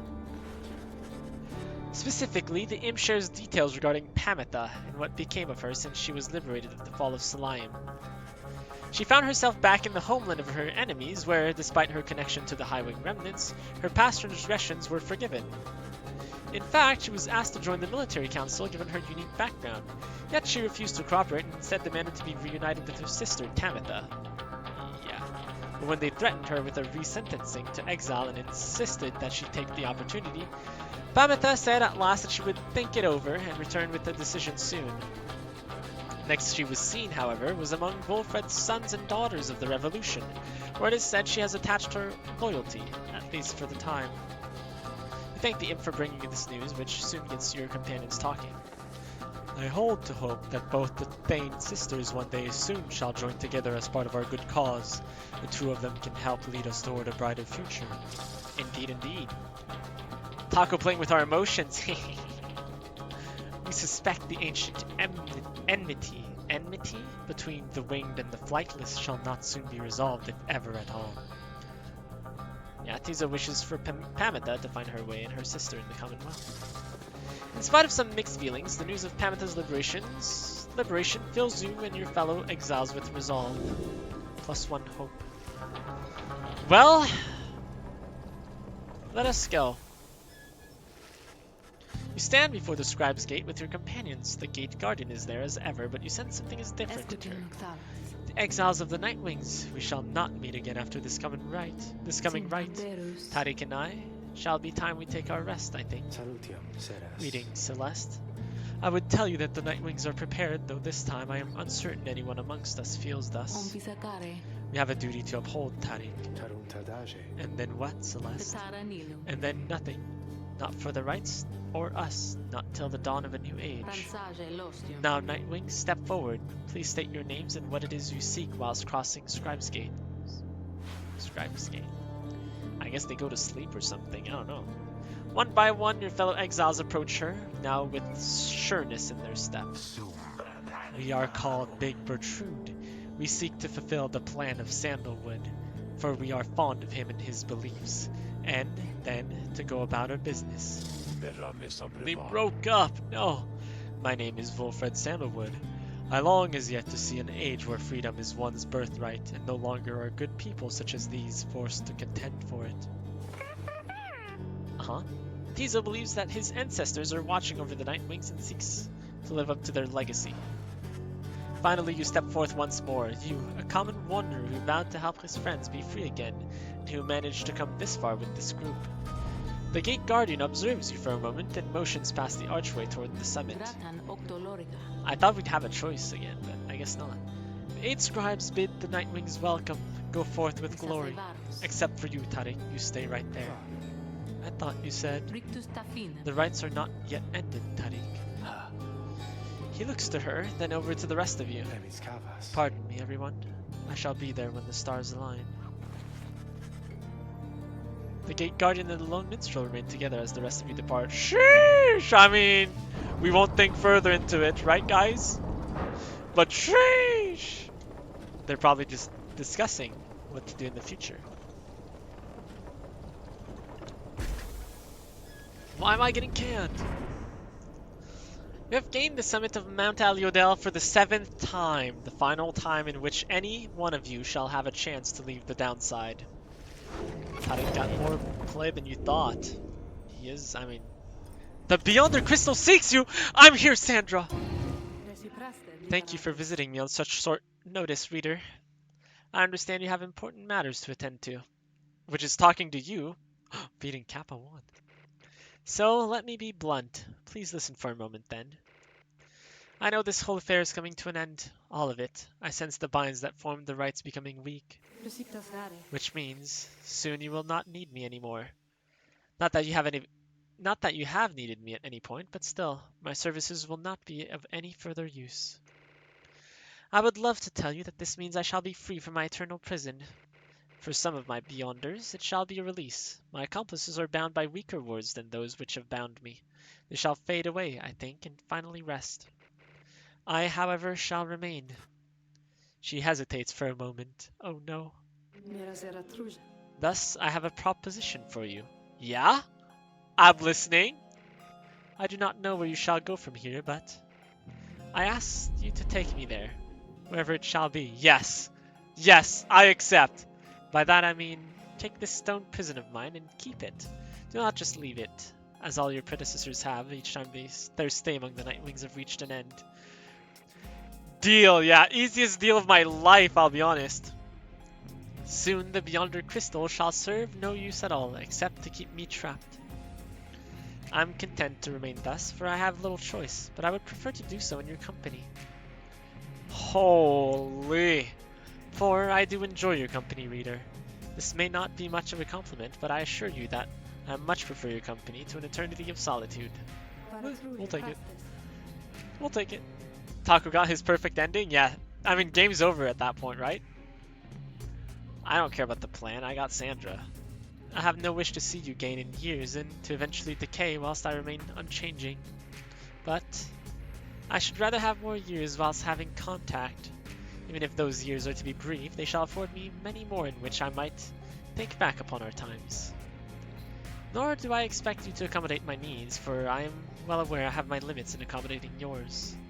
That is to say, I wish you to go forth after this night, and live your life however you see fit, for your own sake.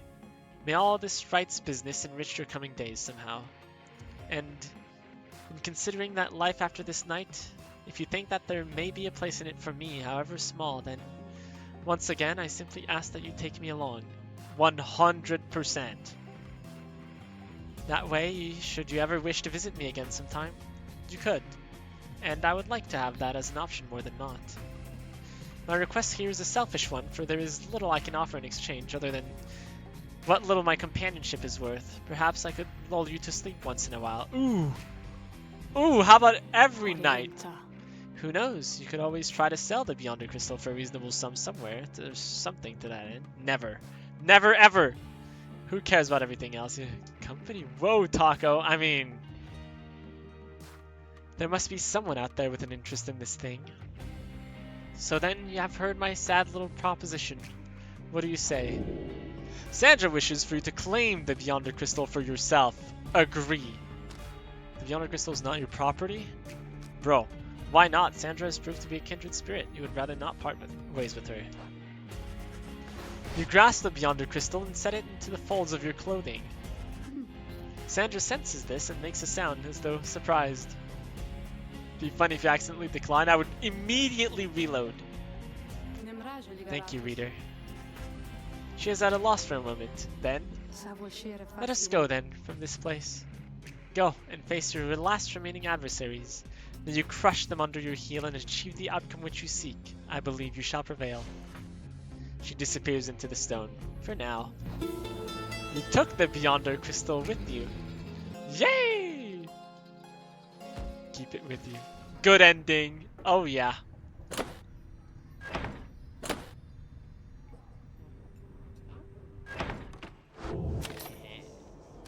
Hey Falcon Ron. Hey, Flash. Hey guys. I guess you probably heard the big news, huh? Yeah, I'm going out of business here, I guess. This hasn't been the same, you know? What with the stars all fading out and stuff. Ron, no! Bad ending. Anyways, just wanted to say you guys are great, and I sure am gonna miss having you guys as customers and all of that. But I got some good news too, though. All my stuff, it's all on sale now, and I will throw a little extra there just for you, okay? So, enjoy. Maybe I'll be seeing you guys around, okay? All of Falcon Ron's goods are 5% off. Great. 5%? What the amount of Stardust? 180. The problem is we have no money. We have no money! I want to buy something though. We need to find something we can buy. Okay, we can buy these. Oh, we can buy this. Cannot be cast. Cursed talisman. I see. Why are you poor again? I mean, 5%? Bro, I mean, yeah. Can't you sell anything? I can, but I don't want to. I'm just gonna buy this.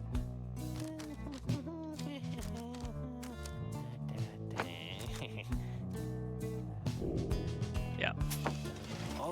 Ah, great, you guys. I knew you were discerning customers. Now, you enjoy that one, okay? And remember, I still got the others too, and you can buy them if you want. Though these ones, they're real popular, and so no refunds on these guys, you understand? But they're real good, so there's no chance you're going to want to pawn them off. Okay, well, you guys take care, okay? And thanks for doing business. I'll miss you, Falcon Ron. Commence the final liberation. We're poor because we never picked the option to go salvage stuff. That's why. You have gained the summit of Mount Aliodal for the 7th time. Very few stars remain above to light your way as you await the commencement of the final liberation rite. Why can't we send Ron up? True. The lone minstrel finds you clutching the Book of Rites, seeking there, perhaps, some bit of wisdom that has eluded you thus far. Reader, we may not have a chance to speak again after this. I may have to go. I wish to say that I am grateful for having made your acquaintance, and I shall remember you with fondness. I wish you well this night, and always go forth with glory. I wish we could send the lone minstrel up, but... Then he looks up and he extends his hand in friendship. You clasp it. Oh my god, we're bros.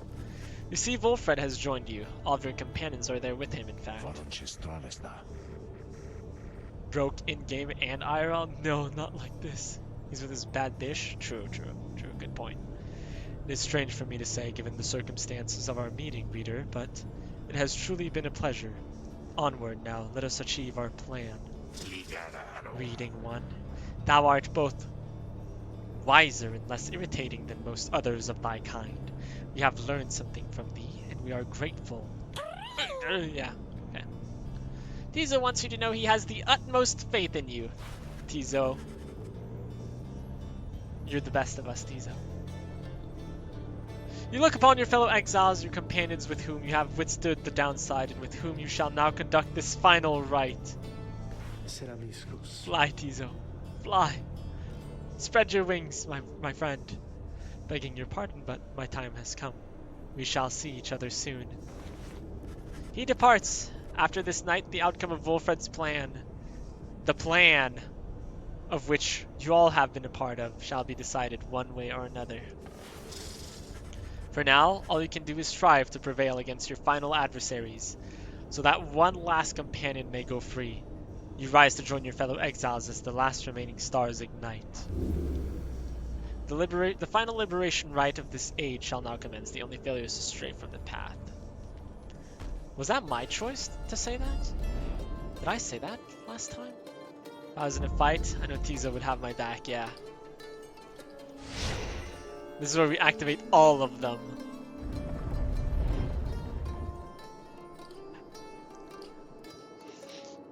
Who was the best unit? I think Ruki was the best one, right? Look, for Wait, no, one it's last Bertrude. time, Bertrude is the best one, for sure. upon the fall Okay, of except Solium, Volfred. dear reader, Volfred is cheating. Hear me for one last time. Yeah. For soon, the few remaining stars shall fade away, leaving you stranded there for your remaining days in that forsaken land where you deserve to be. Thanks. Ruki was The insane, yeah, rabble he that was. you But roused Bertrude here, is the Commonwealth, crazy. shall be put down. The exiles whom you liberated, all shall fall in line. But first, let us get on with this last liberation Yeah. rite. Let's go. You face none other than yourselves. Each so unlike the glorious Nightwings of yore. 'Tis a shame that one of you shall soon be free, for you deserve each other. What the heck? Ruki's the best. Also Gay. Gay was a beast. Gay was a beast, yeah. I think the weakest one was probably Headwind. Let's be honest. The pyres burn and each of the triumvirates is present and prepared. But before the lone minstrel can concur as per the custom, not another word. The demon Oralek slowly raises his clawed fingers to his mask. The false Nightwings have arrived at last. Long have I awaited this. My freedom once was stolen from me. Then I was cheated of it here upon this mountain top. You may now attempt to take it from me once more. He stands there for a moment, silent. Then, Oralek dons his mask and stands prepared. May these damned rites cease forever for the misery which they caused.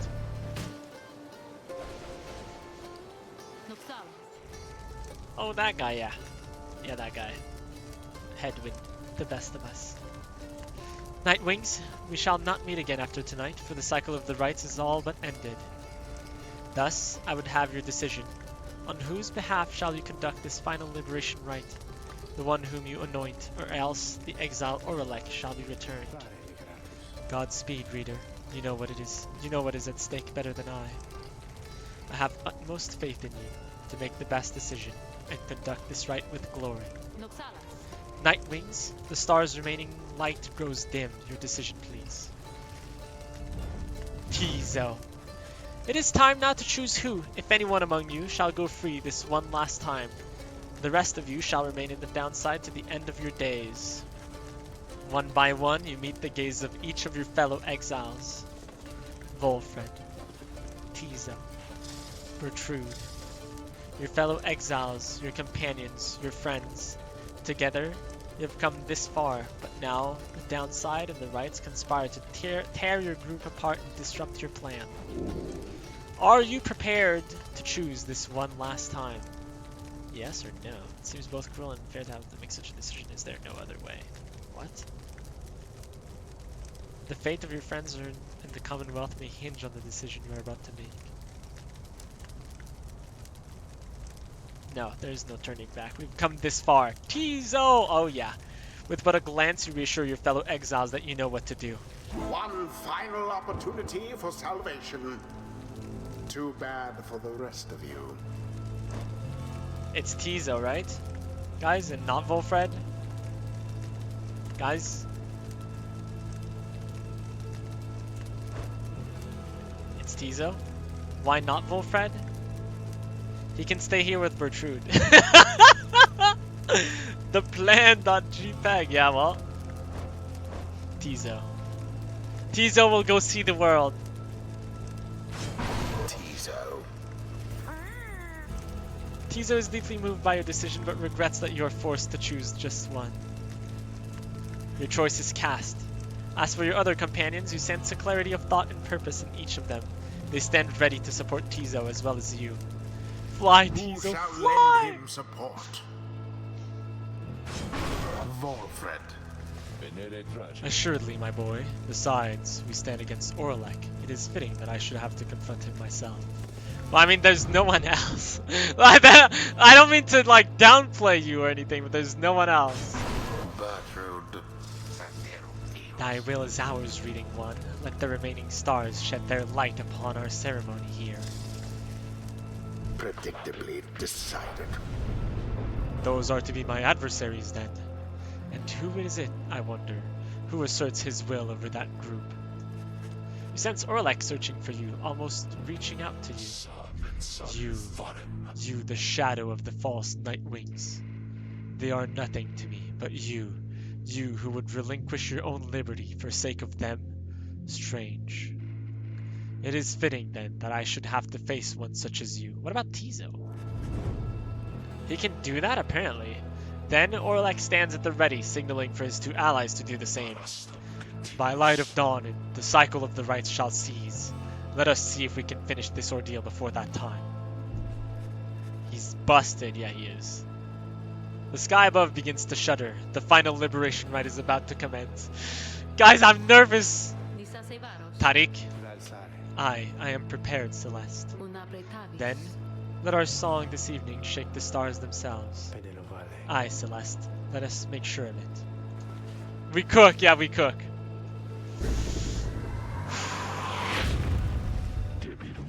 I am disappointed to see you there. To see you here, Tizo. Opposing me once more. Tizo's gonna be free, Orlek! Tizo is very upset and calls for Orlek to cease speaking to him. Orlek seems to stare at the imp for a moment. It is a shame that you are caught up in the middle of all this, little one. Your mind has been poisoned against me. Tizo insists that Orlek is wrong and urges him to stop what he is doing. Get him, Tizo! I am sorry, Tizo. Now, I shall only say this to you once. Stay out of my way. Never! Begin. The final chance at liberation. What is Celestial Spark? First blood! You wear the raiments once again. I could not simply stand by and do nothing, Orlek. Yet, damn it, they have the same voice! Yet, that is what you did. When we last stood together on this blasted mountain, I fell.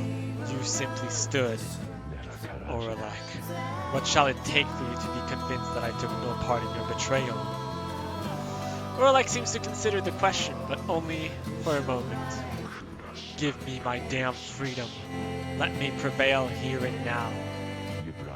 Would you promise to uphold our plan, to bring about a better Commonwealth? Orlek and Volfred's dream to one day see the Commonwealth turn to a surer course. No, I make no promises. I owe you nothing. Well then I am sorry, Orlek. My love of country comes before all else. More than your freedom, and our friendship is at stake. Your love be damned, Volfred. You let us stand as adversaries then.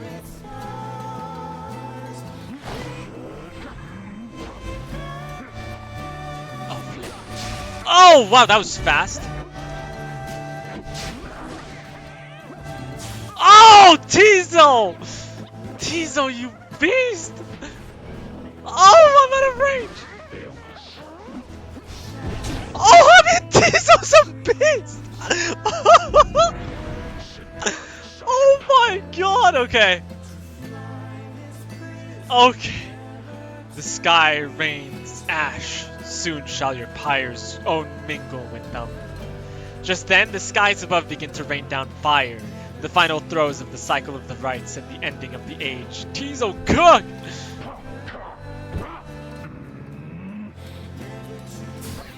What?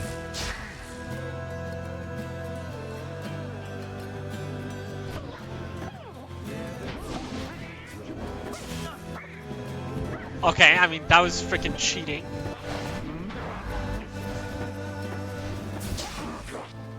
Oh, 1 for 1? What? Oh, wow. That's crazy.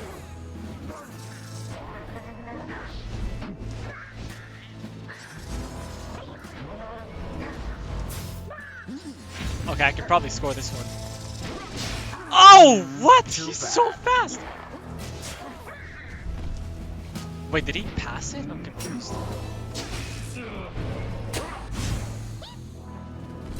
Wait, oh!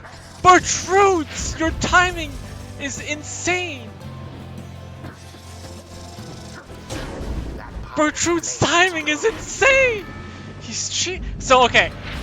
If he throws the orb at us, we die. I shall remember that.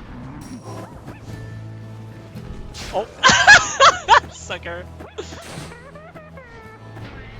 The orb has left your clutches. He's so good with it. Oh, yeah, you can't catch me like that, brother. Oh, but I can catch... The orb slips from your clutches. Oh! Hold! Hold! Tizo! Tizo! Dang it, nice try. Nice try, nice try. Okay, okay.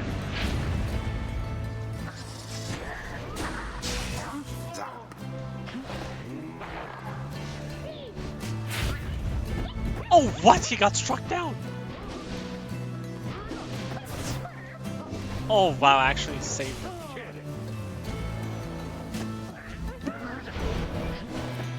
Oh my. Ah, I wanted to throw it, but that guy has so much stamina. Gosh dang it. So the false Nightwings bear their fangs at last. What do you mean? We won last time we faced you. But that cannot be your finest effort. You think you deserve your freedom more than I? Then fight for it, damn you. And that's kind of what I'm doing. I don't know if you noticed that. Grown old and bitter lo these many years. Is he okay? Okay, now this is hard. Never mind. Somebody get the orb. Ah, you piece!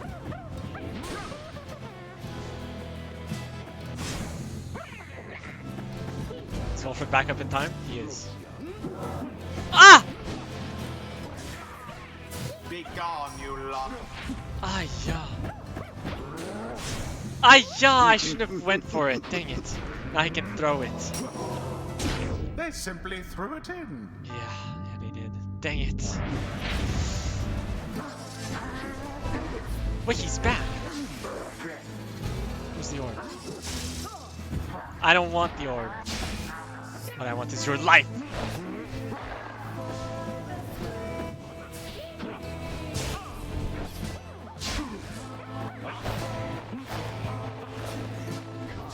Oh my god, dude, it's so hard to score with that guy. It's okay, Tizo clutches.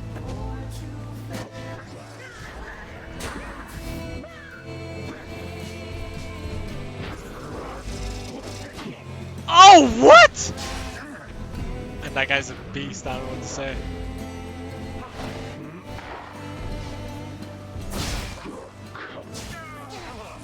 Wow, the lightning struck.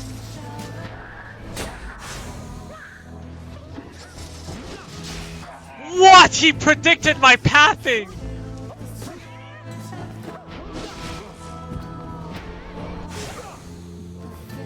That was worth it, that was worth it. It's all good, it's all good, it's all good. Oh, Bertrude! Bertrude! Yes, yes! Bertrude once more for the win, oh yeah! Nightwings proved their worth. Oh yeah! Rather convincingly, I must admit. Thank you. Thus ends the Bertrude is liberation so beautiful, rite. she's so strong. And thus, She's so the fast and scribes she have shoots so chosen. many things. Yeah? Tizo is lavishing a great deal of generous praise on you after having prevailed. You look upon Tizo, for what you expect shall be the last time you see each other. Any moment now the shimmer pool shall engulf him. Any moment now he shall return to glory and join with Volfred's ancients in the Commonwealth to help achieve the plan. Tizo! Any moment now, the cycle of the rites shall end, till at least the dawn of a new age. His tiny robe, yeah. Any moment now. And thus, the scribes have chosen. And thus the scribes have chosen. Wait, hello? And thus the scribes have chosen. No. Nightwings. Reader. What have you done? Wait, but, huh? Wait, Tizo's getting stolen his freedom? What? Tizo seems very concerned all of a sudden. Something is wrong. Oh no, he's broken? What do you mean? Tizo deserves freedom! He clutched! Each prior time upon the fall of Solayim, the Shimmer Pool has opened following the liberation rite and has taken in whichever exile prevailed. But now all is still, and the light of the stars above has all but died. You sense a growing fear that it is already too late, that the Shimmer Pool shall not reveal itself again. Orlek approaches, his head bowed. The 8 scribes saved their greatest treachery for last. Then something else catches his notice. Wait. A sudden rush of starlight cascades through the stillness of the summit. The Shimmer Pool has appeared again, different somehow, but open. Wait, it's for him? Tizo looks upon it, but it does not engulf him, or at least not yet. It seems I was mistaken then. The 8 scribes, this is not their greatest treachery. It is their greatest jest. The Shimmer Pool is flung wide open. It seems that all are worthy now of freedom. Huh? Huh?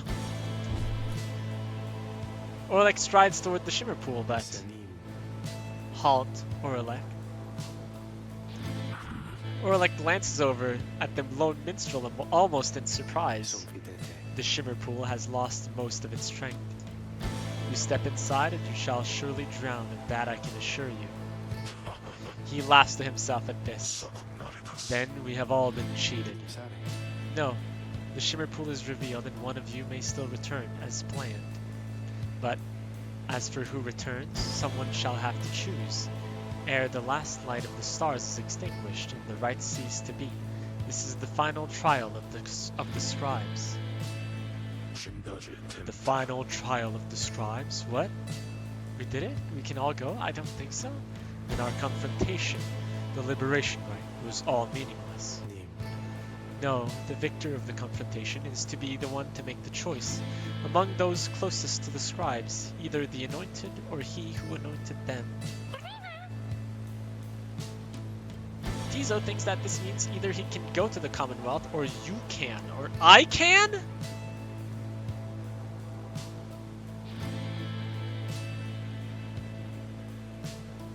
Oh no. It shall be either you, the reader, or... It shall be either or. Tizo, please make your decision quickly, lest it shall be forfeit. I do not know for how much longer the light of the stars shall offer you this gift. Tizo decides?! It seems then that Tizo has made up his mind. Tizo chooses you. He wants you to be free. You're free to go.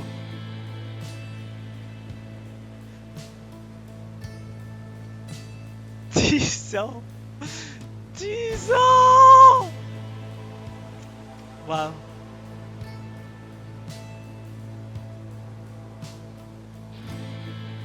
Tizo is the best of us. He is.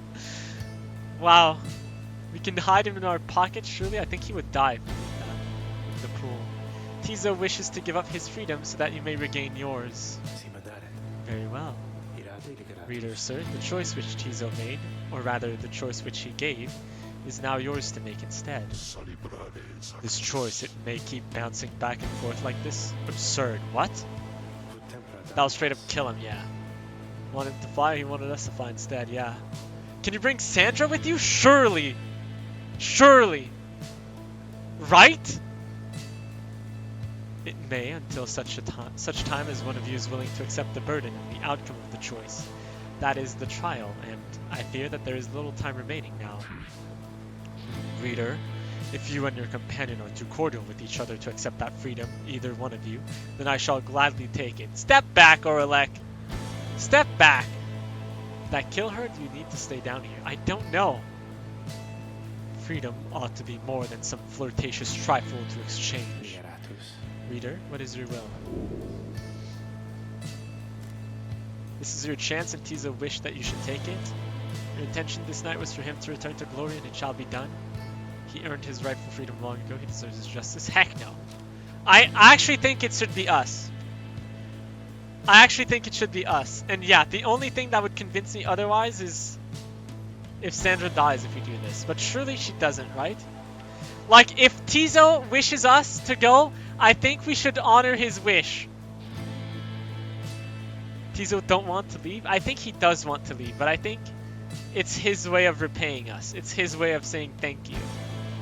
And I feel like saying no to this would be the wrong thing to do. Orlek should go, his chance got taken from him? No. No. He is too corrupt now. I agree with you, his chance was taken from him, but he was not the same person he was. Or he is not the same person he was. Screw Orlek, yeah. Wants to fly, his love for the reader is profound, yeah. I will take it.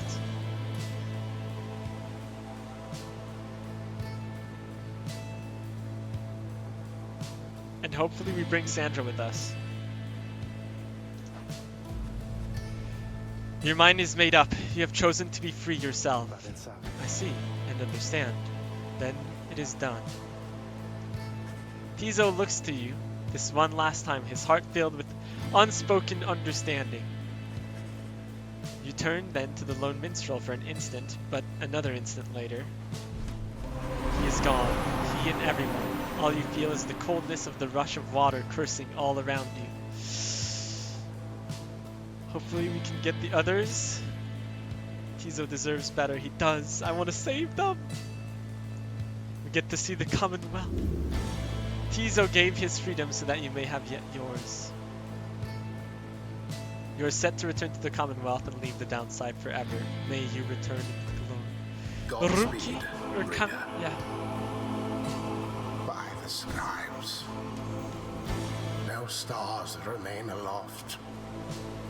The cycle of the rites. It is finished. The Commonwealth. What shall become of it? What shall become of us? Good question. Nightwings. The opportunity to gain your freedom from the downside. Was it not enough? We just don't want to go into the downside in the first place. I think that's the revolution, right?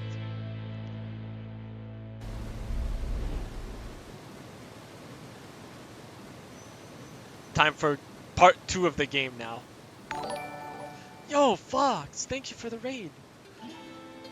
You're just in time for us to finish this game. Welcome. How was your stream? Did you manage to do the genocide route? Did you do it? That night, an exiled reader returned to the Commonwealth. He was to be the last. The stars had faded, and the cycle of the rites had run its course. Hello. He found the Commonwealth in great upheaval. Spurred by the efforts of 6 liberated exiles, Wolfred Sandalwood's revolutionary plan had incited the masses. These exiles in the starless sky portended the return of the scribes.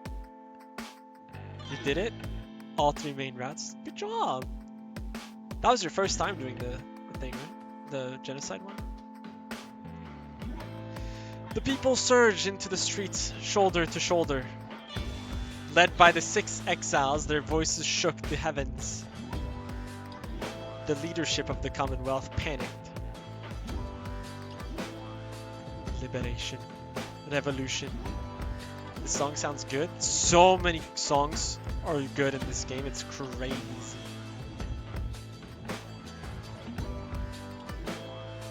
Sounds was easy peasy for Fox, surely. No blood was shed that night, and by dawn it was over. The leaders of the Commonwealth had cast themselves back into exile or joined in this new cause. Thus, in its 838th year, the Commonwealth had fallen. The new Saurian Union declared its sovereignty in the next year. Among the changes, its elected leaders ushered in, they vowed never to cast their people into exile, and they abolished the old Commonwealth decree forbidding literacy. Whoa! We can read!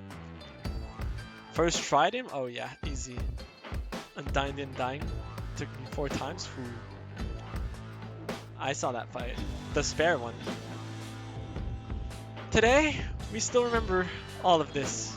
And we remember the exiles of the downside whose deeds led to the dawning of our age. Whether they returned or not. Get that books, yeah. Complete your quest for freedom. Wait, so we can see what happened to everyone? What the? Pamitha changed haircut. Wow, Ron Falcon! Choose someone to learn what they became of them since last you met. Alright, let's start by the... Lendl. You can't read? Then you wouldn't be illegal in this world. Looks so cool, right? After the final liberation rite, Lendl refused to believe that the rites had truly ended. He gave up. This may take a bit, yeah. He would sit through night after consecutive nights staring into the blackness of the sky, awaiting any kind of sign that he might gain another chance at freedom. No such sign ever came. His fellow accusers started to express concern for him. Survival had become their top priority once liberty had slipped from their grasp. But Lendl dismissed them as weak fools. He insisted, rather forcefully, that any evening now the stars would shine for him again and mark the way toward his inevitable freedom. He was, of course, mistaken. Just like a Fire Emblem ending? Yeah. I'm glad it's doing this, though. The others in his triumvirate were left with little choice but to abandon him. After that, the exile known as Lendl the Liar was never seen again. However, there have since been sightings of a bedraggled demon who wanders the downside and bears Lendl's cruel countenance, suggesting he yet lives. A demon? As the cycle of the rites drew to a close, it grew evident that a chance of freedom from the downside had forever slipped from Dalbert and Almer Oldheart's grasp. Thus, they and the exiles of the Fate returned to Dromur Valley. There they struggled to get by as exiles of the downsides tend to do. Sometime after the rites had ended, the Oldhearts at last heard the news that the Commonwealth had fallen. Whoa. They're like, they did it? The man gone mad probably was before, yeah. Not quite gone mad, but was always mad. This was well after the fact, of course, but it brought old Dalbert great joy. Despite this forthright manner, he had no love for the nation that cast him down along with his son. Dalbert Oldheart passed peacefully in his sleep before the next new moon. In his final days, he implored his son to undertake a pilgrimage to the scribes. Almer never shared his father's view of the scribes, but respected Dalbert's wishes, and so after a period of mourning, Almer began a new journey. Not a day went by that Almer Oldheart did not think about his father and give thanks to him, and speak to him at morning and at night. Would that the stars yet shone, for surely Dalbert's would be there among them, smiling down at his son and watching over him and his kin. Let you know what I did in Discord after you end stream. My ending was slightly different if you want to know. Oh, really? Yeah, I want to know. Undertake. Thinking. Nice. That guy, that one's pretty funny. All his life, Sir Deluge had fled from one danger only to find himself facing another. He had escaped the war-torn waters of the Sea Dominion, he had escaped the blood border of the Commonwealth, and now he had escaped the rites. After the rites had ended, many exiles wrapped up in the ancient tests were crestfallen, as their last chances to return to their homes vanished along with the stars above. Sir Delulu, yeah.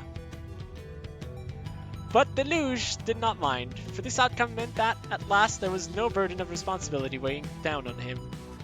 While most of his fellow exiles of the Pyre Hearts yet longed for the waters of the Sea Dominion, driven as ever by their impulses toward conflict, Deluge settled down.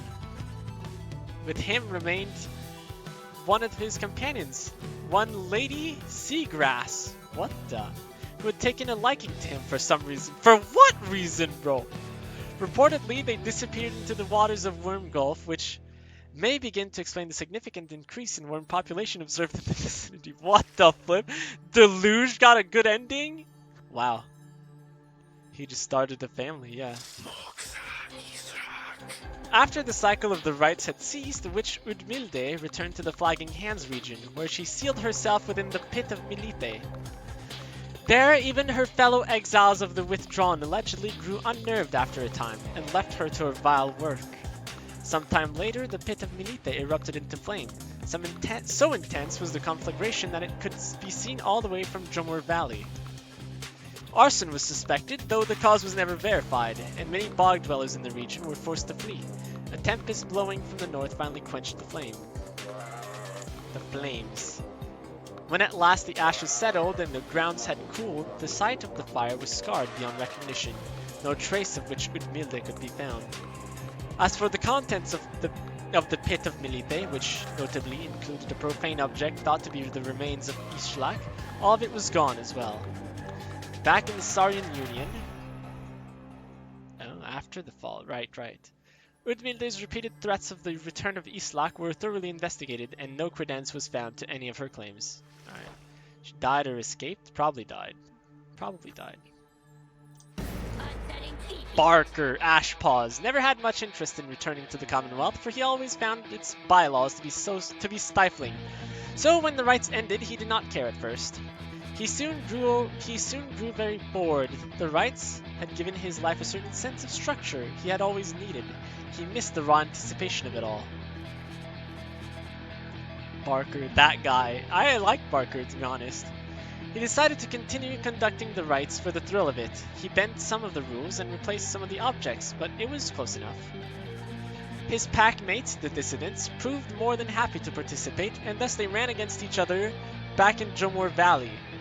So essentially they created a sport. Gradually, the other exiles familiar with the rites, as well as those who had not heard of it at all, started to take an interest. They ended up giving Barker Ashball some healthy competition. They made OS. Oh my god, you're right! His old feud with Rookie Greentail ceased meaning anything to him, and he forgot all about it amid his new pursuits.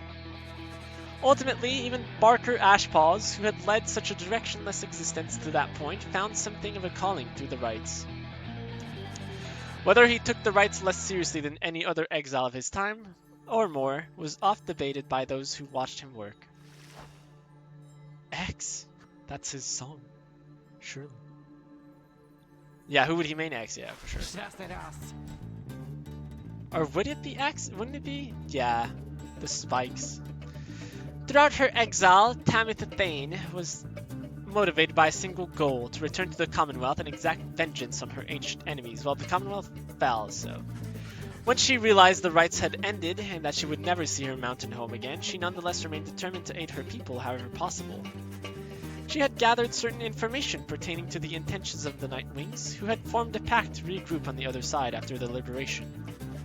Other such reports exposed certain weaknesses in the Commonwealth defenses and revealed to the High-Wing remnants the opportunity for a risky but potentially impactful strike. Oh. As Tamitha could not participate in the assault, she learned what happened well after the outcome. On that night, known as the Scribe's Return, impaired by the liberated exiles, oh right, the Commonwealth had fallen. The High-Wing remnant thus prevailed at last without even having to fight. Soon after the fall of the Commonwealth, Tamitha learned her blood sister, Pamitha, was an accessory to the successful outcome. Tamitha was very skeptical of this, but as similar reports kept mounting, she soon accepted the prevailing opinion, however grudgingly. Once a messenger imp arrived bearing some sort of message, seemingly from Pamitha. However, Tamitha turned it away. She would not give in to an impulse to forgive. Knowing that the conflict on the other side had ended, Tamitha retreated to the crags of Black Basin and grew ever more distant. Those closest to her surmised that her inability to reconcile with her blood sister was at the heart of this, though for her part, Tamitha never once admitted to any such weakness. But like she could have forgiven her, but... When manly Tinderstoff realized the rites had ended, and that he no longer could return to the Commonwealth through his ancient means, he was outraged. He cursed the scribe, spewing forth such a slew of blasphemy as to be very unbecoming of one of his high status and bearing. When at last he calmed himself, he focused all his energies on attempting to find another means of homecoming. His theme is just so good, but for such a bad character. He maintained regular contact with his wealthy family on the other side via Messenger Imp, and used their vast resources to explore other means of escape. He tried using an elaborate pulley system. He attempted to retrofit a flying black wagon with superior propulsion. He tried an imp raft, a hot air balloon, even Pyre. nothing worked. There was only one way to escape the downside, and now it was gone. Tinderstoff bankrupted his family in these vain attempts. At last, such was his shame that he retreated to the teeming woods of Black Basin to Cinderroot. There he yet wallows, complaining to his comrades of the chastity who still put up with them, either about his own misfortune or the latest news from the other side. I'm surprised they still put up with them. Good ending. For us, sure. Once it became clear to Ignarius that the rites were drawing to a close, he knew that it was time for him and the Templars to call it quits. But first, he and the Templars decided to celebrate. And that they did, for many, many nights. The revelry did eventually subside. The exiles parted amicably and went their separate ways. He roamed the downside, then searching for some meaning in his life, sometimes taking odd jobs requiring his brute strength. He never remained alone for very long, and took on many lovers in his time. Oh. However, he sometimes thought about the one he called Curly Horns, and what became of her, Jody. Though his glory days as the most powerful conductor of the rites had long since passed, he always enjoyed the fearsome reputation he had cultivated at that time. Jody mentioned. After the shimmer pool closed for what would be the last time, Orlek looked around him in the flickering light of the Nightwing's still burning pyre. He then turned to the fall of Salayim and looked up toward the black starless sky. He cursed the 8 scribes, then one after the other. After that, he strode forward towards the waters coursing through the side of Mount Aliodel, and without hesitating, he cast himself down. Oh wow, he jumped? Can't wait to see her thing. I want it to be that she met with Hedwyn. Yeah, I hope so. Orlek's body was never recovered again. The drop from Mount Aliodel does not appear survivable, though Orlek did survive it once. That time, however, he was filled with fury. Such was the betrayal he had suffered when his fellow exile claimed his rightful freedom. This time, Orlek was filled with nothingness and chose to leave the downside in the one way he still knew he could. Oh wow. The other Nightwings who were witness to this never forgot what they saw. Jesus. Poor Wolfred.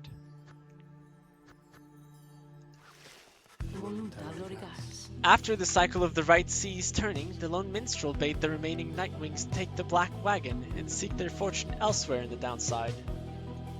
The lovers, yeah. Their parting was heartfelt but brief. He remained there at the summit of Mount Aliodel with Celeste, where the two of them would chronicle the final outcome of the cycle. Neither Tariq nor Celeste were ever seen again.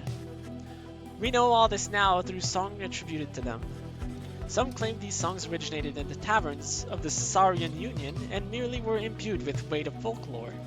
However, exiles liberated from the downside corroborated each other's claims at having met this duo that presided over the liberation rites.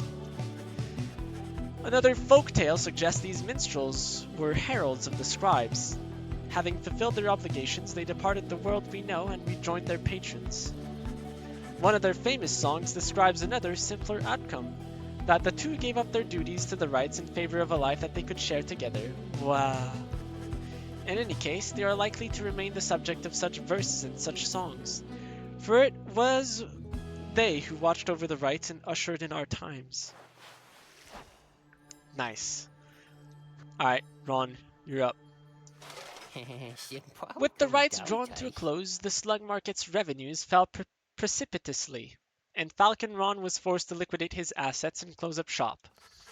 Yet, as is sometimes the case with those of an entrepreneurial leaning, this time of hardship led to an epiphany, or at least a sudden change of fortune. One day, Falcon Ron had a run-in with a messenger imp bearing news from the other side. Ron gave to it one of his remaining trinkets, which could not be sold. The cursed one? Oh no, any, because the rites are over. The following week, the messenger imp returned to him bearing a tidy sum of wealth in newly minted coinage from the Saurian Union. Falcon Ron cut a long-term deal with the messenger imp then and there. Though his trade remained the gray area for a legal standpoint in the Saurian Union, the newfound fame of the downside caused Falcon Ron's goods to explode in popularity. You'd think if the imps can make the travel, others could, but wait. Tizo? Tizo? Maybe. I don't know. I don't think so. I doubt it, but maybe? He later signed an elaborate agreement with Big Bertrude's and found a distribution partner on the other side through Rookie Greentail, whose own business had expanded. Especially in the Saurian Union, Falconron's goods are still known for their superior quality, though he assumes no liability for any side effects. Nice. Alright, let's do Bertrude, and then Volfred, and then Tizo. We keep Sandra for last? We keep Sandra for last. And then we'll do them in reverse order. So, Pamitha, Sir Gilman, Gay, Jody, Rookie, Hedwyn. Okay. Bertrude. Several exiles of the Nightwings cared more for the plan of Sandalwood than to return home from the downside. The crone called Big Bertrude was a prime example. She had found a suitable environment to live within the dismal region known as Flagging Hands. There she had built up a thriving place of business known to many exiles in the land. Okay, wait, let me drink some water. There's so much reading.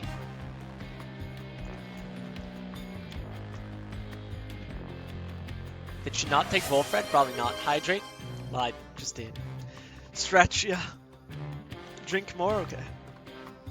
After I stretch, okay. I drink more. Okay. With the rites having ended, she returned to her preoccupations, working away almost as though nothing had happened. When one gets to be more than 400 years of age, perhaps then even monumental events such as the culmination of the rites or the collapse of the Commonwealth are seen as trifling matters. Much of her effort was doubtless due to the influence of Sandalwood, someone whom she had admired now for decades. He had made clear that he could not requite her feelings for him, but what could have been a hurtful dismissal led only to a deeper understanding between them. By and large, Bertrude kept focus on her work, whether casting small enchantments or imbuing talismans. The work brought her a sense of purpose, she would say. In the Commonwealth, such services were strictly forbidden, but in the downside, there was a real need for simple luxuries, which the competing slug market could not always provide. She's too good for Volfred? You think so? Thus did Big Bertrude continue to live up to her name, and the tales of her days with the Nightwings made her that much more the living legend. When the cycle of the rites ceased turning, Volfred Sandalwood turned toward the starless sky and closed his eyes and prayed. It was all he could do. It was all that he could do at this stage of the plan. Volfred's ambitious plot to spark a revolution in the Commonwealth as peacefully as possible. He aspired to assemble with liberated exiles representing each one of the 8 largest ethnic groups composing the population of the Commonwealth. They would stand together as a vision of the 8 scribes returned, inspiring the masses to embrace an older set of values from before the Commonwealth had tightened its grip. With the rites ending sooner than expected, this ideal scenario became impossible. Sandalwood's own freedom, for instance, was now forfeit, yet the plan did have contingencies. Fortunately, most of those contingencies did not prove necessary. Word reached him that, on the night of Scribe's return, his fellow liberated Nightwings stood together, and their voices echoed through the streets.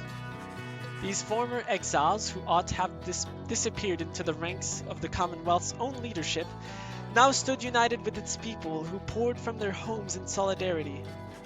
It was imperative to Sandalwood that this stand against the Commonwealth was peaceful in its nature. An overwhelming show of popular support would be more than enough. Ensuring this was his priority, and in the end the result was self-evident. The plan's goal had been achieved. Sandalwood kept busy after that as much as possible, providing counsel from afar to those who would be at the forefront of the birth of the Saurian Union. Of course, being stranded in the downside meant that there was only so much he could do. Resting assured that the future of the nation was in capable hands, he turned his attention to the remaining exiles of the downside. They might never return to that new nation, but at least they could experience its triumphs and its struggles in some vicarious way. So he took to his old work, writing and printing. As literacy began to spread again throughout the Saurian Union, so too did exiles of the downside take to it. For his part, Sandalwood helped to teach as many as he could. More than that, he provided the material to read a semi-annual report about the latest events both in the Saurian Union and the downside. So he's somewhat like a journalist/teacher. This periodical gave many exiles something to look forward to. One of his allies in all this was the imp Tizo, with whom he traveled all across the downside. Sandalwood often cited Tizo as the wellspring of his own enthusiasm for a brighter future, such was the creature's spirit. He enjoyed exchanging letters with the reader, us. You were once an exile sentenced to life in the downside, now you are free. He enjoyed exchanging letters with the reader of the Nightwings, who kept him well abreast of how their other comrades and the fledgling nation fared. As Wolfred Sandalwood gained more fame throughout this land for all his sacrifices and his contributions, it is said that he remained steadfast about two things. The first was that the cause itself ought to remain in focus. The freedom that the people had achieved, it was a gift to be cherished, a set of values that needed to be nurtured. The second point he made was that he himself had little to do with the outcome. He would often praise the exiles of the Nightwings who had stood with him, each in turn by name. He never forgot any of them.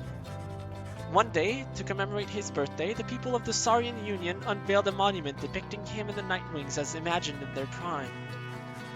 While Sandalwood did not learn of it until much later, it is said that he was moved to tears then by the gesture. He can cry? I guess so. It has since ensured that those of us with memories more fallible than that of Sandalwood likewise remember the achievements of his fellow former exiles and our cause. He cries sap? Oh, true.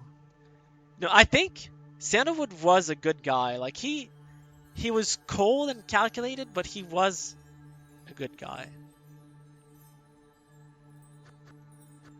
Tizo. Once the rite had ended, the imp Tizo had a job to do. Quite unlike most exiles trapped forever in the downside. The lone minstrel asked that he watch over the black wagon, which the Nightwings had used extensively for travel and for shelter all throughout their quest. He was dope after he warmed up? Yeah, I think so. I don't know about dope, but he was okay. He was okay. Tizo obliged, for he knew that wagon, as well as its tribe imp inhabitants, perhaps better than anyone. What became of the wagon exactly was never verified as evidence of Tizo's thorough work. After that, he liked to while away his days with any of his friends or else with fellow imps. Sandalwood sometimes called for his assistance, and Tizo was always happy to oblige. The two would often reminisce about their times with the lone minstrel. Tizo often missed his interactions with the reader of the Nightwings. They had quickly built quite a rapport back in the downside. Indeed, Tizo would often express wistful gratitude for all his time with the Nightwings, and their many adventures throughout the land that was always his home. Other than that, Tizo would sometimes help interpret for messenger imps relaying news to and from the Saurian Union. Tizo, please, I know, right? Despite having gained significant celebrity abroad, he never let it go to his head. And he would go fishing in the Sea of Solace at every single chance he got. Oh right, he loved fishing. Alright, Pamitha, this one might hurt. This one might hurt. What's up with the haircut? Old man fishing. Yeah, I mean, he's always liked fishing, so... This one will hurt? Yeah, definitely possible. After regaining her freedom, Pamitha Thane found herself in a difficult position. Having once betrayed her people of the Highwing remnants, she knew that she would not be welcome in her native home. She did not trust the Commonwealth either. Instead, she found her place among Wolfred Sandalwood's agents, who were busy doing their part to fulfill the plan. As it turned out, the plan was a success. Pamitha Thane stood shoulder to shoulder with her other fellow former exiles, and truly, they were a sight to behold. A disturbing rumor later spread that night the Highwing remnants were slated to mount an assault, which for some reason never came to pass. Pamitha denied any knowledge or involvement. Afterward, Pamitha played an active part in negotiating terms between the Highwing remnants and the new nation that would become our Saurian Union. Her previous attempt at something of the sort led to her exile. She must have felt some satisfaction to succeed this time around. Well, at least that's that. Sometime later, Pamitha had an unexpected run-in with Rookie Greentail, Rookie, with whom she had spent a fair amount of time while traveling with the Nightwings. Wait a minute. Under these new set of circumstances, it turned out the two had more to talk about and rather more in common. They would often put to test which one was able to outdrink the other. It is unclear as to which one of them prevailed in that contest in the end. One day, Pamitha received an invitation to return to the Highwing Remnants, where she was to be fully pardoned. She held out a hope that she might see her blood sister Tamitha there, knowing full well that Tamitha did not regain her freedom. So I cap, she's taken now? She might be. Tamitha did later learn that Pamitha was welcomed back by their people. However, she never responded to her blood sister's attempts to contact her. Pamitha, in turn, did not expect forgiveness from her at any point. Nonetheless, she kept on trying to reach out, she said, to ruffle up her feathers just a bit. This is so cursed, we're gonna go cry? Wait, what do you mean? Later, when asked, Pamitha Thane admitted she felt as though she had no home to call her own. This was during an interview conducted amid an extensive trip abroad, for she had traveled thousands of leagues beyond the bounds of the Saurian Union. Pamitha continued to journey thus, citing that it reminded her of when she was younger and could fly unfettered. So she didn't end up with Rookie. She did not end up with Rookie.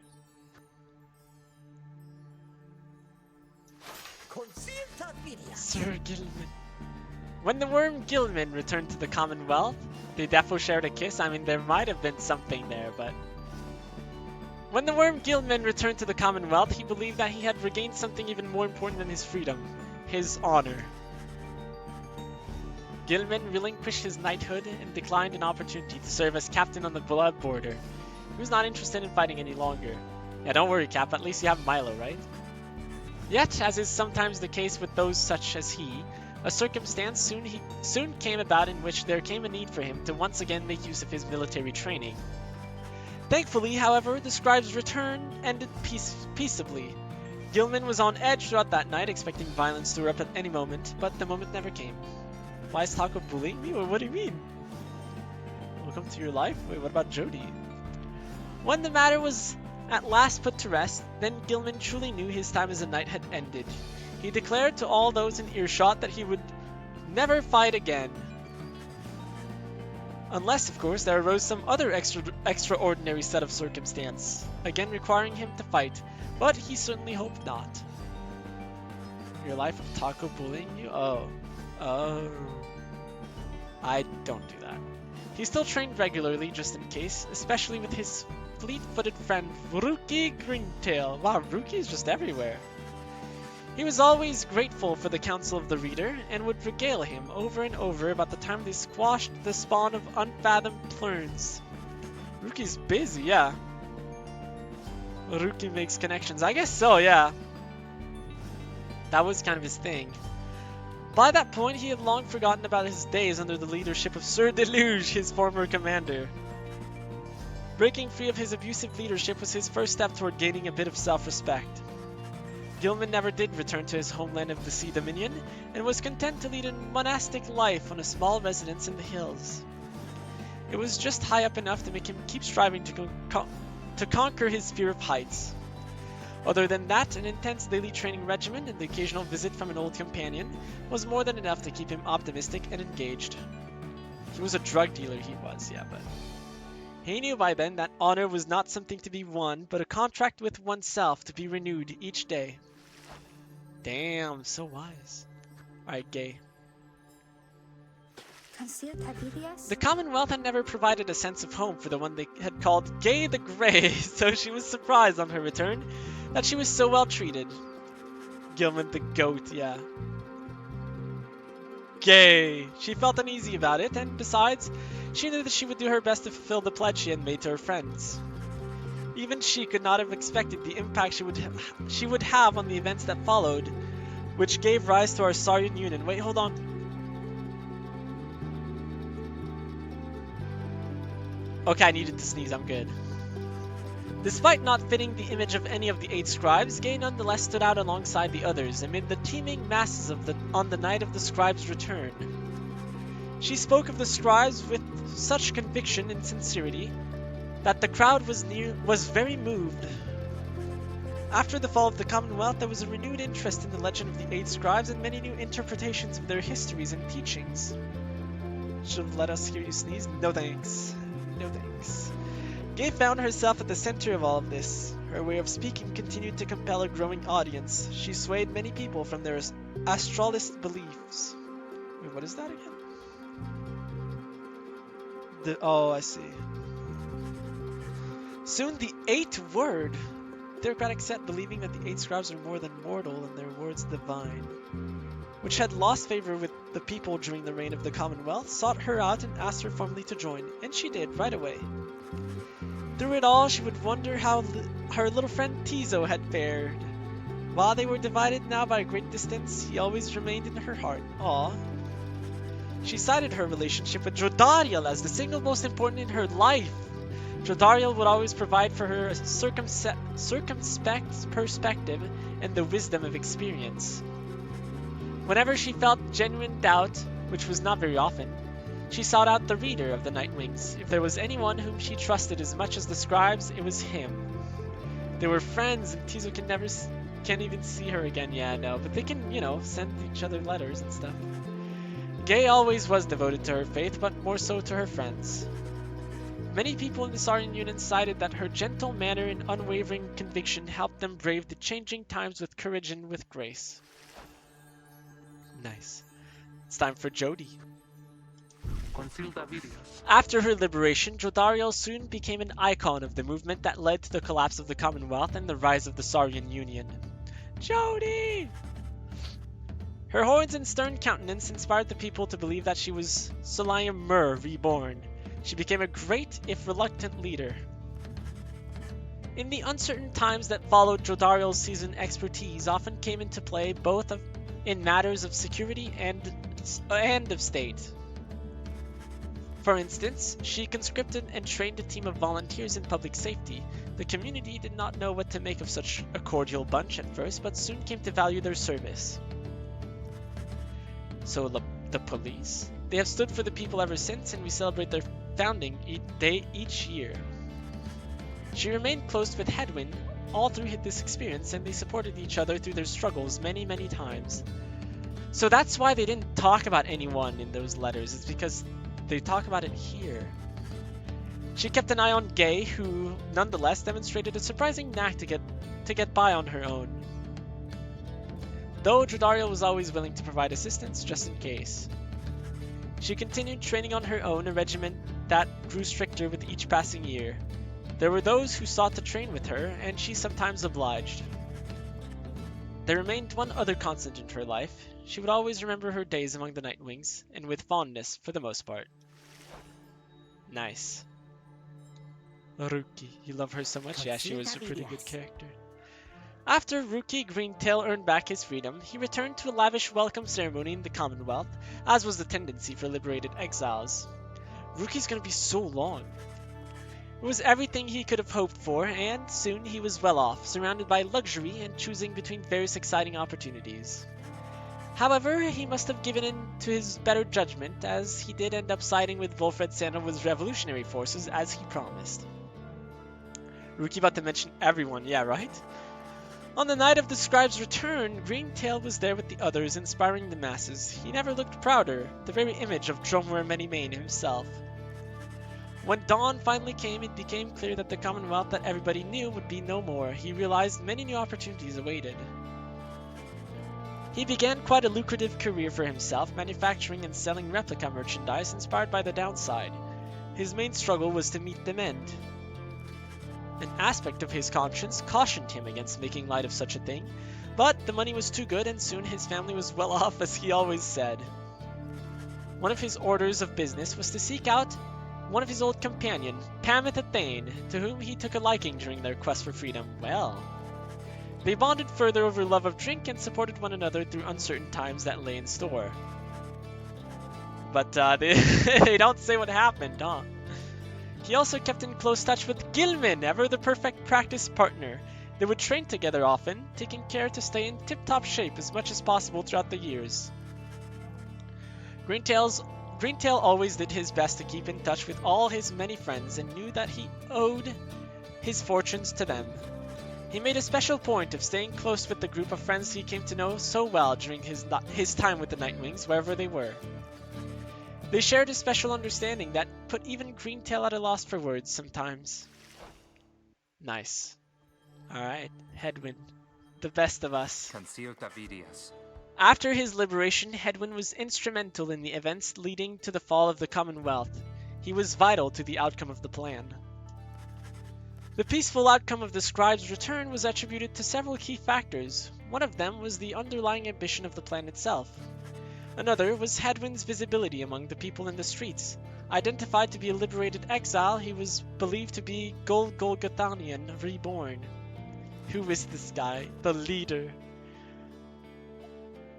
Did he get married? Yeah, we'll see. More importantly, however, was that one of the winged harps of the High Wing remnants accompanied him. She was later identified as Fikani Shang. What? Her! A harp from whom Hedwyn cared deeply. They were separated when Hedwyn was exiled. Their bond was symbolic of what was at stake that night and proved vital to the peace that followed. In all his days as a leader in the Saurian Union, Hedwyn oft confided in his friend Jodariel. Despite her intense manner, there was no one whom he trusted more in times when circumspection was required. Hedwyn would often think back about the vow he made at the beginning of his quest for freedom. Although he cherished all the friendships he made, he had pledged to Jodariel, Ruki, and the Reader of the Nightwings that they might all be free again together, and we were. His promise had come to pass, though he always knew that this was not his own doing. He was always deeply grateful to the other three, his closest friends.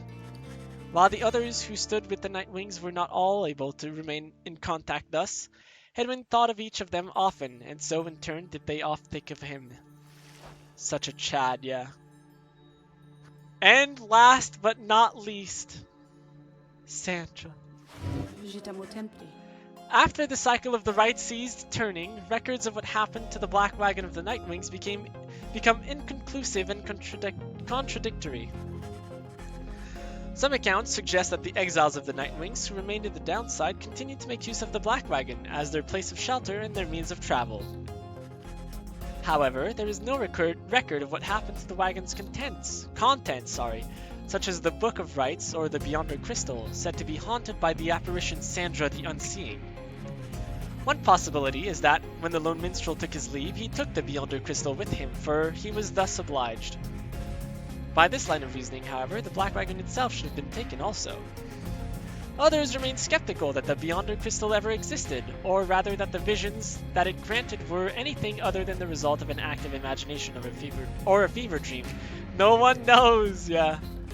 The bog dwellers of the southern bogs offer still another explanation, for they are familiar with binding enchantments.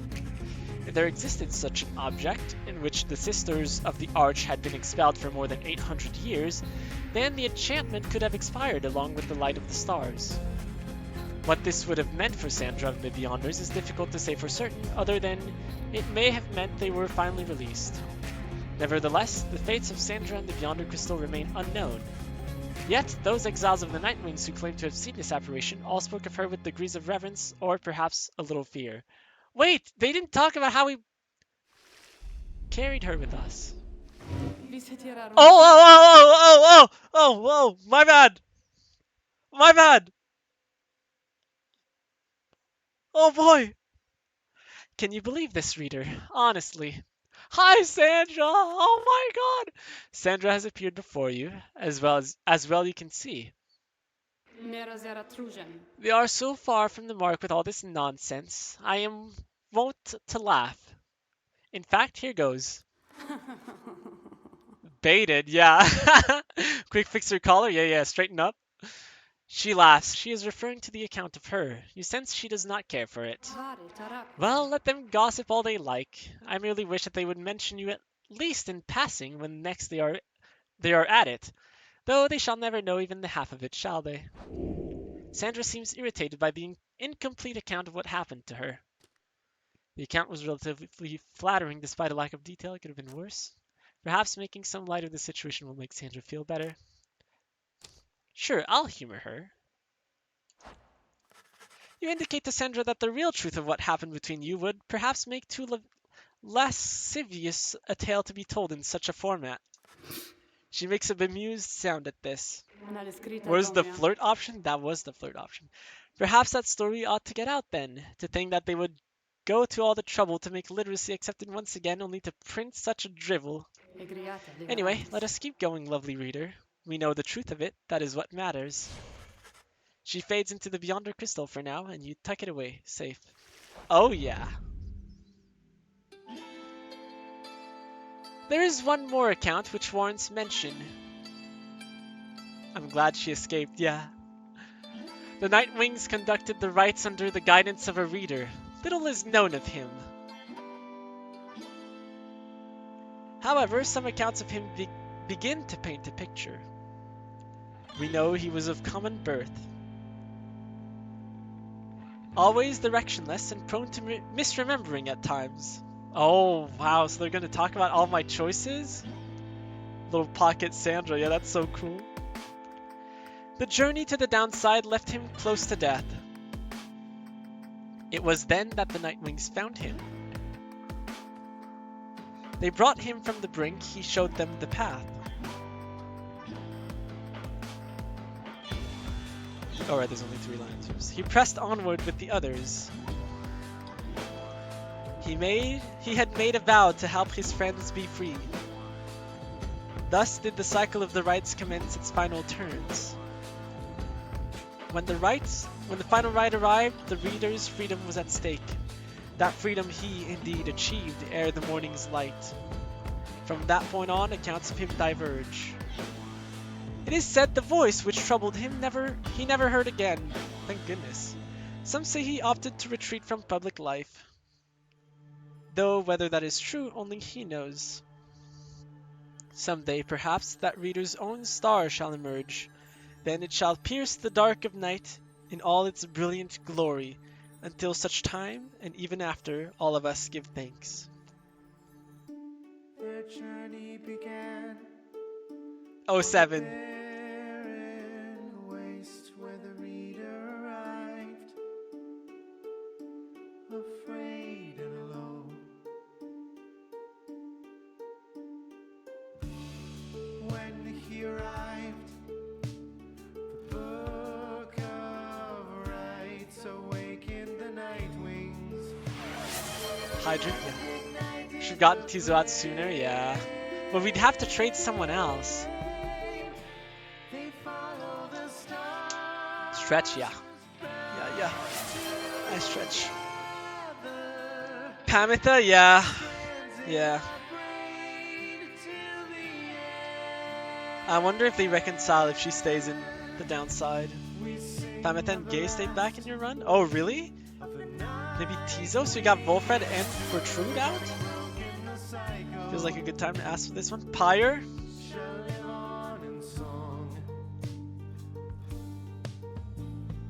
Man.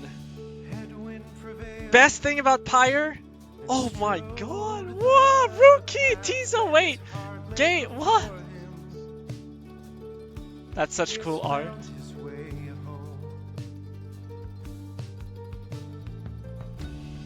They're in the background too, yeah, and the stars, yeah. Definitely the best thing about this game is the soundtrack. It's so good.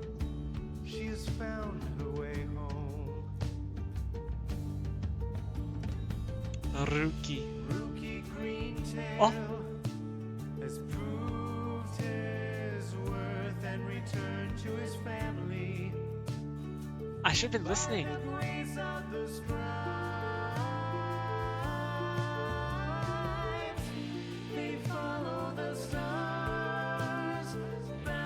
The lyrics actually change depending on your choices. What?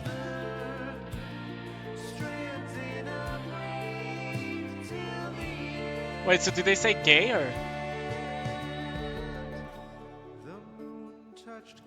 No, moon touched girl. Okay. Aww.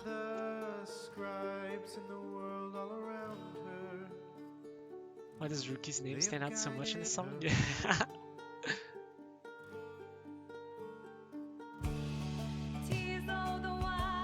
Whoa! Ever faithful to the cause of the night wings. Oh, 7 Tizo.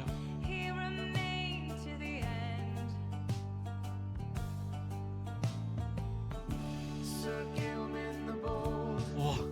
ever in his quest, finding honor and glory, he has found his way home. Pameth the Thane, having pleased the Oh my. scribe, seeking only With Rookie. forgiveness, Oh wait, is that supposed to be me? found her way home. And Sir Gilman! I just noticed that's Sir Gilman. They follow the stars bound together, strands in a braid till the end. All the times Lone and the lady left us to write this song in time. True.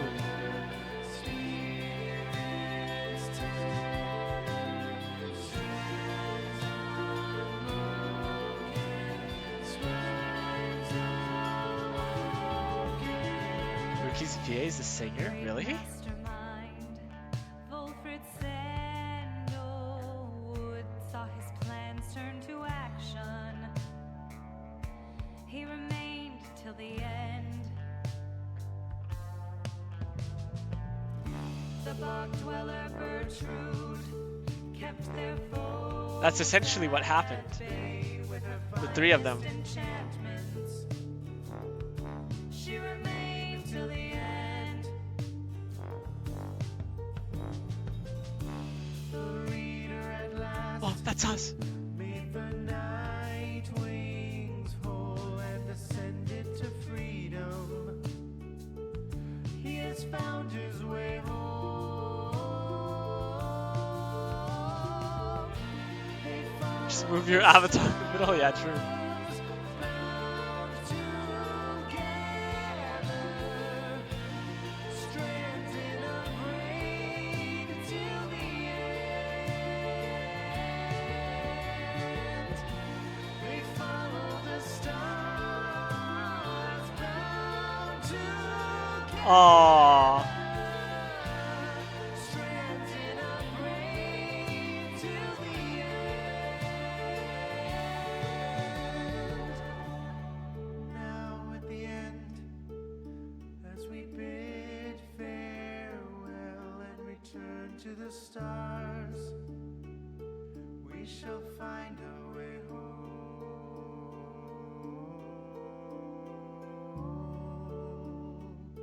We shall find our way home.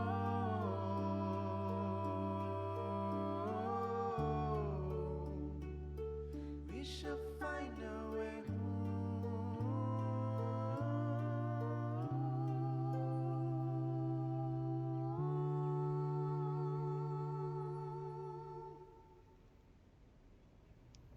That's a nice background. Yeah.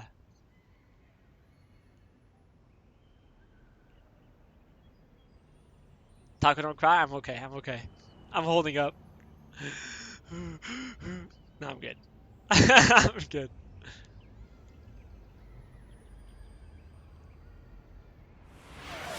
Hydrate? Yeah, yeah.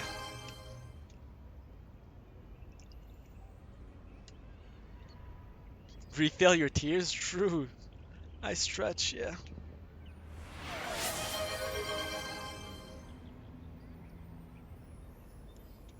Are we meant to do something? Oh no. The end. 07. 07. That was really good. That was really good.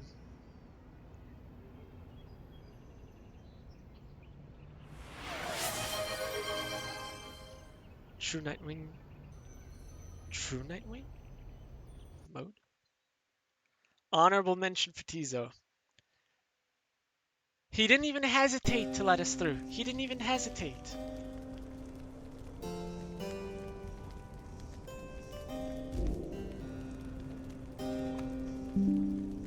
Huh? What just happened?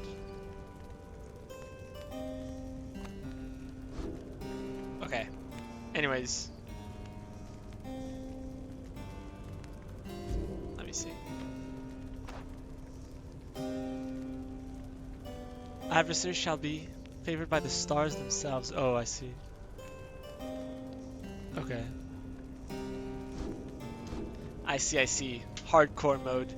Goodbye, Pamitha. He was the best of us. He really was the best of us. Okay, anyways guys, it is so late. Here's my review though. I think, like I said, soundtrack is the best thing in this game. There's no doubt in my mind.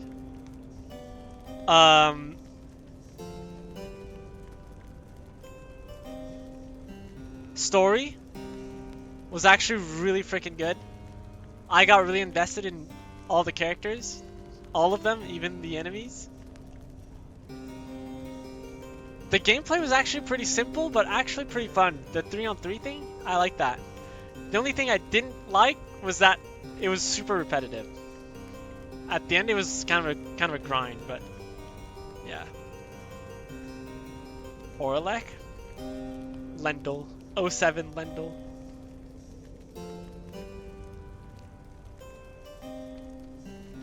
But I did thoroughly enjoy that game. That was really fun.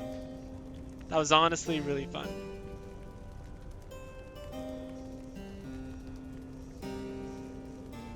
You will say though, yeah? Yeah? Yeah.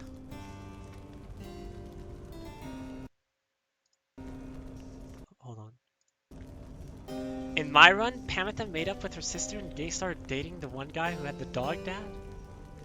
For staying behind? Oh, I see. Interesting. Huh. Lendl low-key felt bad for. He lost everything and never was able to move on. It's a sad tale, it is, yeah, but, you know, rip the gamble robo. Glad Gay's doing well. I was worried once she left the downside she would be treated poorly or like overall lost in the world. Yeah, me too. You knew she was into him? Yeah, they did have one interaction together.